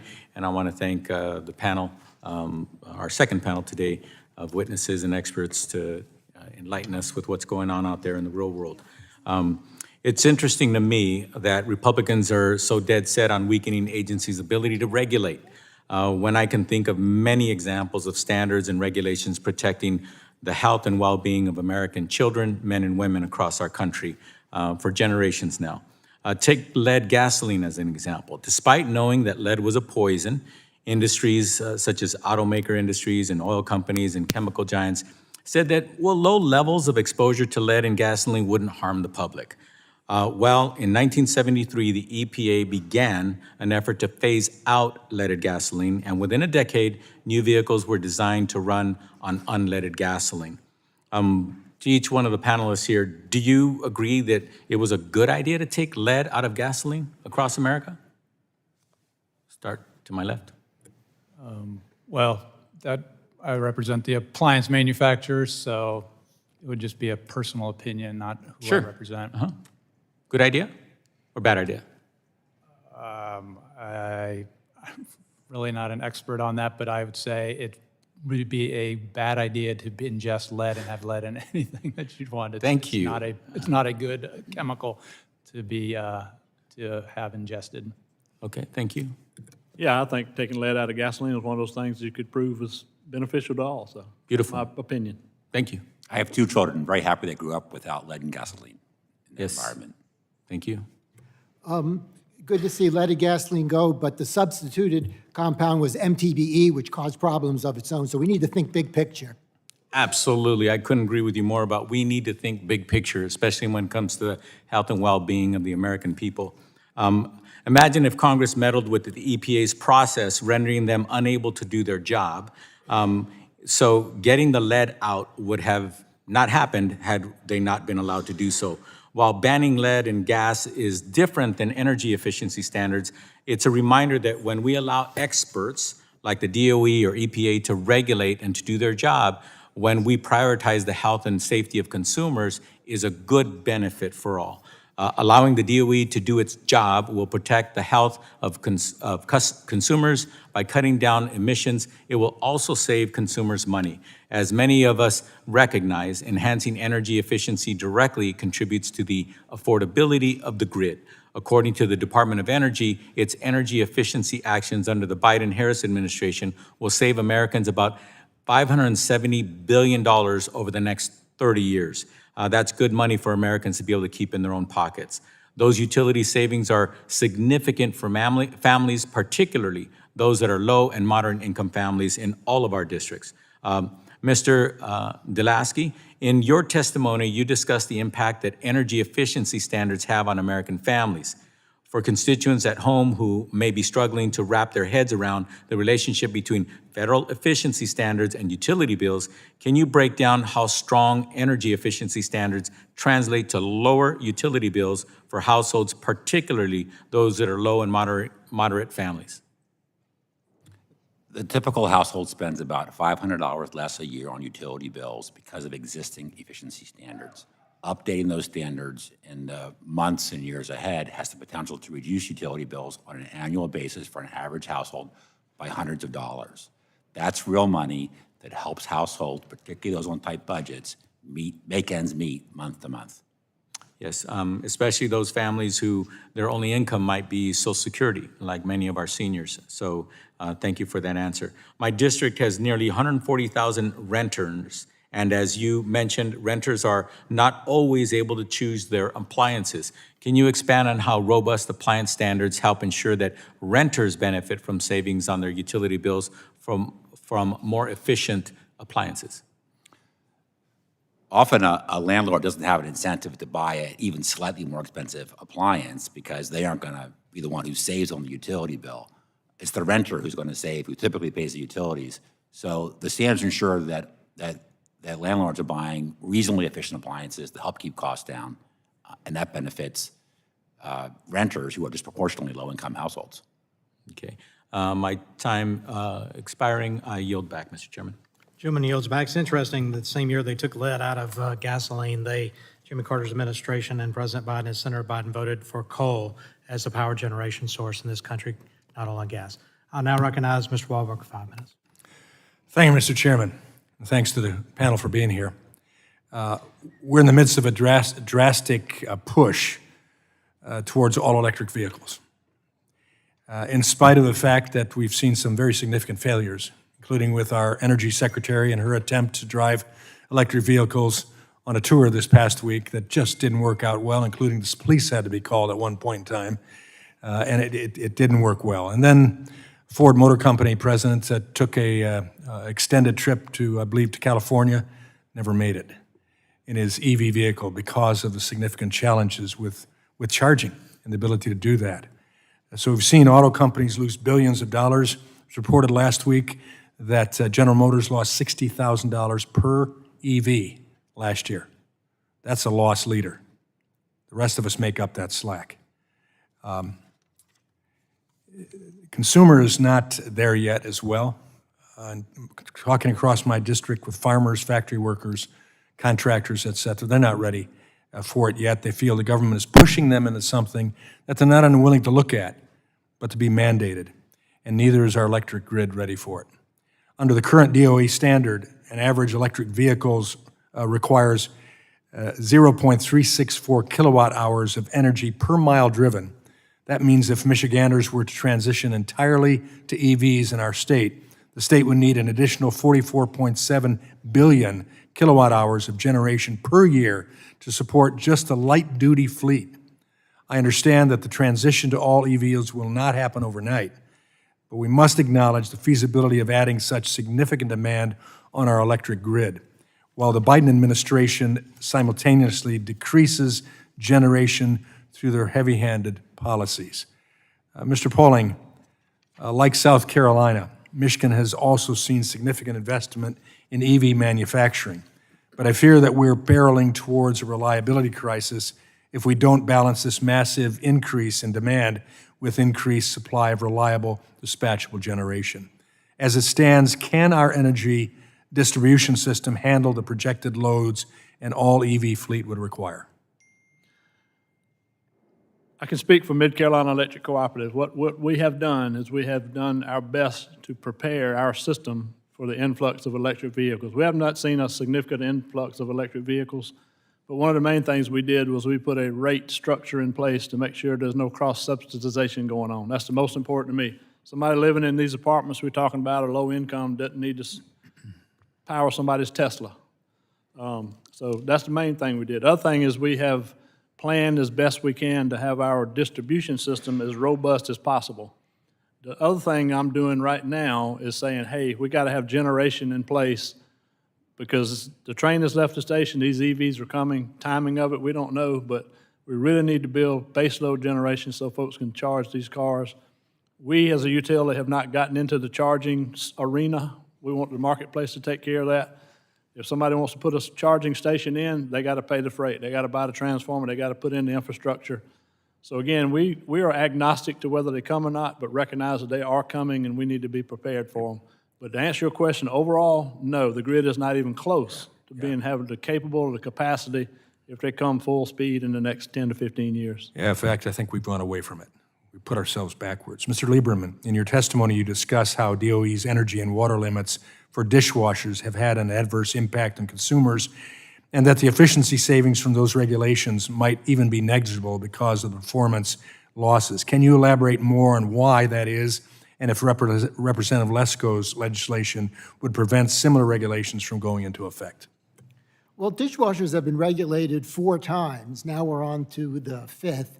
And as Mr. Messner said, we're reaching, if not already at the point of diminishing and maybe even negative returns. The time it takes to do a normal cycle under a dishwasher is more like 2 hours rather than 1. Now, many models have a quick wash cycle, but that's not optimal. I think most people would like the normal cycle to get the job done in an hour rather than 2. The energy savings just isn't worth it for many consumers in terms of the reduced performance of the dishwasher. Something else that hasn't gotten enough attention is whether appliances aren't lasting as long because of these appliance efficiency regulations, the over-engineering that has to go into squeezing out a little bit more efficiency, maybe creating more fickle systems that aren't as durable as older systems. I've worked with some appliance mechanics, technicians, repairmen,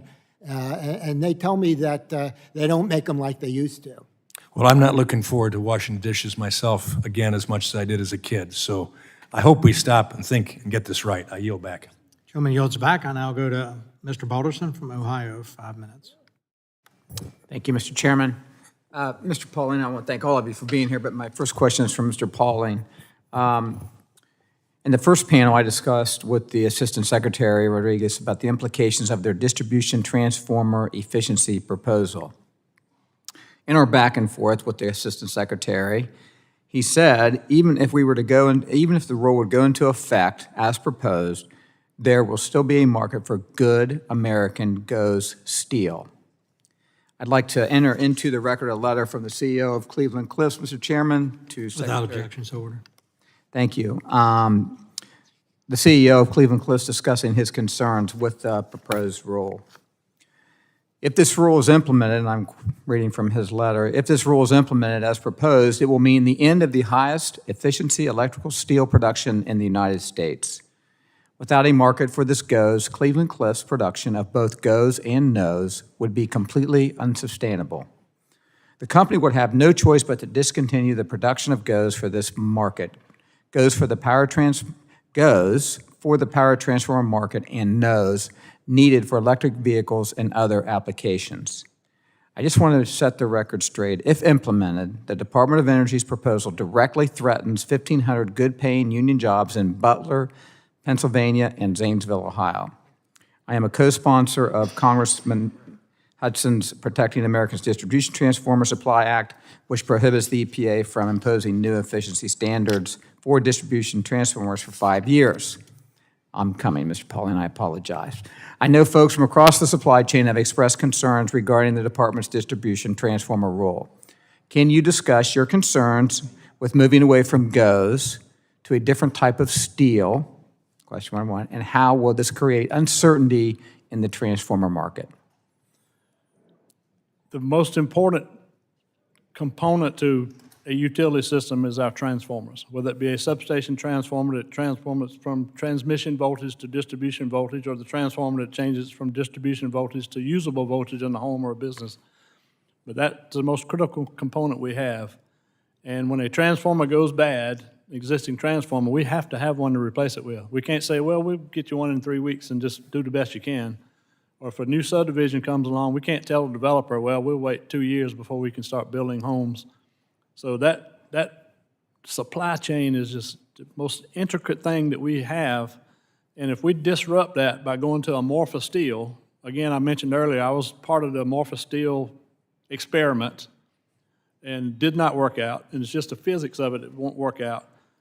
But it's not only the thousands of jobs that you talked about, but it's all, think about how many people work at ERMCO or Howard Industries or those other transformer manufacturers that, for them to change processes and start winding amorphous core steel, they're not going to be able to do it without retooling their entire plants to try to do this. So if all of a sudden you disrupt and go to amorphous steel, it's a disaster. I wish I had facts and figures behind it, but just from a distribution perspective, I know my cooperative, they'd probably run me off first thing because I couldn't supply the needs of my members. So it's critical. Thank you. Mr. Pallone, do you think it would be good policy for the agencies responsible for ensuring grid reliability, such as FERC and the North American Electrical Reliability Corporation, and the actual operators of the bulk power system to report back to Congress on the potential issues that threaten grid reliability? I think a lot of the situation we're in is because the right hand doesn't know what the left hand's doing. In my organization, we know everything we do, everything that goes on affects every part of the organization. So these entities need to speak. They need to have it, and everybody needs to get around the table and work together and make things happen. If we don't, we're falling further behind. Well, that kind of follows up with my next question to you, and would you agree there should be a greater coordination between FERC and federal agencies to consider the consequences on the bulk system. Absolutely, and it's all about reliability and affordability and safety and all those type things. But until they begin to figure somehow how to work together on a truly partnership basis, we won't move forward. Okay. Thank you. Thank you, Mr. Chairman. I'll yield back. Gentleman yields back. I'll now go to the gentleman from Alabama who didn't have a great day Saturday, but roll tide, Mr. Palmer. I thank the gentleman for his sympathy, but we'll get over it. I want to stay on the physics issue, and this is one of the things I've tried to explain constantly to my Democratic colleagues. I worked for 2 international engineering companies. One company was environmental systems. The other, we did everything from refuge to energy to aerospace to in some cases, nuclear work.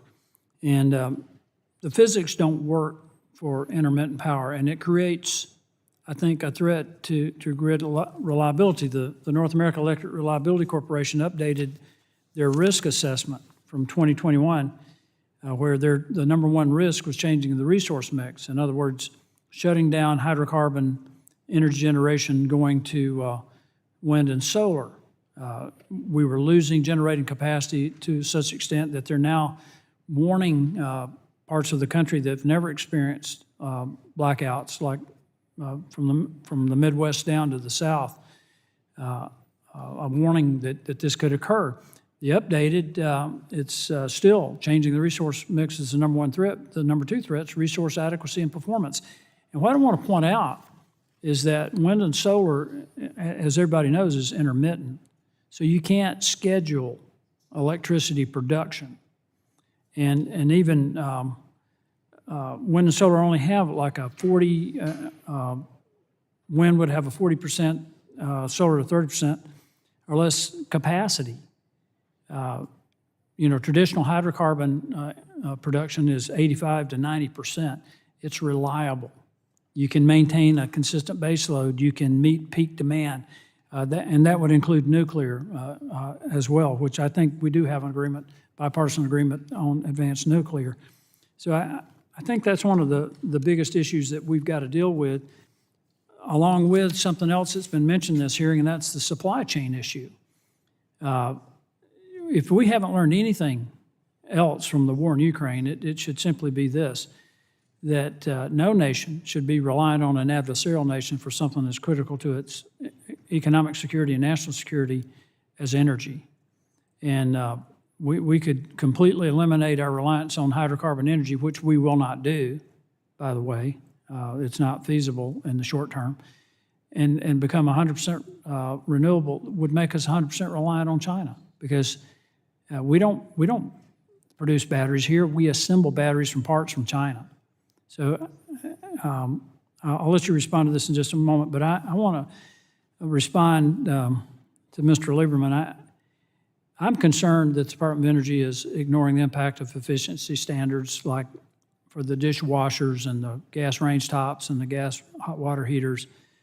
They're ignoring this for low-income families. And, they say, well, over 10 years, you'll recover basically pennies on the dollar.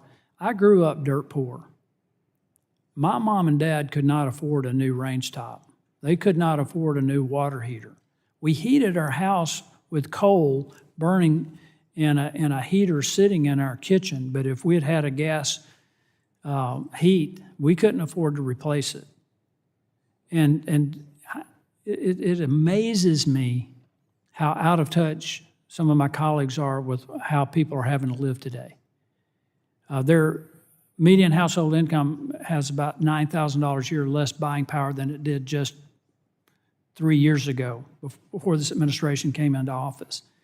Would you comment on this? I mean, to tell people, yeah, go ahead and replace your gas range, your water heater and everything, and over 10 years, you'll come out a little bit ahead. I beg to differ. I mean, most people would have to put it on a credit card and pay the interest on it, in addition to the higher cost for the appliance. Well, I don't think we're going to resolve the disputes over whether these appliance standards are good for low-income households or bad. I think they clearly are bad. the fallback position is, though, the renters, they don't have to buy the appliances, but more expensive appliances will raise rents as well. Yeah, they low-income people are not all renters. And they aspire to own a home, and we're making appliances more expensive and putting home ownership out of reach. And who do you think is going to pay for the appliance if they are renters? It'll be reflected in their rent. I mean, people need to wake up to what's happening to them in this country right now. One other point I would make with regard to this push towards electrification, the Department of Energy came out with something in the Federal Register a few days ago that shows the per unit energy costs of differing energy sources. Natural gas is 3 times cheaper per unit energy than electricity is. So certainly keeping natural gas in the mix is absolutely essential to energy affordability. Mr. Chairman, with your indulgence, 15 seconds, I just want to point out that The Economist magazine reported that there were 68,000 people died in Europe last winter because they couldn't afford their household utilities. They were classified as excess winter deaths.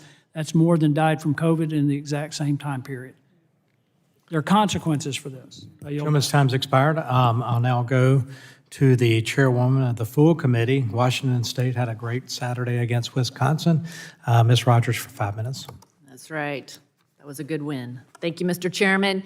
Mr. Lieberman, do you agree with me that the law that authorizes DOE's appliance standard program is broken and should be reformed?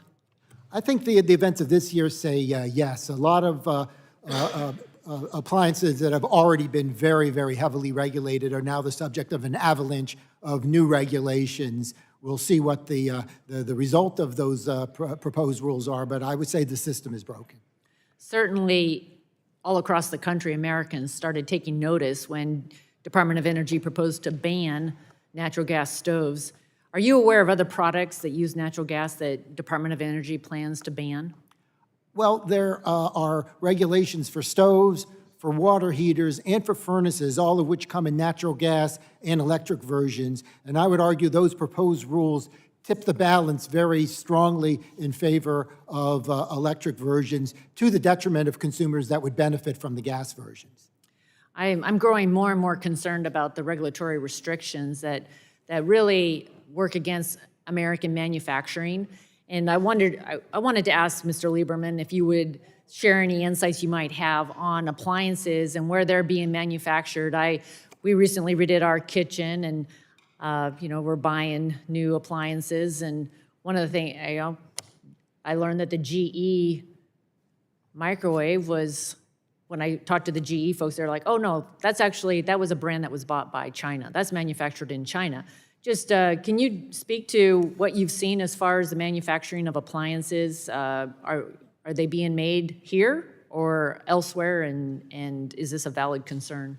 Well, one thing I would point out, the proposed water heater standard, the latest one, would may end a certain type of water heater being on the market, and the American manufacturer of that particular type of water heater is very concerned about that. So these standards do have an impact generally, and for a number of reasons beyond just these DOE standards. There's been a lot of outsourcing of appliance manufacturing over the last 20 years or so. Even well-known American brands often are made overseas, and even appliances that may be technically made in America, that usually means assembled in America from components that come from one or more countries. So it's not easy to find American-made products. You have to do your homework, and there's some appliances, such as window unit air conditioners, where there virtually aren't any American manufacturers anymore. Thank you. Mr. Pallone, I wanted to ask about natural gas, and in so many ways, the natural gas has been such a success story in the United States. It's really been the reason that we've been able to lead the world in bringing down carbon emissions. One of the best things that we could do for the rest of the world, if we wanted to focus on reducing carbon emission, would be to unleash American natural gas. I wanted to ask if you would speak to the role natural gas has played and is playing in impacting grid reliability. Sure, and I'll address from a South Carolina perspective first. In 2005, the utilities took measures of carbon emissions, and then we set goals and standards where we want to be from in 2030, 2040, 2050. But in 15 short years, South Carolina's the cooperative system in Santee Cooper, we're about 40% less in our carbon emissions. And that's simply from shutting down a couple coal plants, building a natural gas plant, and having purchase power agreements from natural gas. So that's where that's coming from. So that's the beginning. But I tell you, if these new 111B and D standards are put in place, all that'll stop, because it's unproven technologies. Carbon sequestration, green hydrogen, the things that are being proposed, they're undoable. We don't know how much they're going to cost. We don't know where the hydrogen comes from. So what we need to do until that technology matures, and hopefully one day it will, but until that time, we have to use natural gas as a bridge fuel. And that's not just in South Carolina. That's really across the whole nation. The real issue we have in South Carolina is all of our pipelines are fully subscribed. So we got to do something about permitting. We got to do something about somebody, and I'll say it from South Carolina, anybody that can fog a mirror can bring a lawsuit against the project. And we got to figure out what to do about that. But natural gas is the bridge fuel that we have to contend with. I mentioned earlier that if you put in, I'm all for solar, but solar can't stand on its own because it comes and goes, it fluctuates. You have to have a spinning generator that can ebb and flow whenever a cloud cover comes over that solar farm, or when the lights, when the sun goes down. So you got to have it there. But again, natural gas is going to be a very important portion of our portfolio going forward. Thank you. Thank you all for being here. Sure. I yield back, Mr. Chairman. Generally yields back, and I'll now go, we won't talk about what happens in Blacksburg, but I'll recognize the gentleman from Virginia, Mr. Griffith. It was a sad, wet day. That's all I can say. Sad, wet day. All right, so let me pick up with this appliance thing, because I'm sitting here listening, and that's one of the reasons I like to be in here, and I apologize I wasn't in here sooner, juggling all kinds of things. But I heard Mr. Palmer's talking about how his family was poor, and that they used coal in a stove. And I'm going to start with you, Mr. Lieberman, but Mr. Mesner might get your input on this too. Here's the concern I have. Representing a coal-producing region where if you're driving down in the mountains of Southwest Virginia, there's some coal. It might not be the hottest burning coal, but it's right there on the side of the road. And most everybody in a small community is going to know where there's an old mine that's you can get into if you work at it a little bit. If we keep making the price of these appliances go up and we don't let people use affordable appliances, isn't it only reasonable to expect that poor folks are going to do what they need to do, and they're going to find that coal, whether it's on the side of the road or not? And I dare say not a sheriff in Southwest Virginia would stop somebody who's on the side of the road collecting poor quality coal, but if they can burn it, they will. Isn't that what we're pushing these people towards? Well, certainly when appliances become more expensive, that's very, very difficult for low-income households. And it's not just a higher cost, they have higher financing to pay for them. So this is a hardship for low-income households.